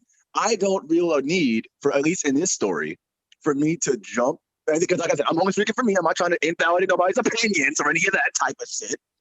I just talk about me. Dad. I just talk about me. Okay, BG. Hold You on. understand? Let BG finish. Yes, Aniki walking out, because I'm saying all the hands walking. Anyway, yeah. So when we get and what did we see? We saw the quirk, the Black Whip and Six Quirk reveal, and you had a whole different view of the story. I don't feel a need for me to jump to conclusions about this story until we get to the end. That's how I've been that's how I've been with this story from the beginning. Because it's always a situation where once you see the whole picture, you start appreciating it. There are other stories where when you see the whole picture, you're still not satisfied with what you got. And I can understand that. But I haven't yes, exactly. But I haven't gotten that here. But you could also say let's still talk about now. I haven't been disappointed. I haven't been disappointed with the bigger picture of MHA yet. So I have no reason for me to start. That's the thing. I have no reason either. It's just that this one chapter. That's all this is. No. But like I said, I'm not invalidating you, because like I said, I'm not. In some of these cases, when you were talking about how like what is it, like judging it like certain chapters week to week, I've been disappointed on certain chapters in this arc. The Muriel one, because these motherfuckers over here, Rex over there talking about in the chat, they attacked me. They've been attacking me for 3 weeks. I was on your side with the fucking Muriel one. I was skeptical on that, and I'm still skeptical on it. Yeah. I'm skeptical. Yeah, like he is skeptical on Muriel as being a bum. Get out of here, motherfucker. So I am completely understanding of skepticism. My stance is I'm not going to trash on anything, though. I'm not going to say something is bad. I'm not going to say something is bad yet for this, or at least for MHA, because of how because like I said, on the bigger picture, totally. I see things differently when I see the bigger picture. So I'm going to stay skeptical until we get to the end. When we get to the end, then my stance might change on that. Because if it ended poorly, then I'd be like, yeah, no, that shit was ass. Okay, but as we're standing right now, I have no reason to do that yet. I'm a piggyback off BG real quick. That's my thing. Is like, why? That's like I keep saying, these niggas always got to live in the past or comparison to other people, and they can never just be their own story or their own thing. People literally like write their shit structurally different. It's more slower pace, and sometimes he speed up the process. But yeah, there's more stuff that he has to play out and more pieces to the puzzle, or different things he has a viewpoint on than we do. Like I said, once again, ain't nobody invalidating y'all stuff.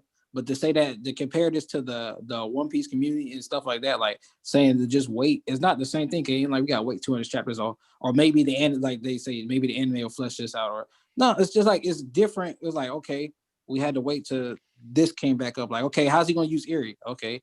And you see how he starts using her slowly, or other things that come into the story. Like, okay, like just give it a chance.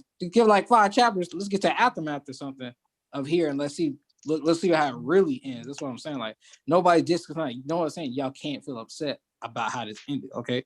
Like I said, I was right there with y'all niggas saying that this would have been a point, but I can see why he did this, because now you have more growth for Shigaraki, and now, like I said, they don't have if the heroes ran, they would have had to depend on them more. But now that the villains escape, and you got these niggas, God knows where they're gonna have to face full frontal force other ramifications. Like, yeah, you won, but look at the shit behind you. Look at the fucking shit show behind you guys. What the fuck y'all do?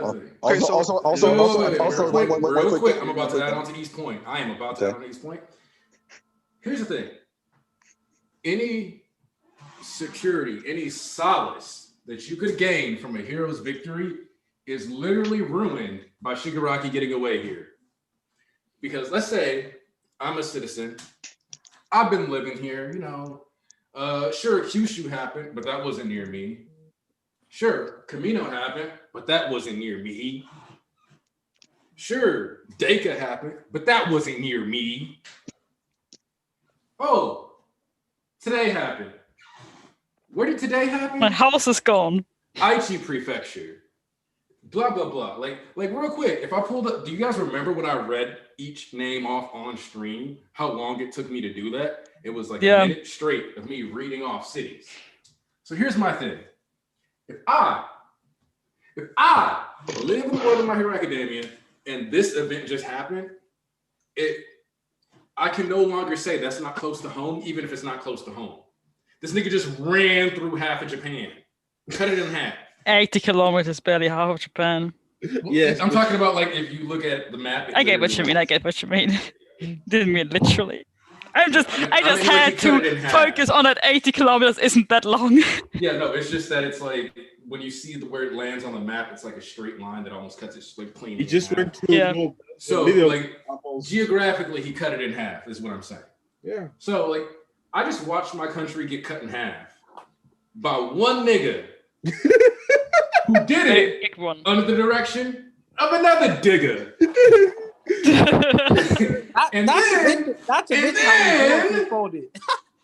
Yes, some of his homies were captured. Yes, we defeated many people. We took down some Nomu. Good job. It was a huge victory. We took down some Nomu. Yeah. But it sounds like Trump suddenly. But we're not going to talk about the fact that Shigaraki is still in the wild. And I don't know about you, but if I knew that Shigaraki might be my neighbor, I'd want to use my quirk. Because Shigaraki's my neighbor. Aniki, I'm assuming you're making some very nice faces, but your face is not on camera. Yes, man! No! This is some retard shit, bro! What are you doing? Damn! You don't need the face, you just need the hands. They do all the talking. Bruh. Guys, capture it. So, we get but for real, what I'm saying is this, is that everything that the Meta Liberation Army wanted to achieve, because you know what? I'll give you this. The Paranormal Liberation Front, the League of Villains, and the Meta Liberation Army are 3 different entities or 3 different concepts. Yeah. The concept of the League of Villains, Flo, Rex, I get it. The League of Villains did not secure their W's. You can sit down. The League of Villains didn't secure their W's, but the Meta Liberation Army did, which means the Paranormal Liberation Front came out with a lot of W's. So I get it. Y'all feel that the people we've been actually rooting for didn't get their victory. You feel like the villains got a moral victory. And villains getting moral victories is fucking hollow because we know they have to lose at the end of the series. Almost every time they have to lose at the end of the series. And for Deku to become the greatest hero, we know they have to lose. So Is that a better way of explaining? Like, is that a good way to convey like why you wanted them to win way harder right now? Is that what that kind of comes down to? If you add in My Villain Academia, that whole arc, twice dying and other stuff, then yeah, pretty much. Like you just wanted them to have like that real W because you know they lose end of series. Yeah, they lose end of series. And they've been losing this whole show. Yeah. And also, the one thing I want to say, like back up to like so here's the thing with the like Horikoshi hasn't given us any reason to doubt him and blah blah blah blah blah. I'm not talking about me. So let's take Roger for example. We were saying, come on, Roger, don't drop this. Come on, man. Let's feed you along. Let's get you to this promised land. And the promised land didn't come for him. It's not about me. It's about everybody else that for years, since I've been reading this since chapter 15, I've been saying, guys, let's wait. Guys, believe in Horikoshi. Guys, believe in Horikoshi. And this was the moment supposed to be. Horikoshi whips it out and says, no, I am the king of Shonen. And we don't get that. Now it's let's wait. And that's the ultimate thing is that I have been preaching for years, guys, just wait, give Horikoshi a chance, let him write, let him give his sauce off. And he was building up to this big thing. And I was like, okay, guys, this is the arc. Like, this is not it. Huh? You just get trolled. That's why you're angry. What? Listen, they hurt. They are hurt. Understandably. And I say, I'm hurt too. But when you talk like this, just like you get trolled by somebody, I did but that's what it is. It's like, but for years I've been telling every arc, here comes the Black Wolf stuff. No, guys, Horikoshi knows what he's doing. Every arc, the grand picture. This was supposed to be the piece, like the final piece of the puzzle for this section of the story until we get to the next piece. And also, like, I never thought that they would have just one big victory. You can go back. This is how I thought it was going to happen. It was going to be a victory for the villains. We was going to have the aftermath, and then we were going to have another battle where the remnants of the hero and the villains were going to win that, and that was going to be the fall of the society. I thought that was all going to span over 50-something chapters, 60-something chapters. That's what I thought was going to happen, but I don't think that's going to happen anymore because now I feel like the kids have an opportunity to go back to school. I feel like the kids have an opportunity to do this. I feel like Roger was saying, like, as much as we think that the civilians are going to go against the hero, they still need them at the end of the day to protect them. And also Shigaraki made this point at the beginning of the series, they have become so dependent on the hero society that they don't know how to use their quirks themselves effectively. And most people have quirks like the dude that pull out his eyeballs. They can't do anything. So like that's my. Are you saying pulling out your eyeballs is a weak quirk? Is exactly what I'm saying, Says. Would you want it? Would you want it? so absolutely. So my thing is like just overall, like we say like, yes. More than anybody, Becky might have a quirk. More than anybody, I feel like in this stream, I have been wait for Horikoshi thing for 6 years now. I've been pushing that agenda for 6 years. So like I've been pushing that agenda for 6 years since chapter 15. Guys, wait, and then when I've been telling people this, and then they read this chapter, it's like, I waited, and now the villains lost. There goes the emotional resonance thing right there. I don't feel like the villains won, regardless of everything. What you said is true, Aniki. Everything that you said is true. All of this could happen, but they don't feel this way, and that's the thing. They don't feel this way, and also with the Paranormal Liberation Front, they may have gotten a W or something, but we still don't know their status. Again, we ultimately don't know their status. But I feel like wait, please. Wait. Everybody wait. Real quick. I want to acknowledge the super chat because when people give us money, we acknowledge them. You nigga, we didn't get a cut. Okay. I love that part of the royal we, right? There's an attendance record and you did not meet the requirements. Oh, okay. First off, yeah, Flo, low key. But like second off, I don't make enough money to pay you yet. I'm sorry.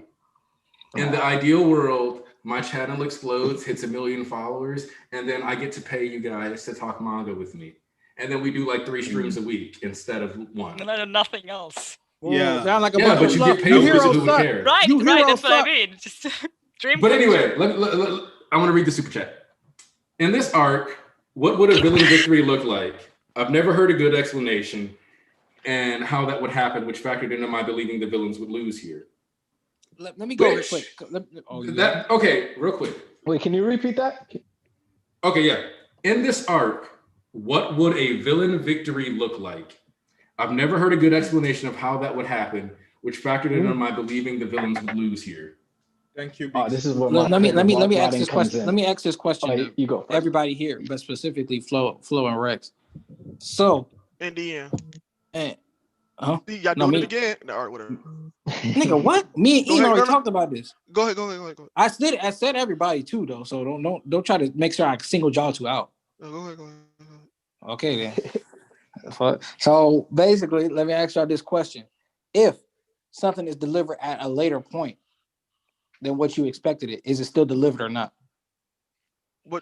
I think that's a yes or no question, Rex. Or yes or no? Yes or no? No, sorry, you can argue the. I don't want to hear all the grays. Anymore. We can get into all the grays and the explanations after the fact. I want you to answer me, yes, no, or that's a gray area. One of the three answers, and then we can go into the discussion. Just answer that first, everybody. If something is delivered later than you expected, is it still delivered or not? Maybe. Depends. Okay. It's a gray area. Depends. It may be. Chat, you answer it too. I want everybody. It's not just Rex and Flo. Everybody answer. Maybe. That's a huge maybe. Depends what I've ordered. Okay, so Rex, I don't want my pizza to be late. It depends on how we get to that point, though. Right? Okay then.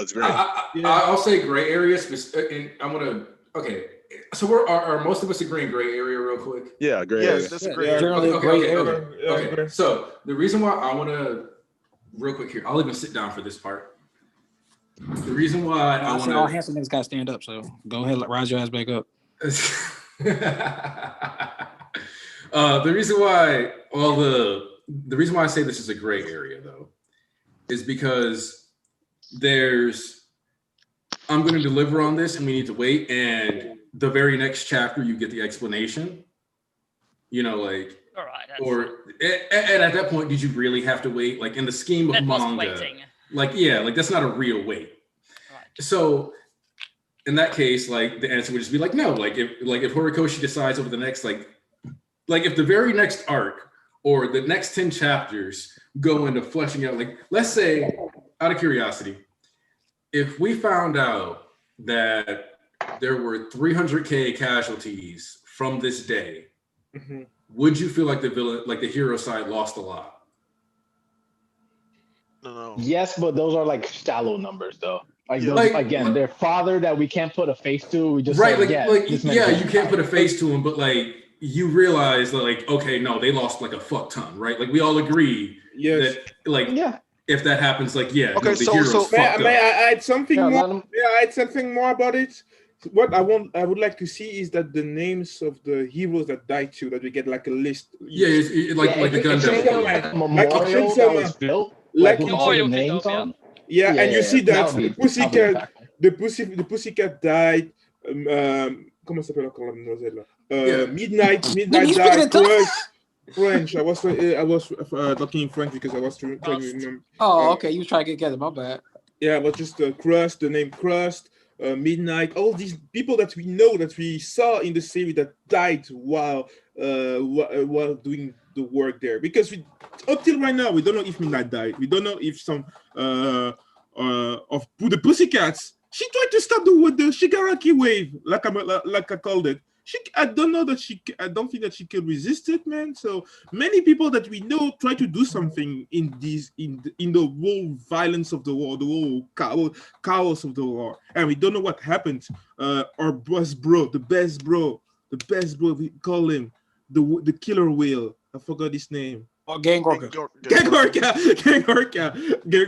We don't know what happened. Man, that gun better be dead. So one thing I want to say. Whoa, okay, no, because you asked me a question, I never got to answer it. I just want to real quick shoot down this thing in the chat real quick. I promise you, Rex, when I say this out loud, you're gonna be like, oh yeah, this should just real quick be said. Somebody in the chat was like, Area's gonna heal them back, like in reference to like everybody. There's no stockpile. Oh, she's gonna have a great. Yeah. Like there's no stockpile. We've all you see why I just quick hit that Rex, right? Well, we've all agreed to that before. We've all agreed to that. Yeah. That's what I'm saying. Like you see why I just will Eri, after this arc, regret that she healed Mirio now, and think that if I didn't do that, I might have been able to save somebody else? Maybe. Yeah, well, and also I think they're just not going to tell her anything because this is what me and Rex talked about. Like, we don't even need Aizawa to lose his quirk, so it's like, oh, she can't train her anymore, or like, oh, this or that reason. How about the simple reason is, hey, maybe we shouldn't send the traumatized child to heal Deku's mangled and bloodied arm, or Aizawa's show her Aizawa's decapitated leg. Maybe we just shouldn't do that to her. I'm just thinking Aizawa's that leg is Eri fine. will We can likely get her. find out that something happened. Maybe she'll find out that somebody died or somebody was really, really badly injured. Even Tell just me the why actual injury. she's. Will she regret that? Will she feel like? Oh yeah, and that'll be interesting. So also, can I answer the question? Yeah. Let Rex answer the question. I just wanted to clarify that real quick for the chat. So like you were saying, like if it happened like next chapter, like the next 2 chapters, are we really waiting? So my point isn't about what happens afterwards. My point is just this chapter, regardless of what happens. And Ian can attest. I said this. It could be good stuff after this, but my issue is this is still a blemish in my opinion. Just for me in particular, like good stuff can happen after this, but this chapter right here, this moment is, and I don't agree with the way that this went, because I don't think that we lose a lot of, like, we do get some stuff like with ramification stuff, but I feel like we lose a lot of things that are so really significant and like that would speed up some process. And also the way that, so like, also we need to talk about that the how long we think My Hero is going to go, because we all saw the thing with Horikoshi saying, hey, this is ending soon or whatever, and then I also saw the arguments that, oh, this is just editor saying this, blah blah blah, but also hold on real quick, people saying, oh, this is just what it happens all the time. But one thing I want to make perfectly clear, this doesn't happen all the time. This only happens with Oda, and anytime any other mangaka says, hey yo, that's not true. That's not true. Okay, wait. So when I'll give you a great example. What is it? Toriyama. Toriyama was supposed to end Dragon Ball after the first volume. It's supposed to be a 1-volume manga, and look how that went. No, a lot of what is it? I'm pretty sure most mangaka has to do that. I'm pretty sure they have an expected thing. A lot of mangaka have projected volumes to reach, and the thing is that when it comes to Horikoshi, I don't think he doesn't mean that. I don't think exactly. Okay, so wait. But I gotta go further than that though. I do think he's wrong. Like, I do think Horikoshi is going to fall into the Oda trap. Yeah, I think that too. But if he doesn't, it will be like people mentioned here. I don't see him throwing away this project, right? So let's say, because we talk about time skips, and one of the things that I said was Mirio needed to get his quirk back now so that we didn't skip so that we couldn't limit the plot, right? Mm-hmm. So what I meant by that was, if we want to see Bakugo become a leader and slowly become like the one who's like coordinating different attacks, and he's a top tier hero, and Deku's like the hero that's like kind of doing things on his own, but he still works with teams, but he like defers to Bakugo, because like even as we saw on this battlefield, Bakugo was like really like putting together a lot of these strategies. Come on, Flo, like gas me up. I'm giving you Bakugo praise here. Come on, Flo. Come on. I know we wasn't on the same side earlier, but I am not that big of a Bakugo stan. I just think. Oh, what?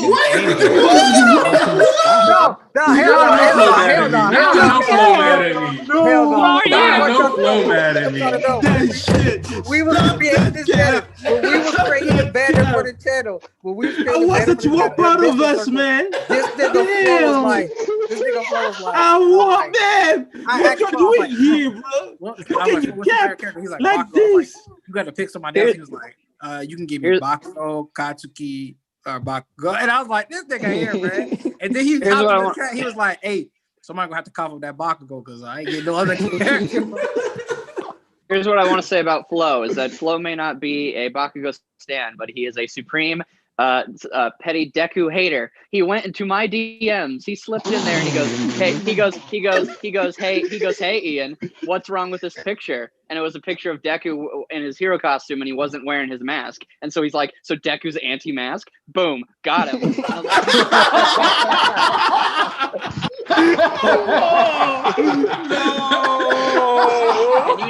And you know why he did that? Because he's secretly a Bakugo stan.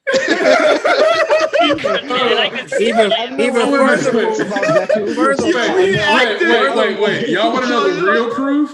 You want to remember the real proof? if you go back and you watch the Heroes Billboard Chart summer stream, there was a part where we have a discussion of how Flo himself goes through the spreadsheet and puts a Bakugo above everyone's number one favorite character. I saw that. I saw You that. know, I don't think if I like Endeavor. I thought you were going to bring up the Deku thing. All right, so for that one, I thought it was a top 10 instead of like top 25. Right, so I had Deku at number 10. They're like, "Oh, we can have 25." I bumped Deku all the way down to 25. That was funny because you don't like Deku and you still put him in there. I didn't even have Deku in there, I think. It was a You could have just not put him on the list. Because Flo secretly has to attack my heart. It's one of his hobbies. It's okay. That's okay. We know who won the popularity poll. So we get the Squid Rex yes, relationship. sir. We get the Squid Rex relationship and we get the Flo Yen relationship. Young niggas, wow. Then you got Banzu running the stream around himself. Bro, fuck. Banzu be the biggest supporter, bro. He be running that chat. I remember there was something that I always wanted to get off my chest about Deku. There was I think it was 2 chapters ago or last chapter. This man Deku, I want to call Deku a crybaby little bitch because he was crying that Todoroki was the most hurt because his feelings got hurt because he found out Toya was Dabi. I was like, yo, you broke both of your arms. Bakugo got stabbed and never has punctured holes in his lungs, and you're crying saying Todoroki's feeling the worst out of everybody right now. Oh, I hate Isn't he perfect? I love it. It's so great. He's an absolute the contrast. He's just compassionate. No. Full wants no emotions, rawness and swag. More than 100 people. No, bro. That's what he wants. That's what Flo wants. Flo just wants to fight me, and he can't provoke me. Hold on. Walk-ins, you haven't voted yet. I just want to remind you, I got you a birthday gift. I got you. You don't need any more votes. Welcome people that are this channel, this Anaki's brand. We have to understand that if you vote for Anarchy, just saying that he's not a bishop, he's the cardinal. You're voting for the cardinal. He's not a bishop. You have to vote for the bishops. Vote for us. Hey, vote for me. By being part more MOE. You don't need to actually vote for him. All I care is that you don't vote for Squid. In fact, anti-vote for Squid. Negative votes to Squid. It doesn't matter about Squid. Squid already told us to subtract 8 votes from him. So yeah, he has 14 votes. Yes, and he said that because he's so confident. I honestly, I was gonna boost for Rex. And use my clout on Twitter to boost for Rex because that nigga Squid was talking too much damn shit. And then he was talking too much shit. This whole campaign was about Rex. He said, "I'm not Rex. I'm better than Rex. Rex is capping." It was a bit lackluster. So one thing I want to say, very successful. Oh, Rex, I know what you about to say. one thing I want to say is that you know how amazing the figure Rex is. Niggas literally build a whole brand around me. I am so amazing. The me that I am is so amazing. Niggas literally get on the stream every day like, oh, here come Rex. They love me, man. They love to hate me. Their whole personality is built around me. Jesus Christ. How amazing am I? Rex gets to feel like now that's a way of victory from the light skin. Why are you pacing like some wild cat? First off, says I'll have you know I get the zoomies. Yeah, tell him. What? About say yes, yeah? You say I'm asking about your pacing, and you're just saying. And instead he gives you a name of a gummy. Listen, that's what I got for y'all. Guess what I got for y'all? That prison bait finna happen. That nigga said Moonfish coming back. Let's go, son. Oh, so I'm the only one with the slogan, so I don't even care. No, I don't. Also, I still want to answer the super chat question. Yeah, I didn't get to. I want to answer that. I wasn't ready for this. So Rex is like one of the church. Dude, like the thing is that the difference between me and Ty, like for the most part, I agree with like here. I explained this to Ian too. It's like I'm in here and I say things. It's like y'all people make it seem like I'm just like going left field, like I'm saying that a meteor is gonna fall from the sky and that's how the villain's gonna win. Everything I say is like literally based in within the story and in the narrative, and it will make logical sense. And niggas will be like, logical sense fit my logic, so obviously it's wrong. And I'm like, wait, what are you, Rex? yeah, it's like, what are you? It's like, whoa, it's like. Everything I do is pulled from logic. Everybody be like, it's illogical. Rex, you're not. I know this nigga Rex ain't talking. Exactly, that's what it's like. No. Because niggas do pull up in the stream like, oh shit, Rex is talking. I'm mad as hell. No. I'm upset. Taekwon is capping so hard about stuff. No. That's more this Coyote's level stuff. No. Coyote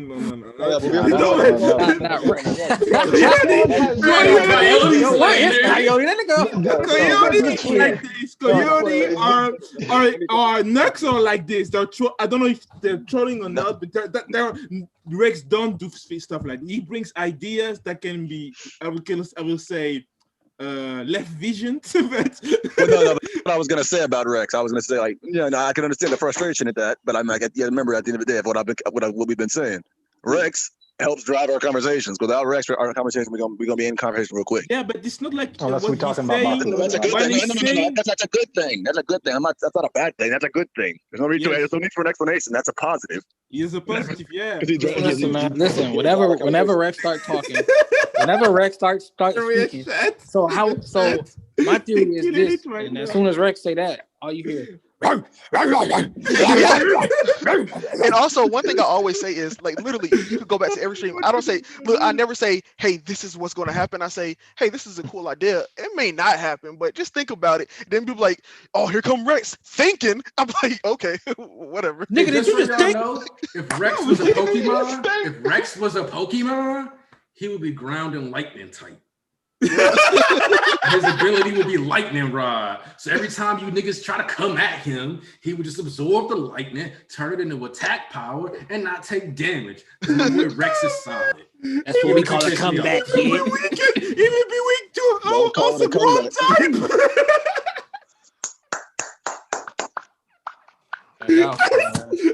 Y'all funny. This is the last episode of the year, y'all. And then it's the Billboard charts. Are y'all ready? I know. See, that's the thing, right? This is the season finale. And also, I still want to answer the super chat question. We haven't gotten to that. Hold on, is Rex talking? Shut up.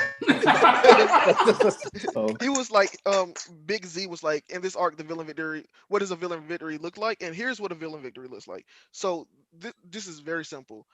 Where what we have now, if the heroes would have ran away and Makia would have still been there, and the heroes were the one going away, what the heroes can't do is bring in ambulances, and the heroes can't bring in and like collect their thoughts and stuff. So they have to leave people behind. They got to take the people that are just there and they can take and run away. So what happens is, even though Shigaraki is injured, he's gonna eventually heal.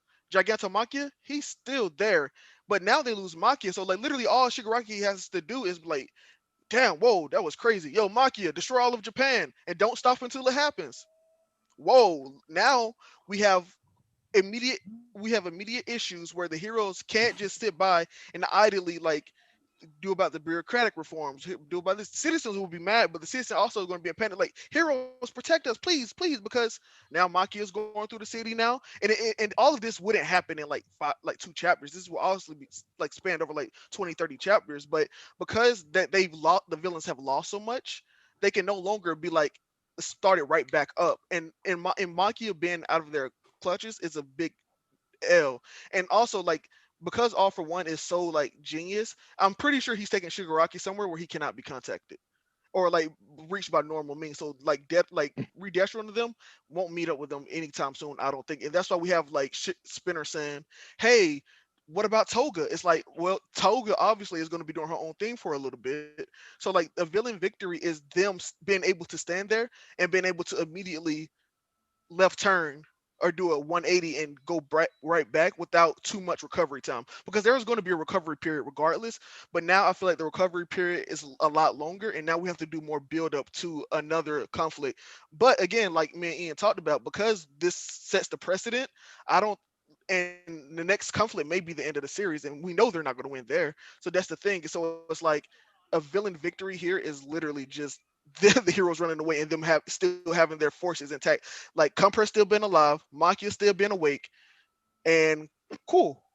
But we don't get that, and now we get into all this stuff that we already talked about, everything that could happen, may not happen, blah, blah, blah, blah. But a villain victory is in sense the heroes running away and the villains being the ones to remain on the battlefield. Because the heroes have remained on the battlefield, they could get ambulances, they can recover people, they can make sure even if you're dead, they can recover your body. But if the villains had won, they can't recover bodies. They just remain there on the battlefield. And Maki is there, and Maki will not move unless he gets the order for Shigaraki. So he's not moving. So like that's what I mean by villain victory. And again, all of this would have happened over like 10 to like 60 chapters. It wouldn't have been right away. That's a villain victory. Flo, if you have a different opinion, you could go. I do have a different. It's not like too different, but it's still different. But so pretty much what I thought was going to happen was correct me if I'm wrong, but wasn't there some point in the manga where they said that One for All kind of like ruled everything? Like One for All was like kind of just like running the streets, and then there was chaos everywhere. Yes. Yeah, All for One. I wasn't going to be petty about that. Yeah, my bad. Yeah, sometimes when all right. Well, anyways, when All for One was doing that, and then they said that Shigaraki was trying to be the second coming of All for One. That's what I thought this was going to be. That's what I thought it was hinting at, like, foreshadowing, like Shigaraki giving and like, just destroying everything. And I thought the heroes were going to leave Japan, link up with America, because there was there was some hints here and here dropped about American Hero Society. We'll see how they're doing. I assume that the villains were going to gain forces, try to ally with other nations, and try to see like what's it called? Like just they're trying to gain their forces. Heroes trying to increase the amount of people they have. Shigaraki's going to stockpile all on Quarks and have one big war at the end. Okay, real quick. Wars, like battles and wars, blah blah blah. But go on. Okay, so real quick, I want on the record, because I don't know if you remember this, Flo, or not, but I have always kind of told people to not expect us to go abroad. That's different. But I just wanted. I'm just saying, like, if you remember, I was like constantly talking about like how I don't think that's necessarily where the story has to go, because everywhere else is supposed to be on the same hero system, blah blah blah. Like everybody's kind of embraced these ideas. X, but I thought Shigaraki was gonna, kind of change that. He's gonna become such an unstoppable force. Right. Yeah, but he would be an unstoppable force in Japan, though. It wouldn't change anything for any other country. Right, like a lot of other countries. I think he's trying to like expand his power and his reach. Right. And but that wouldn't happen overnight, though. Yeah, once that's where the time skip comes in. Wait. So like my thing is this: is that once I realized we got like a 3-month time skip earlier this arc, I started questioning whether we'd get like these longer time skips that like do like massive amounts of time, because like Horikoshi has no problem jumping weeks at a time. But this was like the first, okay, we jumped ahead like 3 months. So when I looked at the way time has been used in the story, we usually, instead of skipping things, we like kind of go through this weird process, even the bureaucratic stuff. Like we still get the random, like we have random pages of Hero Commission characters sitting around talking about what they want to do, how they want to tackle stuff going forward, and like the way they would interact with the police commission, XYZ. So I've always kind of like, at first I was like really hyped. And I will outright say, like, as a person who has like an MHA platform, quote unquote, etc., that I might have oversold this arc early, or what would happen. And actually, no, I will say I definitely did, because we were really hyped. I will directly say that is my fault.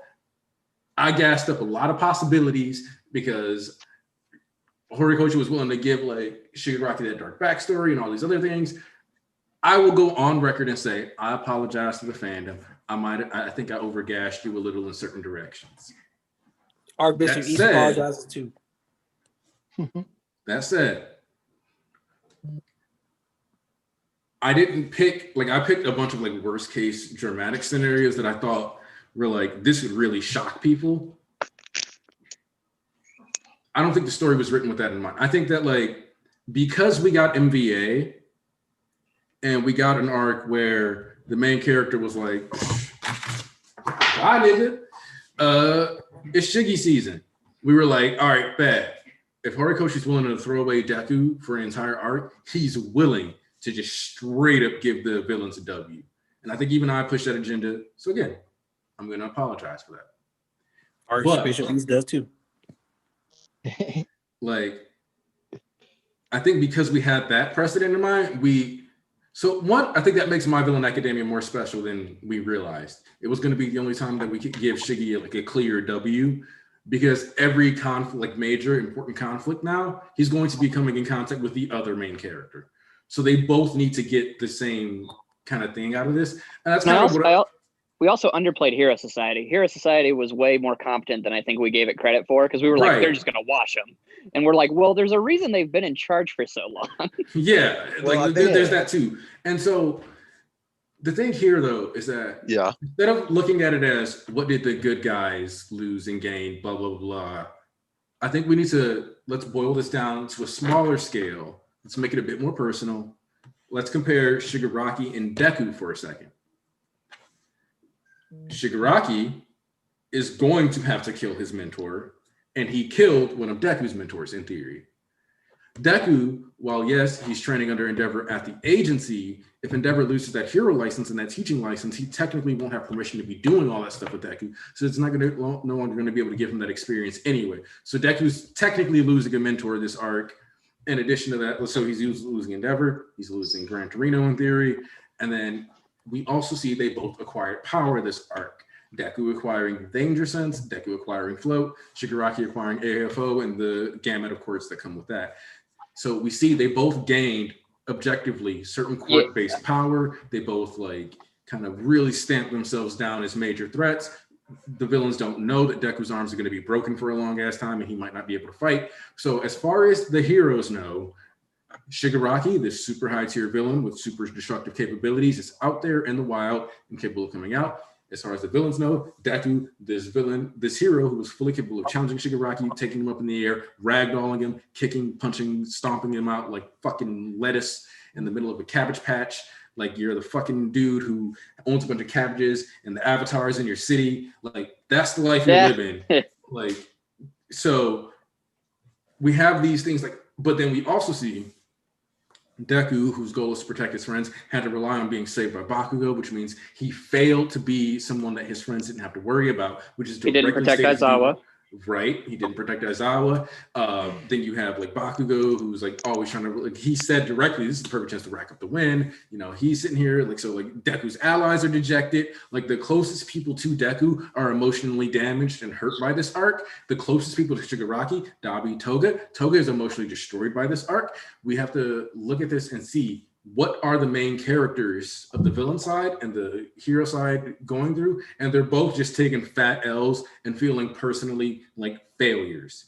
And then they both had to leave because of not out of control. Like Deku's body's broken, he can't fight, and Shigaraki literally got the game controller taken away from him. So they both leave not by their own accord, basically. Oh, but so one because thing of everything that happened to them. So Ian, I don't know if your viewpoint of this have changed. So this, you could tell me if your viewpoint on this is still the same. I agree with you. We overplayed this arc to all high hell, and I think, and I'm gonna speak personally just for myself, and I don't know if Ian still feels this way, but I was projecting my hero to be to literally be. So I know everyone knows I think Hunter x Hunter is the best shonen of all time. I was projecting my hero to be on that level, if not better, and because I was thinking that this is the reason why I had these expectations for this arc, and now I can still enjoy my hero, but I no longer have the expectation of my hero. I don't know if Ian feels the same way anymore, but I no longer have the expectation. It's going to be a good shonen, but I don't think it's going to be on to the level to where I was projecting it in the first place. That's well, you and I talked about it, which is that my hero's base level is not just like, oh, it's okay. Like it's good. It's like good shonen. Like it's like and at times it has like god tier shonen moments. You know. But I never projected it to be better than Hunter x Hunter, but Hunter x Hunter is not my favorite in general. It still is my hero because I resonate with it more. But I understand what you're saying. Yeah. Yeah. Okay. And that's the other thing, right? I gotta say like the same thing Ian did here, which is that I already still have my hero better than Hunter x Hunter. Well. So here's the thing. Here's the thing. Regardless of Hunter x Hunter, whatever your favorite, like, where did you project My Hero to be at the end of his run? So Did you project it to be as one of the best shonen of all time? I have it as up there. Yeah. I already got it as 10 out of 10, but you know how I feel. Well, yeah. I don't think because I ever here's the thing. Rex. I think I had an expectation to be one of my favorites, and I'm being my favorite, but I don't think I've ever actually put it on. Put the expectation on it for it to be like, oh yeah, it's going to be an all-time great when it's over. No, I don't think that way. Here's what I think Rex is referring to is simply like, for example, Hunter x Hunter, regardless of if you like the way it executes things or goes about things, Chimera Antark and even like York New, which I don't even like York New.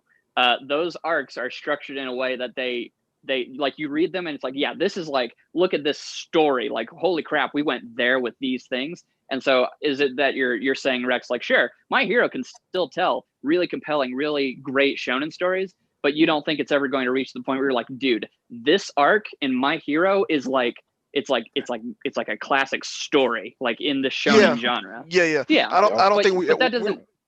Yeah. Oh, I was gonna say, but that doesn't take away from the fact that My Hero is great.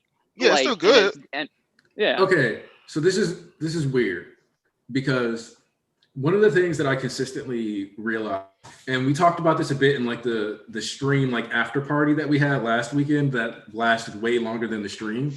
We talked for 12 hours. I hate y'all. Yeah, you love us, and that's why you did it, and you'll do it again. I'm not doing it again this week, man. 12 hours. We literally talked for 12 hours. Jesus. You're fucking going nowhere. You're here for a reason. So here's the thing, is that there are certain aspects of My Hero Academia that I love that I realize other people do not. And last week and like the week before that kind of forced me to start realizing that. Wait, I missed your donation? Yes. You did. Was I busy being mad? No, this is like 2 seconds ago. Like, not 2 seconds, but like 5 minutes ago.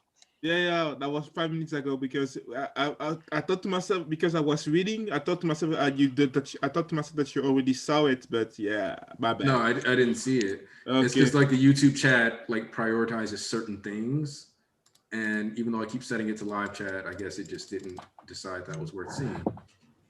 All right, thanks YouTube. Do you want me to read it or can you find it? Yeah, I'm trying to find it. Oh, found it. Okay, cool. Thank you. All right. I enjoyed this chapter, and this is from Neil. Real quick, also read what he said under there because he corrected something he said in the statement. Yeah, I see. Okay. So, I enjoyed the chapter, but I understand Rex and people's problems with it. I can't really render a judgment until I get more context. But regardless, Horikoshi has some serious balls doing what he did. Also, when I meant judgment, I meant the arc. I rendered a judgment on the chapter. Lol. Okay, yeah. And also, I don't think Horikoshi has big balls for doing what he did because, like Ian said, he said, he's or serious balls because I think that he, like Ian said, he set all of this up already. So this is all according to Keikaku. So like, so I don't think that this isn't serious balls to do this because serious balls would have been what I said. This is wait, real quick, guys, we got a super chat in response to what Rex just said, and it's from Anime, and it says Rex quit capping. What did I cap for? You said Horikoshi doesn't have big balls, and I can attest to that. Okay, my bad. I mean, that's why I changed it to serious. That's why I said change it to serious. I would know. They got juggle in my mouth. I changed it to serious. I changed it to serious. Yeah, but like Ian said, like the outcome of this arc makes total, like, that's why, like, again, I'm not. Overall, I still would stand by that. This is the best arc in My Hero Academia by far. I think it is the best arc. But instead of me saying that this is a classic arc that I think everybody should read, now I think it's just, a good arc, like a great arc that is the good in my Hero. And then like Ian said earlier, like this makes perfect sense why this happened. So I don't think this is a serious balls moment where he literally, like, if we weren't, like, again, like what Aniki said, if we weren't so high hell hyping this arc up, we would have noticed this earlier, and this outcome wouldn't have been so divisive as it is now. So I don't think it's a serious ball move. I was actually going to say that probably fucking well, Do I say it's my favorite arc in MHA? Yes, I do. Do I think it's the best arc in MHA? No, I don't. Because this arc is this arc and MVA are good for different reasons. MVA, I still think it's like, if I had to remove my bias, I say it's still the best arc in the series, and it's a classic arc. I'd say in the future. Okay, so because the one reason, we're not going to talk about Pro Hero. Because the one reason that is that's it. I don't think that's the best arc in the series. Pro Hero, I don't think that's the best arc. I think NBA. Because I'm speaking on my personal bias, I think this is my favorite because of the fact of all the things that have been set up are paying off here. All the things that I've been reading this for 6 years for, all are coming to a head now for me. So okay, that's satisfying. But NBA, I do think has big balls. Because a lot of people, not everybody, because some of y'all said some of y'all gonna say I predicted it. I'm saying most people did not predict how that story ended. They had no idea it was going to end the way it did. They had no idea of all the things that were going to come out and like recontextualize our view on certain things in the series. You never expected that arc. Okay, real quick. Expected the arc like this. I'm gonna be honest. I consider Pro Hero, I consider NBA, and I still consider this arc a classic for different reasons. I would too, but I feel like this one hits for those who have read this. This one hits as a standalone story. It probably won't hit as hard because it is a predicated on like everything that came before it. Okay, so NBA as a standalone story is still like really great on its own. So the thing though is, wait. So the thing is that when like I did the prep for the 2020 manga stream or whatever, and like I reread this arc and I thought about like a lot of the stuff that happened.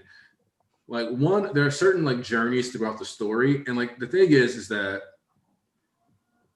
NBA was like, actually, yeah. Let me take back something I said a little earlier, where I think that we looked at this arc as like the villains being like the protagonists to a certain degree because they're getting jumped. I'm gonna change what I said a little earlier. Like on this stream, I said something earlier, but I think that like I want to adjust that thought a little just to make it a bit more nuanced. The villain faction did have a trackable and legitimate arc through this arc. Like Dabi has like the Villa plot follows mostly Dabi, and then it establishes like what's going on with the kids and Makia, but like Makia is the vehicle for Dabi. All these things are like the Villa plot very heavily centers around Dabi, and then the arc at the hospital centers around Shigaraki. So like I get why people were like, yeah, like if you were a villain stan or if you were like fans of those characters, you were going to latch on to those moments more. You're going to like see the emphasis on those and appreciate and value what was coming from that villain. It's just that like you also needed to make sure you were juxtapositioning that with what we were seeing with the heroes. And when I say this is like a Marineford style arc, I think people like ignore like what Marineford was supposed to be, which is it was a catalyst that started the change. And then 2 years later, stuff started shaking up. In the same way, I think this is supposed to be an arc that is a catalyst for a bunch of changes, but it is not supposed to be the arc where everything just boom, right there, it's different now. Because that's not how things work. And so, like, especially once we got towards like the halfway point, I was like, no, like at the end of the day, all of these factions have to have reasonably satisfying narratives or something to like come heads with. But when you look at the protagonist journey, specifically for the villains, if we're looking at Shigaraki as the main like protagonist villain, then even if you say like, oh, like he didn't necessarily succeed in USJ, he didn't necessarily succeed in the Host of City stuff, that's because like Stain like showed him up in the USJ, everything was automatically like off the court, like the plan was already sabotaged. So like, like that wasn't going to work the way it was. But like you look at like Himino, he still got away. You look at Overhaul Arc, he still like got like the comeuppance. So like there's a certain level of like we've been seeing Shigaraki take some L's and catch W's throughout the series. This arc just happens to be one where Shigaraki catches like kind of an L, but also with W because some of his long-term games are getting accomplished. Yeah, well, and I wanted to say that Shigaraki still has 2 W's that I would say are pretty much inevitable, and it's not even a matter of like, oh, Horikoshi would totally do that. It's like that just is kind of like a simple thing you would naturally do, which is he either has to overcome All For One in his head, which he'll have to do that anyway, and then he'll probably also kill All For One. That's just a big W in terms of like the student becomes the master. And 2, if he still has All Might on the brain, which I don't think Horikoshi's given up on, then he's still going to kill the symbol of peace at some point. And so there's still character moments for Shigaraki to get It's just we all thought that, oh, he's gonna get like the big one, like the big one, you know. And it's like he's still gonna continue to be the villain protagonist, and he's still gonna get W's. But you know, like we all said, we all were just like, oh, he's gonna get the W, he's gonna win. So also, Aniki, like when you were saying that the catalyst, I think that another big issue is that a lot of people felt that everything else before this was the catalyst.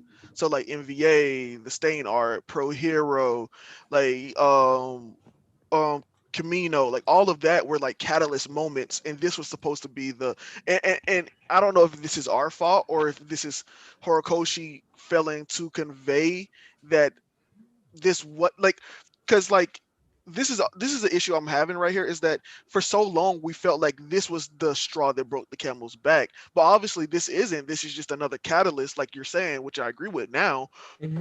Up before this, even when the arc started, we all thought this was everything else beforehand was the catalyst, and this was the final straw. But obviously that didn't happen. So I think, like, I don't know if Horikoshi failed to convey that everything else weren't as big as catalysts as we thought they were. I still personally, I still think it is the final straw. I think it is the final straw. Yeah. Real quick, I want to say what I think actually happened there, which is that if you think back to like the Deka City incident or whatever, and like the conversation that like Ida and Deku kind of have, they're like, oh, it's kind of like, oh man, this bad thing happened, and they're like, oh yeah, but like they don't seem to be that bothered by it.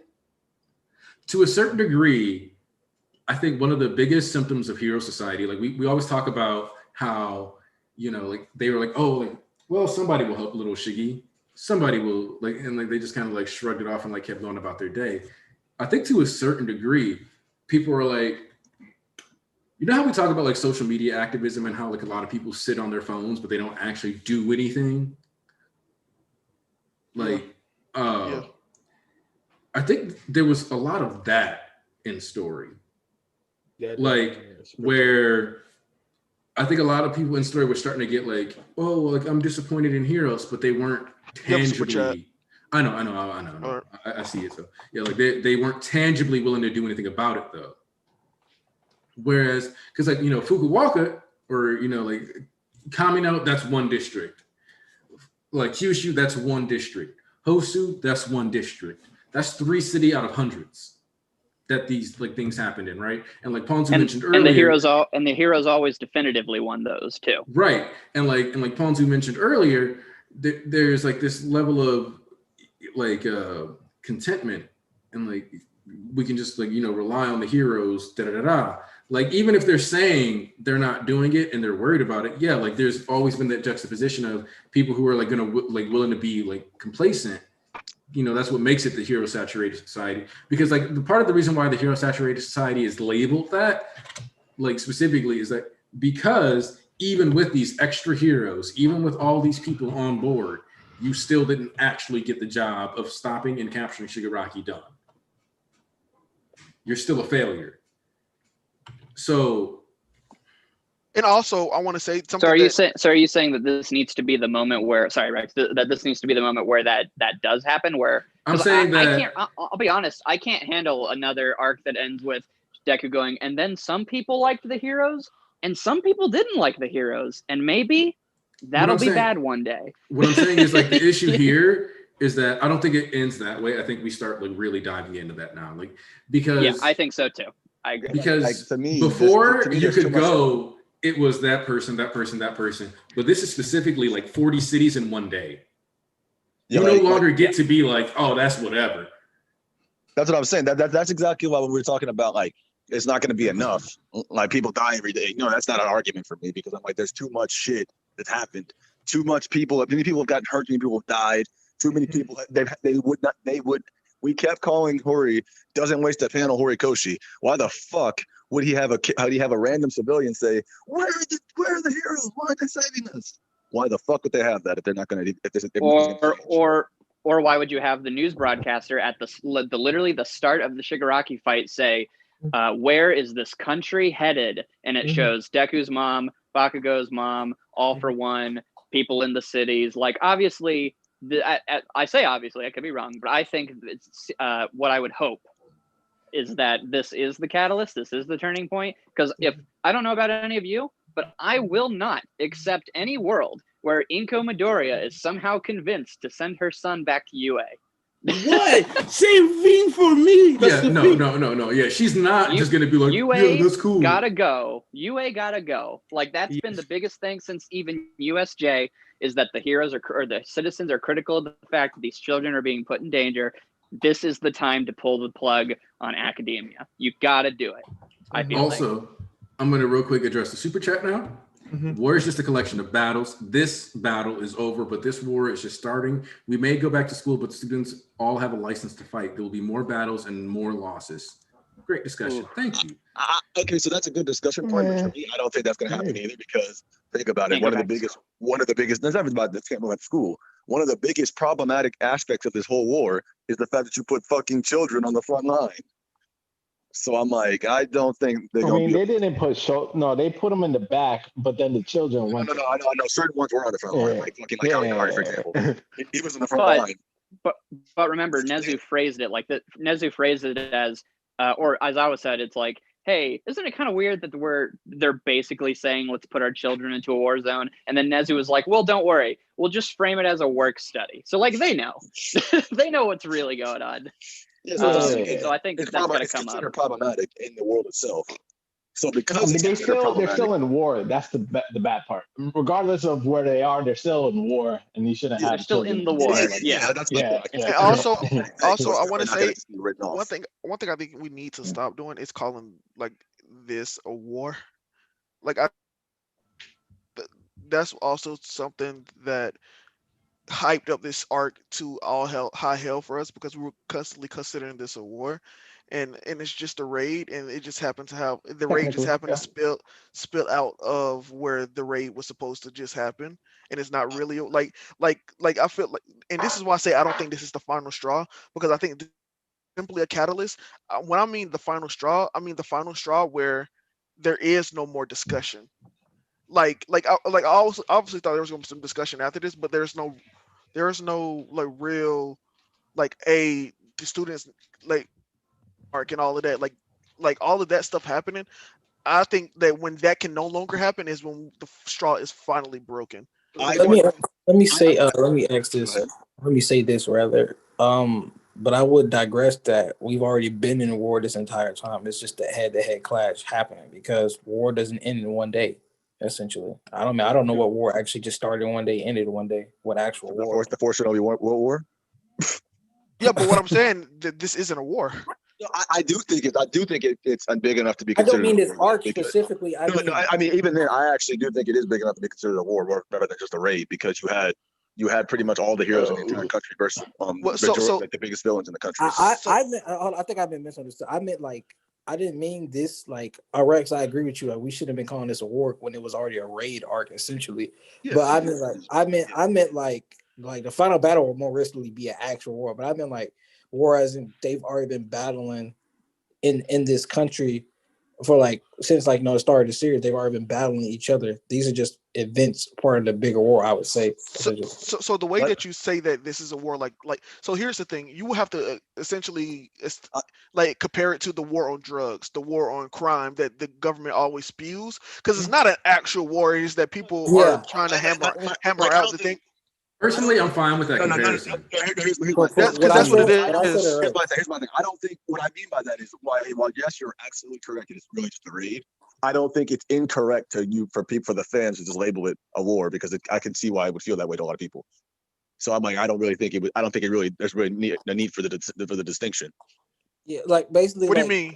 For people that essentially, I don't feel like that overhyped it or even underhyped it, or overhyped it or even put too much expectations on it, because at the end of the day, we still got a lot of fights, we still got a lot of hype shit happening. BG, you got for this specific topic, you have to take yourself out of it and just think about I'm not putting myself in. I'm putting more like the general reaction and more of the outcome and more of a no.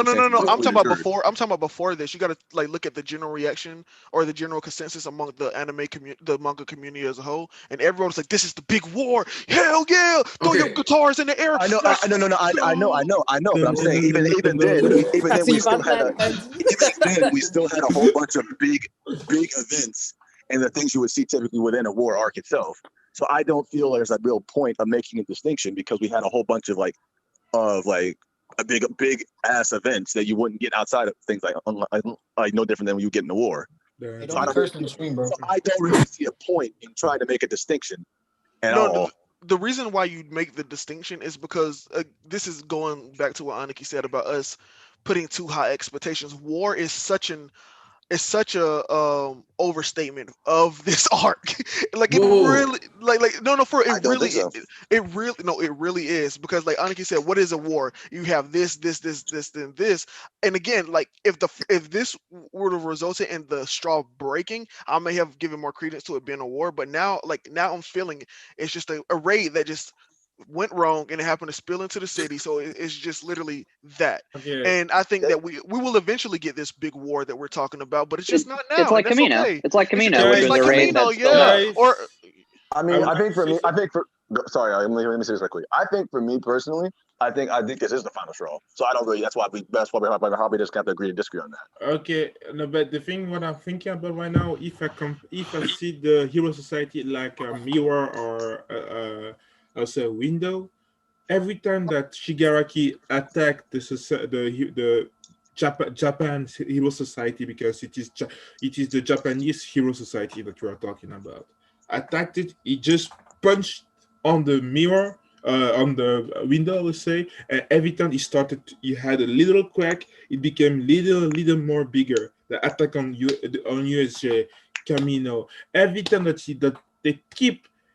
And what I was thinking right now, that this arc would have been the moment that this would have been the last hit to the window, just so you had like I would say a hole in it, you know. But right now, what we see is maybe that some stuff of the window just started to fall.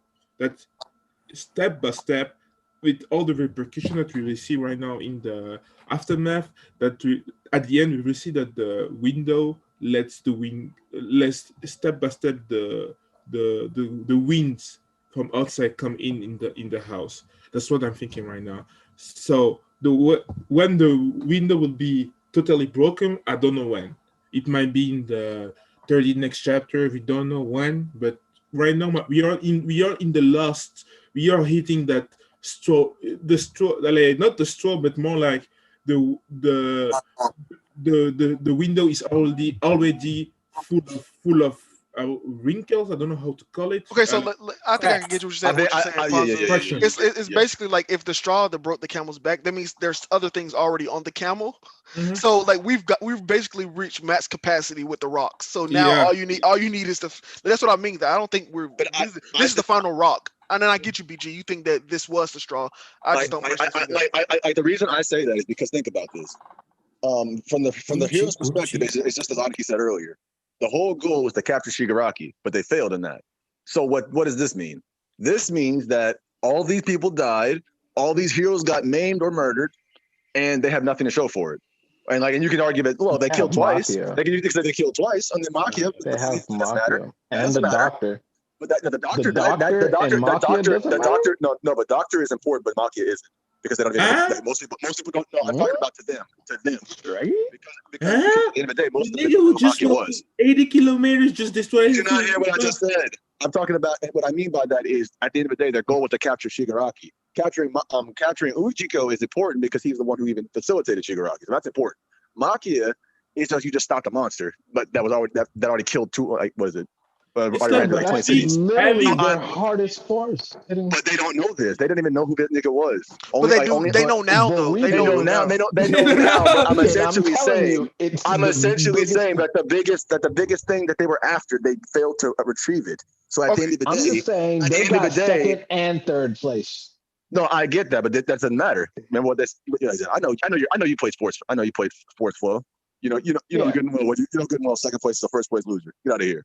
Yeah. Okay. So it's like next. I'm just saying. The villains didn't get first place either. Yeah. So one thing I want to say is I disagree with that too. Because at the end of the day, they weren't. Because I remember what you said. Yeah, like what is it? It's go time. And no, that's not how that works. Because they weren't prepared for their plan to take place now. They weren't in the position to even enact their plans. That's why they're not trying to do that. They weren't trying to. The victory for the villains is not getting caught because this wasn't their time to do I this thought shit. the victory would be getting one for all. No. I'm talking about like what is it? The victory for the villain's plan, because that's Shigaraki's personal plan. No. You guys. So my whole thing about the plan thing about it's go time now is that everybody. Again, we talked about this even with the Shigaraki things. Everybody has a plan until you get, like Monte said, everyone has a plan until you get punched in the face. So the plan changed from, hey, we start in a month and we do this. Now it's go time. But you not thought of another perspective of that though. What? You're saying that the only way that what is the change of plan is, it means we just got to do it now. No, that's not necessarily true. The change of plan is we need to escape, so we need to escape so we can. You know how I can that was Shigaraki's plan because he said it. Yeah, he said it. Kumper said it. Spinner said it. Dobby said it. Everybody said it. So like, how are you going to tell me like that this wasn't their plan when everyone said it and All for One is the one that screwed the plan? Well, what is it? Yeah, it's all for One's fault. Yeah. Yeah, it's all for One's fault they left. I'm not saying Shigaraki would have left. I'm just saying I don't feel like that. I don't feel like that's necessary. That's necessary for them to just jump in right now. No, it's not necessary. But their plan was to win. That was their plan. To say Shigaraki that called Makia and said, "All right, we're starting early. Fine, bring everyone here. Today we destroy everything." So that is the plan. Actually, to be fair to that, he didn't even know what day it was when that happened. He thought it was the day. That's fine. It doesn't matter if he did. No, I'm essentially saying when he called them up for that, that was when he thought it was actually the time for that to happen. But regardless, he was ready to go. Yeah, you're right. You're right. But they were ready to go, and then for every sentiment to be, we haven't done anything. We were supposed to destroy everything. This was the time. This was our time. I'd take it. At least for me, this is just me. So don't drum at me for this. I'm saying I took that as a situation to say you can't just like fall asleep on us now. You're gonna get captured. Then what? You didn't destroy anything before you did this. That's how I took it. I took it as he just. I was like, you can't just let it all in here. You haven't done anything yet. Yeah, I don't think I never took that as we have to kill them right now because you haven't destroyed anything yet. No, I took that as we can't lose here. We have too much we have to accomplish first. Because here's the thing. Like I kind of look at it as I agree. They weren't necessarily saying we need to secure the ultimate W because their plan was a month from now. So they were like, as long as we don't get caught, we win technically. Yeah, like I said, hold on. And here's the thing. I think Spinner to a certain degree recognized that. I think Compress recognized that. I don't know if Shigaraki recognized that, but we know All for One recognized that because that's why he made the Nomu save him. So everybody pointed out how it was kind of early too, because even Shigaraki, remember that face he made? He was like, something didn't go right with his quirk. He was like, what the fuck? I'm splitting. He was like, wait. What's the date right? That's what I was referring to. Like he's like, what's the date right now? Everybody kept mentioning how early it was. Redestro, you woken up early. Got then Toga like when they was getting on Makia and then she was fixing her little shirt. He was like, Dodd was like, the boss must be awake, and it's like Shigaraki's like, isn't it kind of early? Isn't it a little bit too early to be doing this and stuff like that? That's why I said we thought it was gonna be the war and they were gonna get the W, but essentially they did get the W because their plans weren't to really go out right now. It's like if the L or the L or it, like what would have been a real L and really translate, they was like, okay, it's time for war. This line up over here, this line up over here. We going head to head, toe to toe. These things were wiping their ass on the toilet, and these niggas just bust out the blue and interrupted shit kind of way too early when their plans weren't ready. The fruit wasn't ripe enough. Like it just caught us off guard. So them leaving is definitely more beneficial in a lot of facets in the story, and just them in general, because like they got away. Their point was they got caught off guard, and then the heroes didn't manage to do what the fuck they're supposed to do.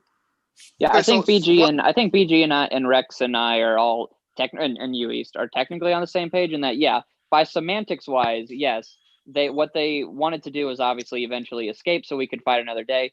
But also, it's still correct to say that in that moment, since Shigaraki told them, "Hey, come here, we're going to do this now," that their response when they're saying like, "You haven't destroyed anything yet, you haven't done what you set out to do," is yeah, it doesn't really matter if things got screwed over. It's like, Shigaraki, we're here, it's right now. So are you going to do what you said, or is it going to end? Like, which is what you're saying, where it's like they were afraid they were going to get caught and it was all going to be for nothing. So here's my thing. Here's it's like my a thing combo about that is that I can't agree with that because multiple characters, like I'm gonna read this from this chapter. Since the Nobles follow Shigaraki's order, it stands to reason that he could control them if he woke up again. But he's fading in and out of consciousness and not entirely lucid. If we rise them properly, he could command them to engineer a turnabout. That Yeah, they doesn't sound wanted like to somebody. win. They wanted That to doesn't win. exactly. Yeah. That doesn't sound like somebody that's ready to run. That sounds like somebody that's ready to turn their own the heroes to victory. So that's what I'm saying. Like, where are y'all getting the thing where they're saying we wanted to run? I get the best scenario for the League of leave. All for One see that. All for One is this super smart dude that understands that. Oh God, we need to leave. But Shigaraki and the League were like, no. And especially Shigaraki, I've been Because we running too haven't long. accomplished our goals. We haven't Yeah. accomplished our goal, and I've been running too long. And now I need to. I'm fighting to the death. And the League follows Shigaraki, so they share that sentiment. So I don't see where we're getting that they wanted to run. Like besides All for One, he wanted to run, but they was ready to hear the fight and potentially die for their dreams. Yeah, because Compress said you're not the only one willing to risk stuff for your dreams. So like that's where I stand on it. No, I mean you're right. What I was trying to get at, I probably just worded it improperly, is just simply that they understood that getting away was an option, but like that ties into let's win right now. Like, you know, like let's not get captured. Like it's a combo thing is what I was just trying to go for. But yeah, because Compress and Spinner, they wouldn't say like, hey, you know, you haven't accomplished anything. If Spinner and Compress's plan, which we know what their plan was, it was to wake Shigaraki up so he could do something to defeat the heroes here. And of course they have to leave because they have to get Shigaraki to heal. But like as far as this battle where the heroes are attacking us, as far as I could tell, their intention was not to run. It was to kill everybody and then leave and go, you know, do whatever we need to do. Because obviously we can't fight here right now when Dabi's a burning corpse, Toga's not here, and Shigaraki needs to be put into a pod, you know. But I thought it was very clear that they wanted to win this battle, like with the people in front of them. But that was just me.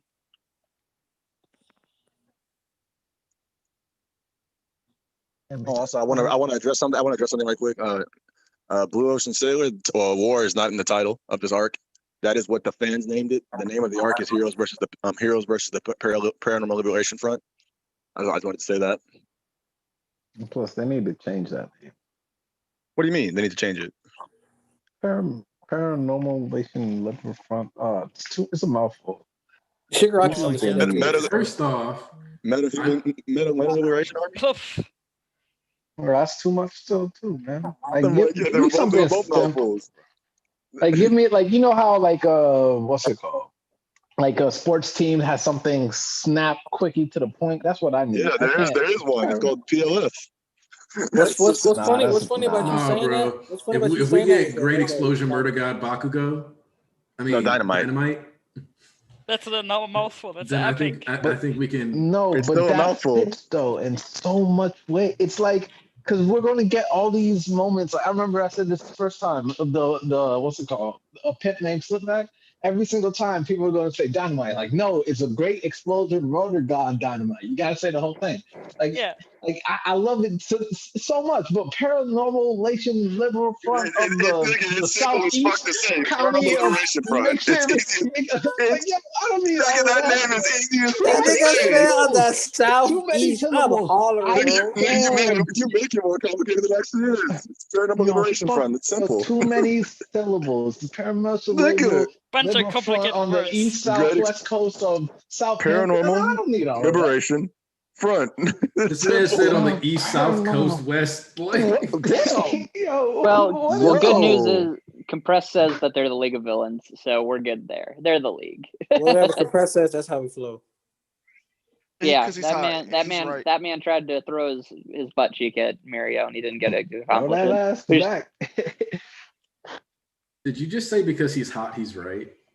I mean, isn't that how the world works? Basically, yeah. Low key. Not wrong, so. I don't even know what to say to that. And when you're hot and actually right, then it's game over. If you got two knockers between your chest, you right. It's simple as that. He threw that ass back. Yeah. True. Yeah. So I think the real question to say though. What's it called? I mean, I said this on Dustin's stream, and then it's stuff that I kind of been hinting at a little throughout. I'm officially done with school. So your boy got a bachelor's in electrical engineering. Oh, Nice. so what you're saying is that you got no more excuses to miss episodes. Pretty much. I mean, I was early today too. You caught me that, right? Yeah, I know this. Yeah, that's what I'm saying. So I have a lot more time on my hands. So you're saying season 2 should be better than season 1? Kind of. So you saying we moving like the Mandalorian, bet? All right, so let's. Boo this man. Did I just catch a nigga wanted to be something? Why do people like show? Okay, like real question though. Like on one hand, I understand why y'all show up and ask if we still live, but on the other hand, after a whole season of this, are y'all ever really surprised we still live? Who asked that? Speaking of which, I have to Kaiser, go. your number number one Stan Kaiser. Kaiser's the funniest Rex fan of everybody, bro. That nigga's a double L Rex phrase. That wait. Saya said she needed to go. Yeah. So Saya, before you go, explain to the viewers why they should vote for you as their favorite member of the Church of MHA, and give your final thoughts on the chapter. Because it's me. I mean, that's the way. Say yes. Say yes. Wow. Say yes to me. Say yes. To say it. Yeah, man. Yeah. It's all I have to say. Say yes to me because it's me. And about the chapter, I actually kind of I have nothing against it.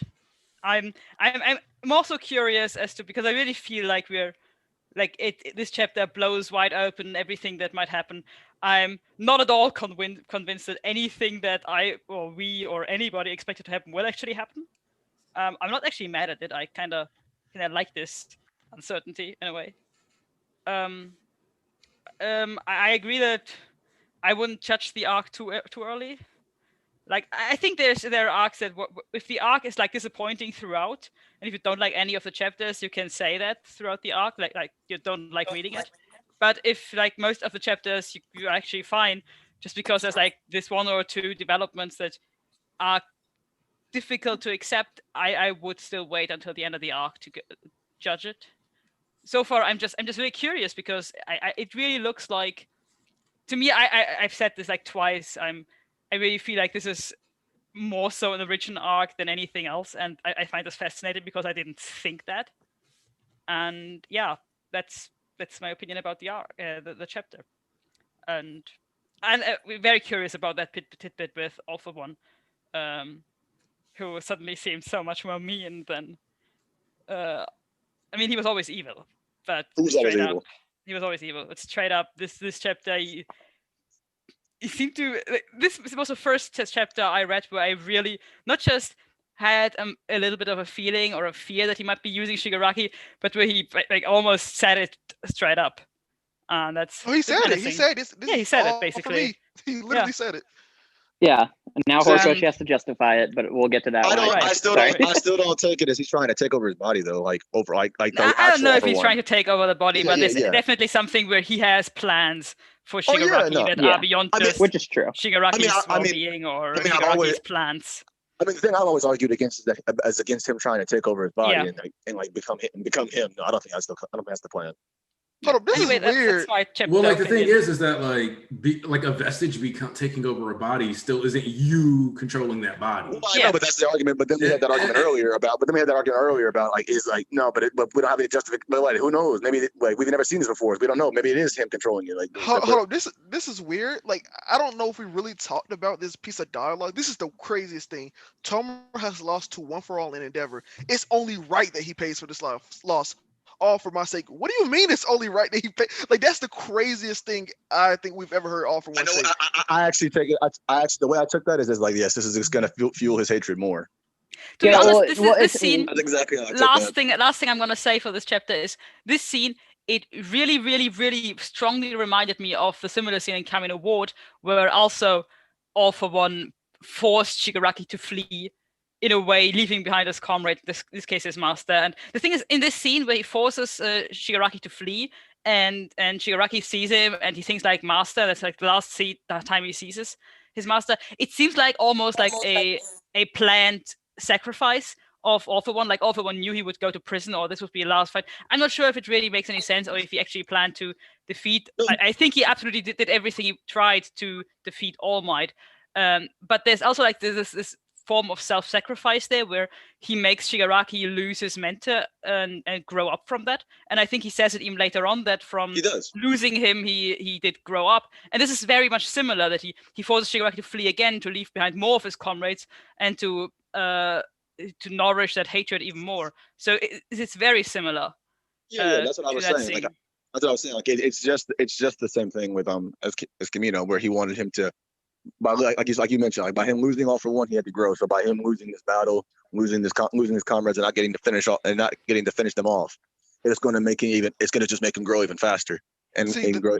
The only thing against that is that he and Camino, he said this is for Shigaraki's sake. This time he said it's for my sake. So that's the only caveat I think we need to. Which feels like a narrative. Which feels like ooh, do you like? It's Horikoshi, parallels everywhere. It's like, ooh, this is the twist. And I'm like, please don't, because if so, it makes zero sense how you've been raising him this whole time. Yeah. That's the only thing and that's part of why I was looking at the way. That's why I said earlier when I was like, they talk differently. Like, I think there's a chance that AFO, like when he grabbed Shigaraki, genuinely had more manipulative intentions. Yeah, for and sure. then like when he gave up the original AFO, the quirk itself still has that mentality, but where he is now is like, no, I just kind of want to see. It's an odd combination of essentially doing the same thing he did before, but talking differently about it. It's not a combination of doing the same and different. I would put it simply as I wouldn't see a reason why that wouldn't be the case, because why the fuck would you grow if why the fuck would the quirk correlate to the person he becomes later? Right. That would make sense to me. So like if he gave it got it removed a little earlier, for example, let's say the quirk was already removed by the time the Springer Agency stuff happened and he was restockpiling, or let's say he even lost his quirk back when he got his ass beat by All Might.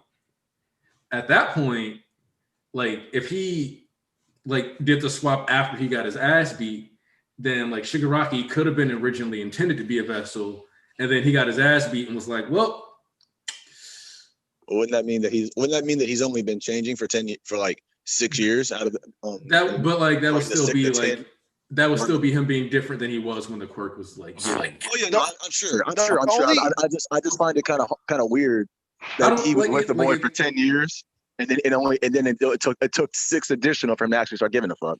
Yeah, it took mortal wounds. People fucking fail their kids all the time. I guess perspective would be, there's 2 things I have to ask. This will actually just answer the question entirely. What does All For One look like in the quirk? I can't remember.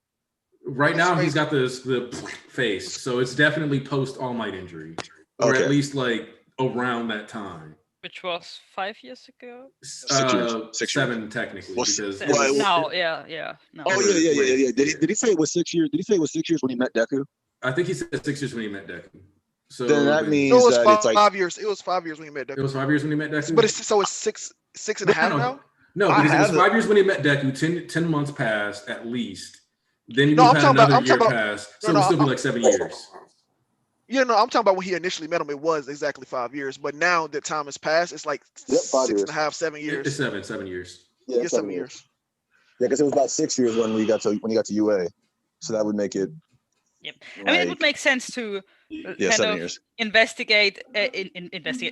in his Plan B vessel right after he lost this fight, because he didn't know if he would survive, and then maybe after that he changed. I'm not sure how much he changed though. That's the thing. I feel like the argument could be to learn more about this situation. I feel like the argument is that he's completely resigned to the idea that he would have to pass. I'm going to eat, so I don't know if the stream is going to end soon or not. Okay, we are at 5 hours. We are.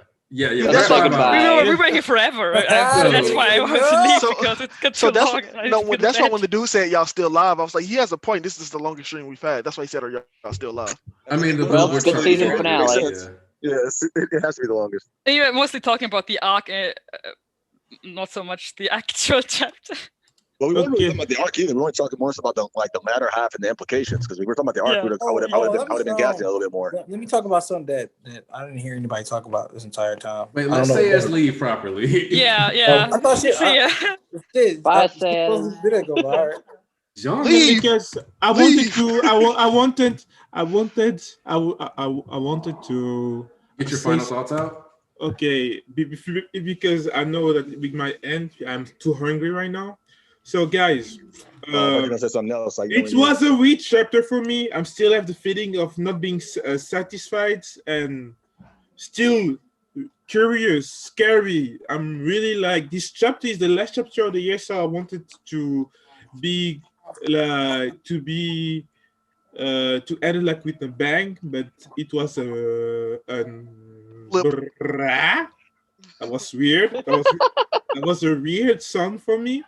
So I'm scared, but I believe in Horikoshi because he always showed me that he always knew what he was doing. And right now, I'm just seeing. I'm just okay. I'm gonna see the next chapter and the next chapter. So for next year, and also for the votes, you know who to vote. If you want to vote for you vote Panzu. Everybody knows that in the stream, and you vote Panzu because I love you all. Thank you for the support, for the likes, for showing me your attention, your support in the chat. I love you all, guys. Xavier, you're pushing the agenda. You're the big man here. And yeah, Rex, thank you to be on that stream. Really, thank you, man. Yeah, no, thank you. Thank you for y'all. And Flo, also the way that we discussed today, we scream at each other. We even Dustin. I don't know. I didn't expect it. I didn't see him quit even. I didn't see him quit even. No, Dustin and Pontu had their normal fight. So he left. But still, I love the stream. I love you all, and I hope for the viewers to come back on the Billboard charts and to be here with us having fun again. Thank you, and have a nice end of the year. Okay, I'm hungry. So You too, man. Ciao. Ciao. John I'm gonna point out that Ponzu definitely did lock down the Belgian vote because he's at 3. Well, you said I got the Switzerland vote, so yeah. All right, so we're wrapping this up. That's great. That's great. Let's start to wrap up, just because we got members going down. We don't want this to be like Community where people hate it because we lost half our roster. I got Rob. Oh my God! Oh my God! I love Community. It's a top 5 show. Get out of here. It's one of my top 5 shows. Period. Watch Community if you don't watch Community. I'm on season 4. I'm on season 4. Oh, that's where it goes down. I heard. Man, get out of here. No, okay. 5 and 6 are great. 5 and 6 are great. Dead ass. Is it 5 when Troy left? No, Troy leaves episode 5, season 5. But oh no.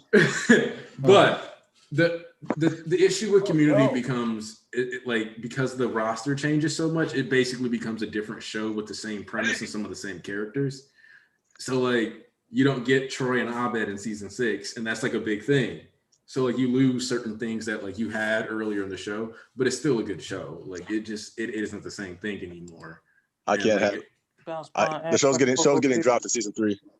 Wow. Damn. But you know what only gets better over time? What? BoJack Horseman. BoJack is greatness. Back in the 90s, I was in the very famous TV show. All right, who's going next? I can't. I'm not gonna lie. I can't finish BoJack. That shit is too hard. Depressing hard. It hits. Yeah, it's too depressing. I'm watching. I'm like, God, you gotta finish BoJack so we can have a BoJack stream. I kind of feel that way about Breaking Bad. It's too stressful. That shit's too stressful. No. Breaking Bad, you can't finish that. Let's go. Got you. It's great. No, it's great. It's an amazing show. It's also stressful as fuck. You gotta finish BoJack because when I tell you that the reason why I'm okay with Endeavor Living is because it's the BoJack season 6 shit, you'll understand that, man. You'll be like, that shit was so. Whew. That's how you do a non-concrete ass ending. That's how you do a live-on ending. Like, oof, that shit hurt. But anyway, now that we gassed BoJack, actually, real quick, people in the chat, have you watched BoJack? And if so, would you watch a BoJack stream? Just real quick, I just want to know about that. I want to know about that because I love BoJack. Plus, then I get to force the bishops to watch BoJack. So, you have the power. You influence the videos. I started it, dropped the episode 2. All right, get that nigga out of here right now. There goes Rex having opinions again. Did you drop it, or did you just not get around to finishing it? Hold on, nigga. Did you just have an opinion that differs from ours? I dropped it because there's just a lot to watch and stuff, and if you don't capture me in like the first 2 episodes, I'm like, okay, cool, whatever. So basically, what you're saying is she got to shake her ass for you to talk to her. I got you, bro. You don't play no games. I got you a real nigga. You don't play no games. I got Thank you.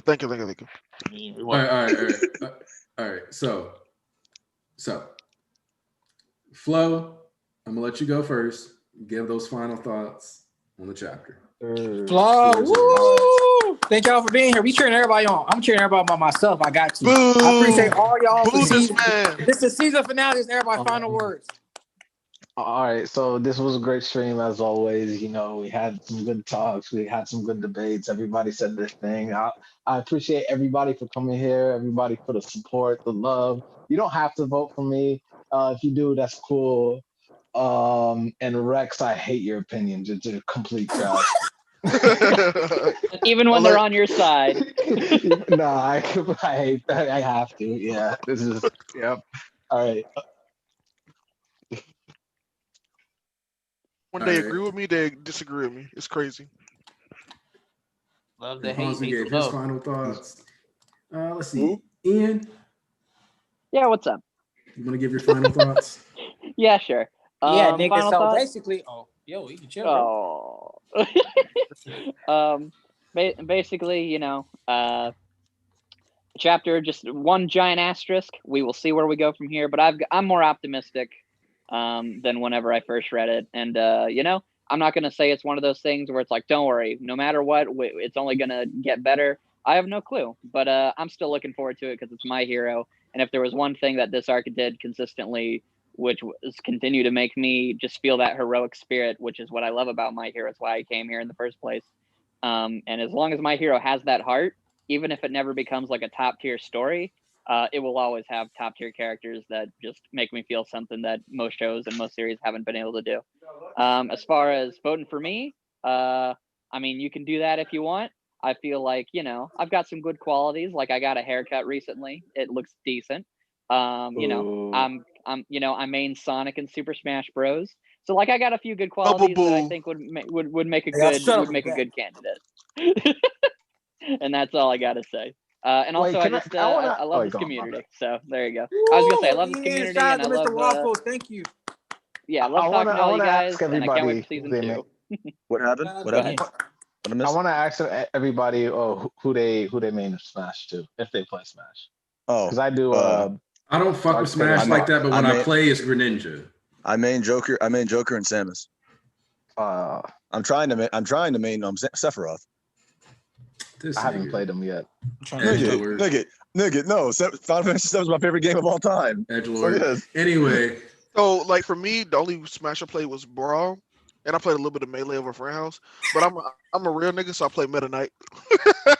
Wow. That nigga's ass now. That nigga's ass now. Like, I ain't played Smash. Yeah, that was 12 years ago. Yeah, he's cheap as hell. I know he's cheap as hell. No, he's not. Not in, yeah, like in Brawl, you're absolutely correct. Yeah, that's what I'm saying. I only play really Brawl, so I'm a Meta Knight ass nigga. Or Kirby. I like Kirby. Hey, Kirby's also so what you're saying is that I have to cave and buy a Switch so that we can have a church play Smash stream. Yes, I'm just for that. I'm pretty fucking nasty at Smash, but go on. Or you can be a man and get a PS4 and play PlayStation All-Stars Battle Royale or Tekken like a real man. Wait. What did you say? What did you say, Aniki? I said, why would I get a PlayStation? Why would you get an Xbox? Why would you get a Switch? The only reason to get a Switch is so we can do the Smash stuff. Or we can everyone get a PlayStation and play Tekken. So y'all niggas trying to smash what? I mean, what's the deal? An actual fighting game, a real fighting game. I mean, I'd rather play real fighting games than Smash. I'm not good enough at Tekken. I'm a Soul Calibur nigga. I'm not a Tekken nigga. The viewers got to be so frustrated. Man, that we listen, Soul Calibur's so fucking mid, Yo, bro. Get out of here. Get out of here, whack ass nigga. Listen, I don't know who won it in Ultimate Ninja Storm 4, but I'll buy you. I was thinking. Who trying to get folded in Street Fighter? That's what I want to know. You need a PS5. Any nigga in here in some rock, paper, scissors right now, my nigga. Bro. Bro, first off, I'll fold you in rock, paper, scissors. You do not have the jank in hands to keep up. Bro, don't do it to yourself. You know what? X. No O's, nigga. That's tic-tac-toe, nigga. Next, you gonna try to challenge my ass and coin flip. Hold on. I'll fold you in the coin flip. Hold on. What was that? What kind of ridiculous ass question is that, Chocolate Thunder? Why would I get a PC? Because you need a PC for more than just gaming, nigga. Yeah, I never said that. BG, and I just want to point out that people aren't really addicted to their phones; they're addicted to their computers. Their computers just happen to be phones. That's facts. Because like, think about it. You're not calling and texting people half the time. You're just looking at different updates, articles, social media, and all that stuff. Browsing. Big booty hoes, all types of shit. Yeah, like I said, but I'm like, what is it? What is it? What is it? I make videos sometimes. I need a computer for that. I want to make thumbnails. I need a computer for that. I want to make movies and shit. I want to write my scripts. I need a computer for that. I need a computer for way more. I do all that. I need a computer for way more than fucking video games. So computers are actually useful. Hey, Chocolate Thunder, you don't want these ankles and hopscotch, bro. I'll fold you. Oh, this, bro. I'm trying to get it snatched up, boy. Bro. Yo, Kaiser would have for Connect 4. They're trying to get smoked out here. Don't let me get started on some hide and go seek, my guy. No. Who? Boy. Don't let me catch y'all in life. Don't let me catch y'all in life. Ooh, okay. Bro, you gonna get that 40K salary on the first turn. Get out of here. Is Rambo in MK11? I need to get around to playing MK11. That's what I'm gonna do after the stream. That nigga Rambo on that bitch? Yeah. Crazy. I know fucking Swan is on there. But yeah. Also, just so you know, I'll fold anybody in Duck Duck Goose. Hey, while you playing, you know that nigga wingspan about giant as fuck. So that nigga gonna be 2 feet away from you. And tap your head. That nigga's you got Taylor Horton Tucker arms? Bro, like 7'4" wingspan, bro. Basically. Bro, I'll fold you in Mortal Kombat 2. Quit playing. I'll brutality you every round. Quit playing. All right, you might beat me in Pokemon because I ain't got the team for that yet. That IV training ain't no joke though. You be having to breed and all kind of shit. Oh, Pokemon? You mean mid? Oof. Nah, I just go on Showdown and just have so I could just have the what's it called? IV. Free. Bro, first off, you never catching me if we play tag, Chocolate. I don't know what you talking about. All right, BG, you want to get your final thoughts on the chapter? Me? Hey, yo, come to find out, what if like that nigga's like 7 years old and then like the FBI come up to your house? So we have you on record that you trying to play tag with this Hey man, hey, guess what? Twitmonger coming out. Yeah, you asked me what I think of it. Yeah. What is it? I read. What is it? I knew about. I saw those. Like, I waited for those spoilers. I didn't get shit. All I saw were Raws, and I didn't know shit. And I read the chapter. I'm like, I like it. It was fun, and I got what I wanted. So I'm happy, and I like what's possibly to come. So I'm not really worried about nothing. Now, as for but yeah, we had a good stream. I had fun, and remember, everybody, if you want to be free, then you need to vote for BG. Nigga said vote for BG. All right. Rex, did you go? No, I didn't. All right, Rex, go. I think this is the worst chapter of this arc. So far, because the arc is still going. So I think it's the worst chapter. I'm nervous of where this goes because this sets a precedent. It's either go left or right. Hopefully it goes right, but if it goes left, then it is what it is. Oh, I see. Rex don't like lefties. Don't like lefties. I see. Yeah, I mean they're very far and few in between. There's more of us than them. I mean, But anyways, so there's that of the chapter. I mean, regardless, everyone will admit that this is a big shift in my hero. and where it goes from here is where, like, how we're going to view my hair for the rest of the time. So that, and on voting, I hate all you niggas. Every last single one of you. Solar My Almighty, Ahsoka, Anthony, Chocolate, everybody that was here, I hate all y'all. So vote for me. Dog said I hate you, so vote for me. Yeah. At least I'm true. See, these niggas really don't like y'all. They just say it like politicians. At least I'm truthful about it. I don't take that with what y'all will. Take that with what y'all will, bro. No, they don't sit on me every week. I don't hate them. Yeah, he has got no reason to hate him. They're just like, allegedly, just like politicians. We all hate you, Rex. What the? I hate you too, Rex. I love it. It feeds me. Get stronger.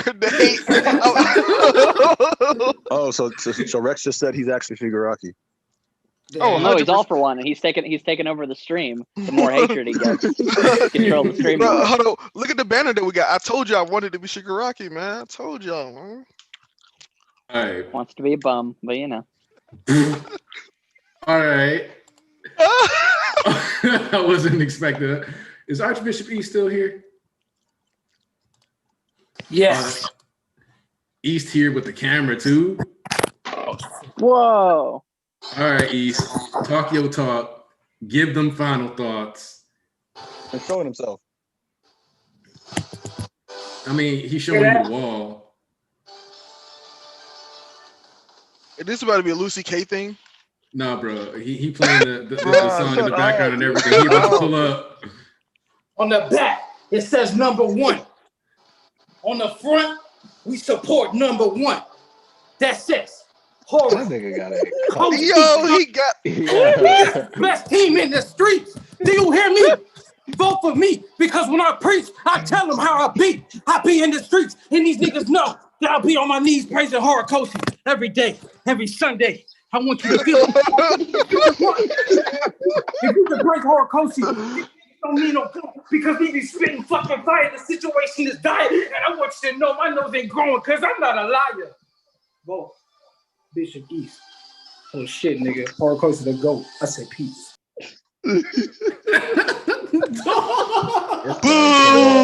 Boo this man. Boo this man. Somebody clip it. Somebody clip that, please. All right. So first off, somebody got to clip that. But somebody clip that, please. See, solo me. This is why I voted East first day. They wanted no, like East just wanted to secure. East waited. That's why he didn't say nothing. He just waited to get. He listened to all that slander.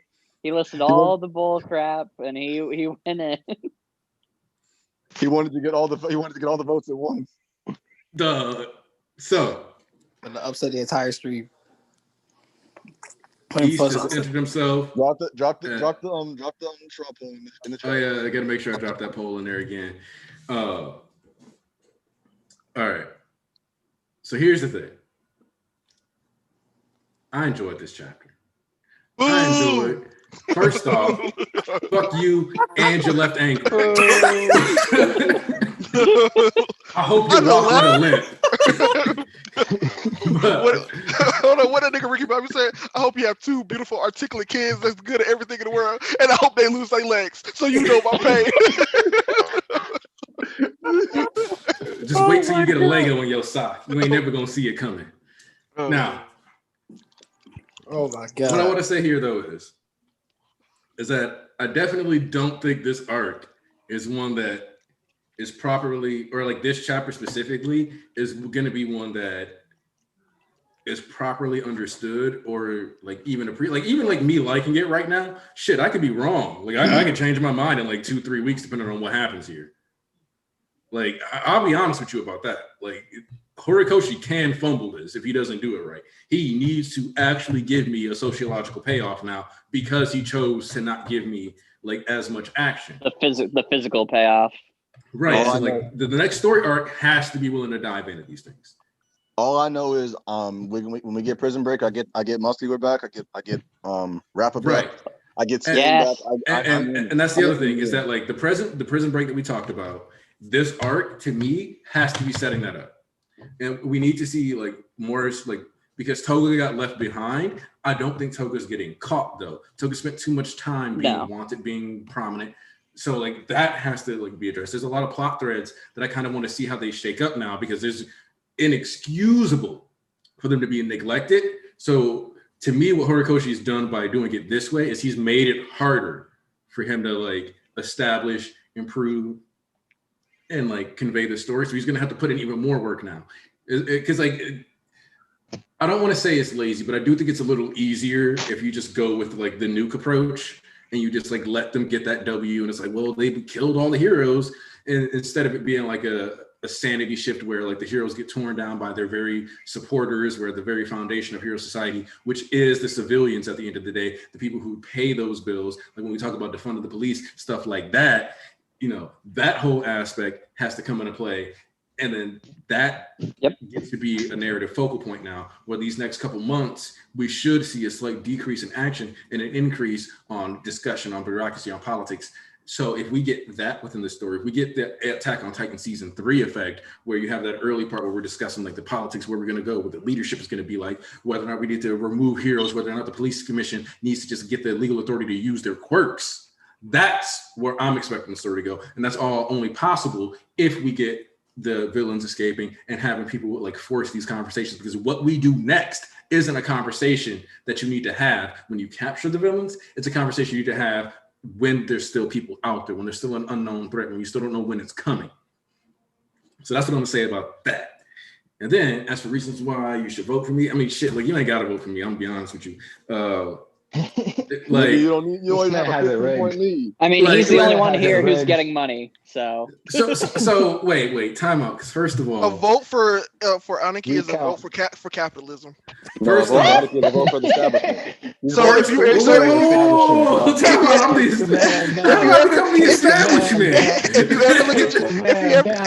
if you ever looked at your bank account and you saw 24 cents and you were mad because your job wasn't paying you enough, that's what you would get for voting for Anarchy. Just saying. Okay. He's a vote for when they change the status quo. First off, a vote for Anarchy is not a vote for the status quo. Understand this. It is because you're the number one. You're the most popular, so it would be the status quo. I just got like this is the first time this ever happened. And on top of that, East has more Twitter followers than me, so I don't want to hear it. Yeah, but that's because East did a lot of stuff to get those followers. You don't do anything. I was tweeting all the time too. What are you talking about? They said I make videos and shit. What do you mean, bro? This thing ain't got no BG came for the throat. Gee.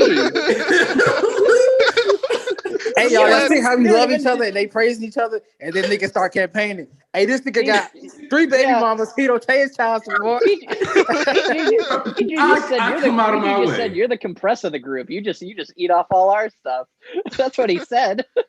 Bro, like, what do you mean? Like, I come out here, I provide Zoom, and I invite you, and we come on here and we have these discussions, and then I like shout y'all out. Even when I'm doing the 2020 manga stream, I make sure to support my church, shouting out BG. What am I doing? Telling people to check out BG's videos, posting that in scripture, out here uplifting my people, telling people to not lose faith in the glory of Hori, out here trying to maintain people's faith in the story, and you're gonna come at me like this? So what you're doing right now is basically what he's doing right now is basically what the government always does, where they try to say all their positives and why we should be thankful for them. What act of tyranny have I placed upon you? What shame have I brought to this great nation? And here I am out here like doing everything I can to recruit for the church. I'm out here trying to put together the Billboard chart stream, sliding in Pineapple DMs, talking to Chibi, talking to all these people, trying to make the best production possible that I can for the viewers of the church and the members of the congregation who have joined us, who hold hands for the praise. And you gonna do this to me? Yes. Also, I think just to point out, I think I have the most followers out of all. So I don't know. I wouldn't use that against East. I use that against me. I use that against me, not against East. Dude, I'm telling you, man. So like this Nafisa pushing the I don't have COVID.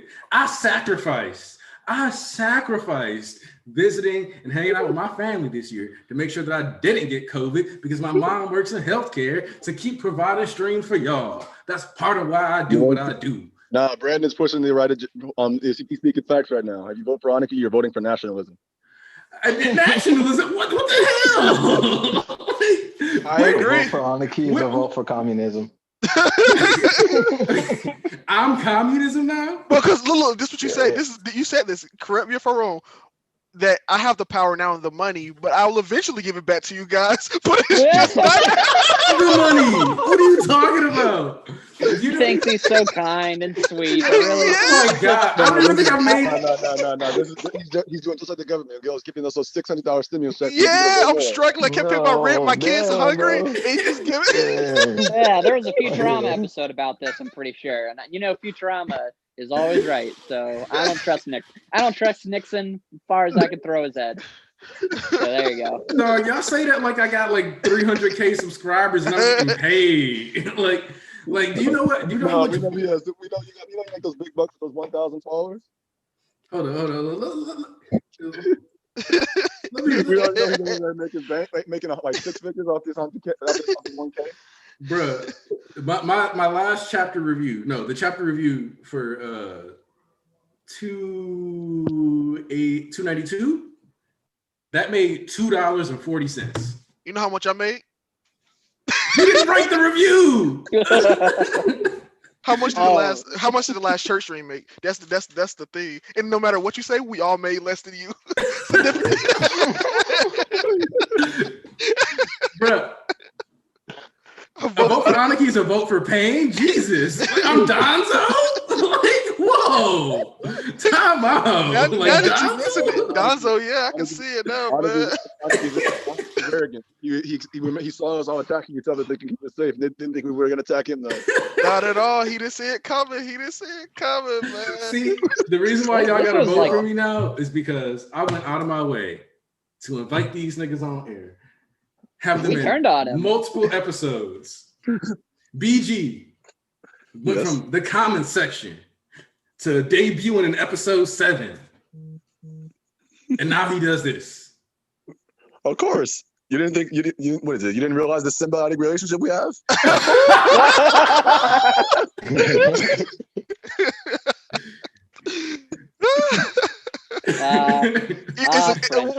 What did BG say? It's important for you to take this loss here for my sake. This nigga is awful. That's crazy.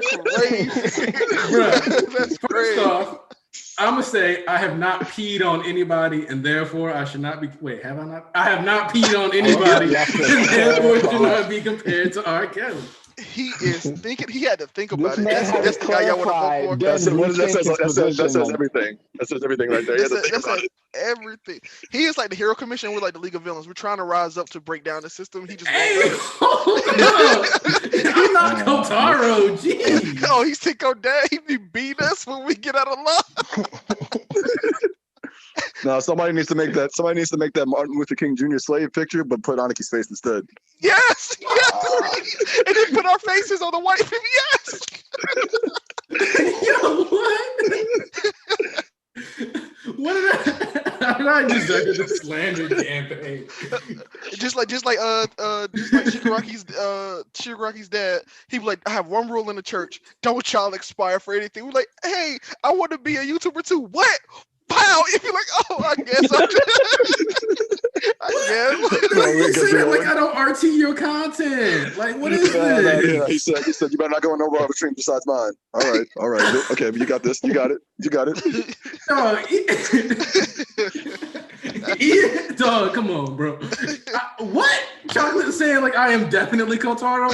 I'm not slapping people up out here. Oh man, good times. Oh, hold on. Fish Nick, speak for yourself. Yeah, definitely speak for yourself. What you say? Everyone's at least wanted to pee on somebody at least once. Oh, I think that's true. No, it's not. Get out of here. Oh, never mind. Get out of here. I take it back now that everyone disagrees. I didn't say that. Look. I don't know what I did to deserve this cancellation, but I would just like to It's say called politics. It's called politics. Hold on, do you see Dan? It's not. You It's see nothing Dan in the personal. chat? Just politics. Personal, kid. Dan Vasquez.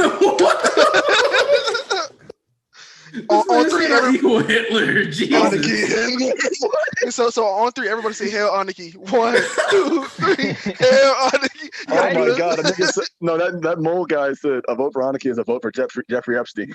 Holy shit! God, How did I become Jeffrey Epstein?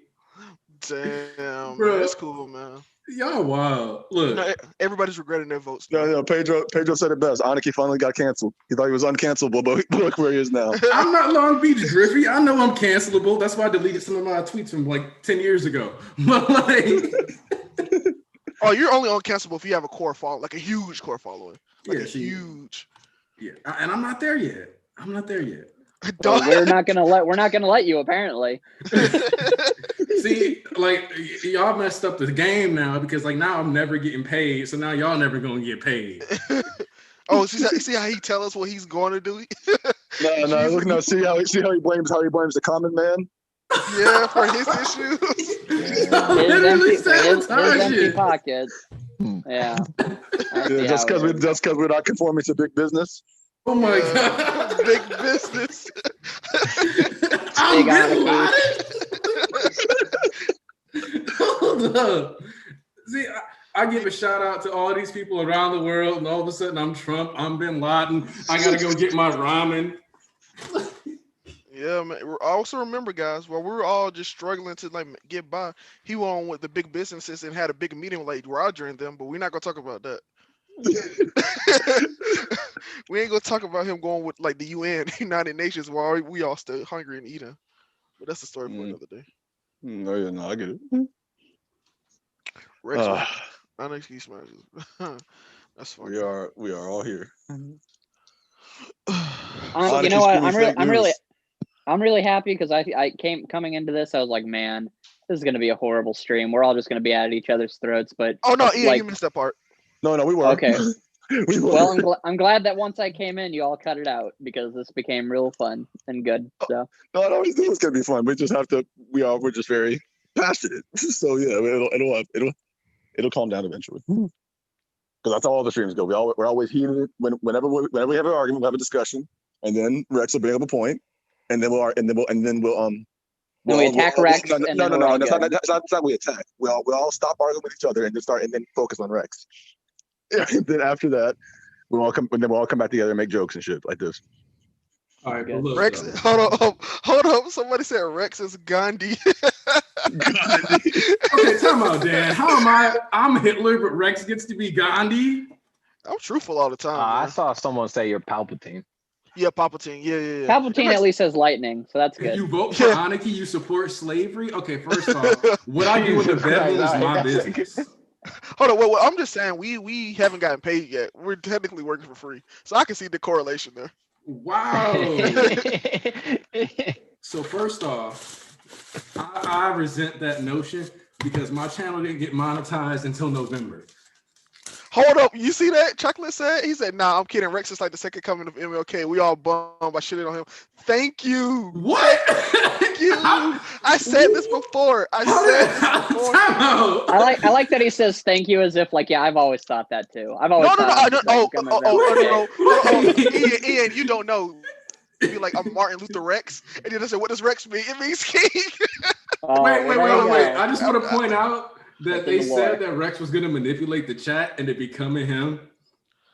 And then all of a sudden now, like, Rex is Gandhi. Like, what the fuck? Like, y'all fell for this that bad? Like, geez, let me enjoy my takoyaki. Y'all are pocket.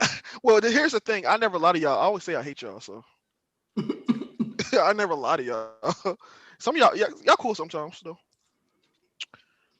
Nigga said sometimes. Yeah, didn't Rex say he hated us? Yeah, well, see, here's the thing. Rex loves me. He's got nothing bad to say. We're buds. Yeah, I like Ian. Rex is a false messiah. Are you saying I'm Satan? That's actually I like that. Niggas call it Scrooge McDuck. Wow. He's swimming his money. He swims his money at the street. He just his gold coins. He he's like I said, you know about $2 donation. I mean, I got that DM. I got that DM to show that he told me to put it in there, bro. I had to pay to stay on. I had to pay to stay on. Hey, just so y'all know, when BG released the Photoshop image saying that, it didn't happen for real. I don't know, man. We have all these negatives, people saying this, and then all of a sudden somebody will lie about it. I don't know about that, man. What you always say, Aniki? Believe the victims. That's what I'm doing right here, man. I'm believing the victim. The victim is me. Actually, I am on record multiple times saying that mentality got a lot of black men killed. Yeah, true. Yeah, Rex. So miss me with that one. So don't believe the victims. Got it. Oh my God, Rex! It's more nuanced than that. Don't do this to me. I'm just going to what you said. Rex is the Pope. No, I'm not the Pope, man. I just say what I mean. I mean what I say. Yeah, I don't even think Rex has played Undertale, so he can't be the Pope. All right. Undertale. I've never played it. He said Bojack is a better person than Rex. Bojack's. I don't know. Bojack is a horse. So I mean. Wow. What? BG did not pay for this food. Rex, you still haven't paid for port, you will never get paid. Damn. Damn, I'm glad Nafisa is actually bringing the truth out into the open. Can't believe all the blasphemous stuff that happened while I was just on the side. I was over here listening to this nonsense. Aniki was on Judah's side. So I'm gonna take that W because even though you probably meant Judas, you said Judah. Yeah. And Judah is the fourth son of Jacob, who goes on to be the head of the clan of the the Israelites, the tribe of Judah, which is the tribe that Jesus is birthed from. So being on the side of Judah is being on the side of Christ. I mean, that I'm on the side of God. Man, so, how do you know he didn't know? How do you know he didn't meet Mario Judah when he tried to leak Cardi's album? Yeah, exactly. You could have been on his. You're on his side. Mario Judah is another artist who said he's going to leak Cardi's album. So you say you don't like artists getting paid? You don't like artists getting paid, Aniki? Yeah, that's what I heard. That's what I heard. Niggas taking back. Niggas taking that back around. Niggas taking back their votes right now, boy. You know, I want y'all to know something. This is only a stream that niggas will have right now. That's what I want y'all to all understand. Everybody that's called is a nigga right now. And I said everybody, I mean everybody. I tried to tell y'all Ian was black a long time ago, but you didn't want to listen. We actually, hold on. We could have made an argument. Ian ought to go to his black friends. Hey guys, apparently I'm black now. I mean, I know everyone says diddly do, neighbor. That's like a thing, right? Yeah, that's definitely. That's what. All right, look. All right. As much as I've enjoyed this ridiculous slander campaign, we should probably let the audience go. Meal. Now you're silencing the people. Cool. Let's do this. That's cool. That's cool, man. You know, here, y'all get y'all peace out real quick while I go to the bathroom. Man. How about that? Man. It's cool, man. It's cool. B said is Ian black. No, Ian is not black. Do not listen to these. I have FaceTime Ian. He was at my cookout and he was talking to my sister. We actually have video of Ian and we saw what he looks like. No, that's crazy. We had this conversation about the cookout shit last week. Oh yeah, we did. We have that conversation about that last week. Niggas be handing that cookout pass real quick. I'm like, I mean, I feel like you should hold that one to the vest. Man, I miss cookout, man. I ain't had a nigga cookout in a minute, boy. Cookout, like that whole fad died that summer. Yo, bro, Thanksgiving black meats be so fucking funny, dog. I didn't even talk about me waiting outside for my next. Are you talking about cookouts or are you talking about the restaurant cookout? The restaurant. That restaurant's ass. That's only good when you're in college. I'm saying it was only good for one summer. That's all it was. No, when you're in college, that shit is clutch. But if you're not in college, that shit's ass. Don't ever go there. I don't need to say it. It was good for one. I remember I hate Wendy's, boy. I was in college. Cookout is a super ass cheap fast food restaurant.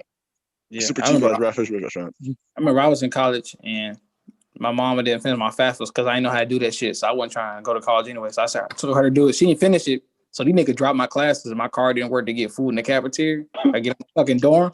So nigga, for a whole week, I had to spend all the money I saved up on fucking Wendy's. And it's like right next door. Breakfast, lunch, and dinner, Wendy's, dog. I was getting tired of that shit, bro. Every fucking day. Breakfast, lunch, and dinner, Wendy's, bro. Wendy's. You should have went to cook. You should have went to cookout. You could have got breakfast, lunch, and dinner in one payment. Okay. No, bro. Also, I was in the middle of fucking wait. nowhere. I'm back. So real quick, because somebody mentioned Ian, thinking that Ian was Australian, I'm going to tell you now, Ian did not get the Australia vote. So that should let you know right there. Australia voted for BG and Sayez. But okay, that means Ian does have the Canadian vote because he's got 3 of them compared to me, BG, Archbishop, East, and Squid each having 1. Where all my votes come from? Your votes Let's come see. from shit, man. Rex, you got 5 votes in the US. You got 2 votes from the UK. I bet you all those US votes are from Florida. And you got a vote in the Philippines. So I just want that to be known that a vote for Rex is a vote for America.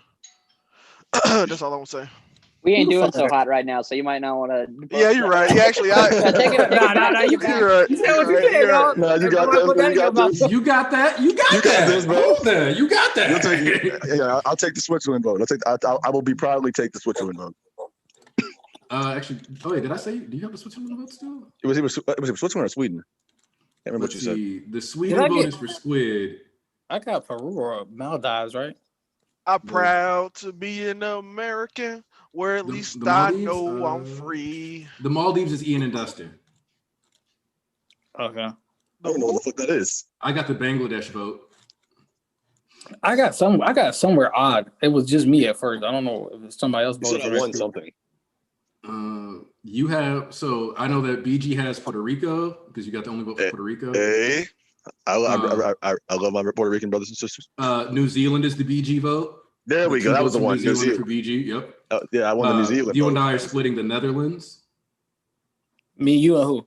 No, me and BG are splitting the Netherlands. South Africa is all me. India is me and Ponzu.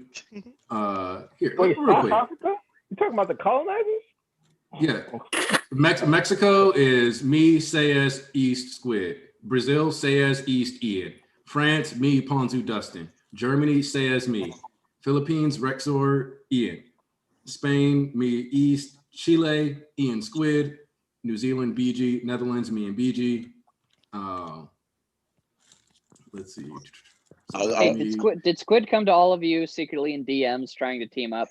He never. No, wait, what? He came to a lot of people. Okay, Hungary, never mind. I won't talk. Hungary is mine. Squid. Nigeria is Squid. Panama is for Ian. Bangladesh, me. Puerto Rico, BG. Peru, me. Italy, Sayez. Sweden, Squid. Serbia, East. Slovenia, BG. Saudi Arabia, Ian. Yeah, Slovenia, BG. Saudi Arabia is Ian. Taiwan is Sayez. Algeria, Ponzu. I got stuff. The US breakdown is 23 for me, 16 for Squid, 14 BG, East 10, Ian 7, Rex 5, Ponzu 4, Flo 4, Sayez 2, Shisui 1. UK breakdown is East 3, me 2, Rex 2, BG 1, Sayez 1, Ian 1. Not ever play with me. I will destroy all of y'all in Etch-a-Sketch, and I ain't playing with you. Oh, Man, no. Y'all can stop because Squid's here. So now we can all just team up on Squid instead. Is that my cohort? Yeah, it's kind of gang. Actually, no, because like Squid's here now, so Squid gets to give his final thoughts on the chapter, plus why they should vote for him. You don't get that. He just listen to the post anyway. Cheating that nigga.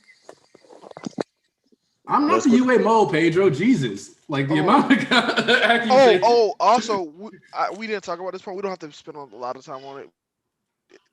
Do we care who the trader is anymore? I do.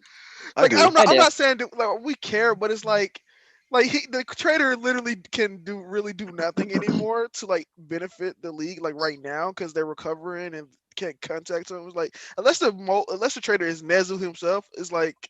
I think it is. I think it is Nezu. Yeah, me and there's only one reason, because literally anyone is better than Rex. It's that simple. I was waiting for that. I was waiting for him to come back in and say it. I knew he was going to say that too. I was like, okay. All right. So Yeah, no, my stance on it is I'm pretty sure that Nezu is the traitor, so that's where I'm at on that one. He's a high end. Or if it's not Nezu, are you a little disappointed? Like, why didn't we reveal it earlier? If it's not Nezu, it'll depend who it is. Yeah, then it'll be really hard to justify it. Yeah. Like the only thing about it is that if it's not Nezu, I'm gonna need some big brain explanations as to who the fuck it is then. Right. Like that's what that comes down to for me. But that's pretty much this arc in a nutshell. Is if it's not this thing, then the thing you're gonna do next better be really good, Horikoshi. Pretty much. That's where we're at. So let's do it. All right. So do it. Wait, Squid, do you have final thoughts on the chapter though? Squid like came in and said those words and then left. Oh, okay. Like I told you, he built his whole personality around me. So. Okay, Drake. All right. Oh my God. All right. So let me touch this. Geo Free actually pointed this out since the Scans Friday. She's the first person I've seen say this. She was talking about how Deku's narration sounded like it came from the future, not the present. There's been debate on that, yeah. Yeah, she was the first person I seen say it. Well, when we read the scans. Yeah, and in reference to the whole like you look like you needed saving part. Yeah, like back then, how he said back then and stuff like that. It seems like it was. Did he say back then? He said at that moment. Oh, at that moment. Back there. Okay, so yeah, he said, "Here, you killed us, killed so many of us, and hurt countless others. That is unforgivable. It's unforgivable. And yet, back there, when you got swallowed up by all for one." At that moment, but he's talking about like I said, like the thing is, the problem with that and why it's like ambiguous is because that even at that moment that was a past action, a past event, yeah. So it definitely could have still been in that moment, but at the same time, I can understand the perspective that it's still future Deku talking, because when the fuck does present Deku give narration? That's the best way to put it. Like the best way to put it, because like there's no precedent set that present Deku starts narrating the story, even though it's being told by future Deku. That'd be kind of weird. Also, Rental, I just want to point out that one of my gags, like slavery and abuse. Nah, all my subs are consenting. Don't worry about it. No, the UA robots being racist, low key. I kind of wanted the robots to rise up or be like. I thought it would be kind of funny if those were the traitors, because they're there for so much stuff that it would make sense that like they just kind of got bypassed and nobody noticed. But now it's too late. Honestly, if Nezu is the traitor, there's a good chance that actually does still come into play, because the robots get to observe and watch everything. Yeah, we get both. But if it's just the robots by itself, hey, yo. That would have been hilarious, but I was down for it. No, it'd be goofy as fuck, and I wouldn't like that. But it'd be funny, but I'd be like, yeah, this doesn't. No, I mean now, like if it happened earlier, cool. But for it to be now, literally, like I agree with y'all. If it's not Nezu, Horikoshi need to have some 500 IQ explanation as to why. Yeah, he got to really. The traitor didn't choose this moment right here to like side with the league, or why wasn't revealed earlier, and blah blah blah blah blah. Yeah, my favorite theory, and I know it's not the case because he brought it up later, but my favorite theory is that in the scene where the traitors brought up, it was like, because you have Mike come in and he's like, there's a traitor, and then everyone else is like, come on, Mike, that's stupid. And it would be hilarious if it was like, no, like you're supposed to think like, Mike, that's stupid, there's not a real traitor. But then everyone latched onto, oh, so there is a traitor. He's like, crap, now I gotta make one. Hey man, it is possible too, because like it's about damn time Uma Death Flag rolled his ass in here fucking 5 hours late. Hey, but look, wait. I've been trying to finish this stream for a while, because we had 6 hours. This is officially the longest episode we've had. Hey, for a season finale, this is damn sure the best episode. I'll give you that. The best season finales are the ones that like go from 30 minutes to an hour. Yeah, when they turn a 30-minute episode into an hour-long episode. So yeah. So what do you know? It's the equivalent. So like yeah. But I just wanted to actually get this wrapped up, because I want to eat. And I was thinking about actually doing a chapter review this week. I didn't do one last week, mostly because I hit a creative burnout. But like whatever. First off, all right. You can call me Hitler. You can call me Satan. You can call me AFO. But don't you ever in your life fucking call me Joffrey from Game of Thrones again. I can see it. Don't ever fucking do that again. I can see it. I can see the parallel. That's too disrespectful. Chill out. It's confirmed. Aniki would rather be Hitler than Joffrey, a fictional character. I can't remember what the other dude's name. I can't remember what the other dude's name was. What's the other dude's name? The other dude, the other terrible person that came after him? Oh, Ramsay Bolton. Yeah. What tried to become Ramsay? Ramsay was cool. Everybody liked Ramsay. I did like Ramsay until that stuff with Sansa happened. Yeah, before that happened, I did like Ramsay. After that stuff, it was fuck that nigga. All right, free the fans. So, Ali, I just posted where you can vote in the chat. Make sure you guys vote for your boy Aniki, because there will be a season 2 of MHA if Aniki is on top. Don't you dare compare me to Miss Joke either. And then, so yeah, if you wanted a nice, enjoyable season of the Church of MHA, and you want to keep supporting the channel, vote for your boy Aniki. We've been pulling us all together, making it all happen. I hope you all enjoyed the chapter. If you didn't enjoy the chapter, hope we all get to sit around.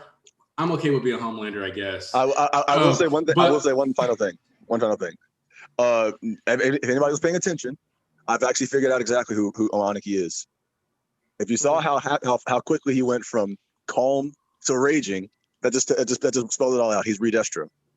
Holy shit! Oh shit! And he's the one who knew what his quirk was before anyone else. Oh my gosh, it all makes sense. Anyway, y'all have a wonderful evening.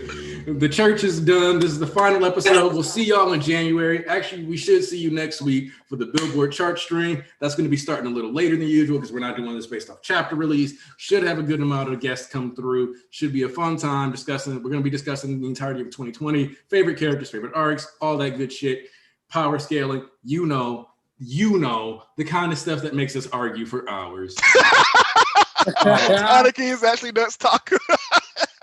Aniki is gonna have a receding hairline. He's gonna have a receding hairline. Oh hell no!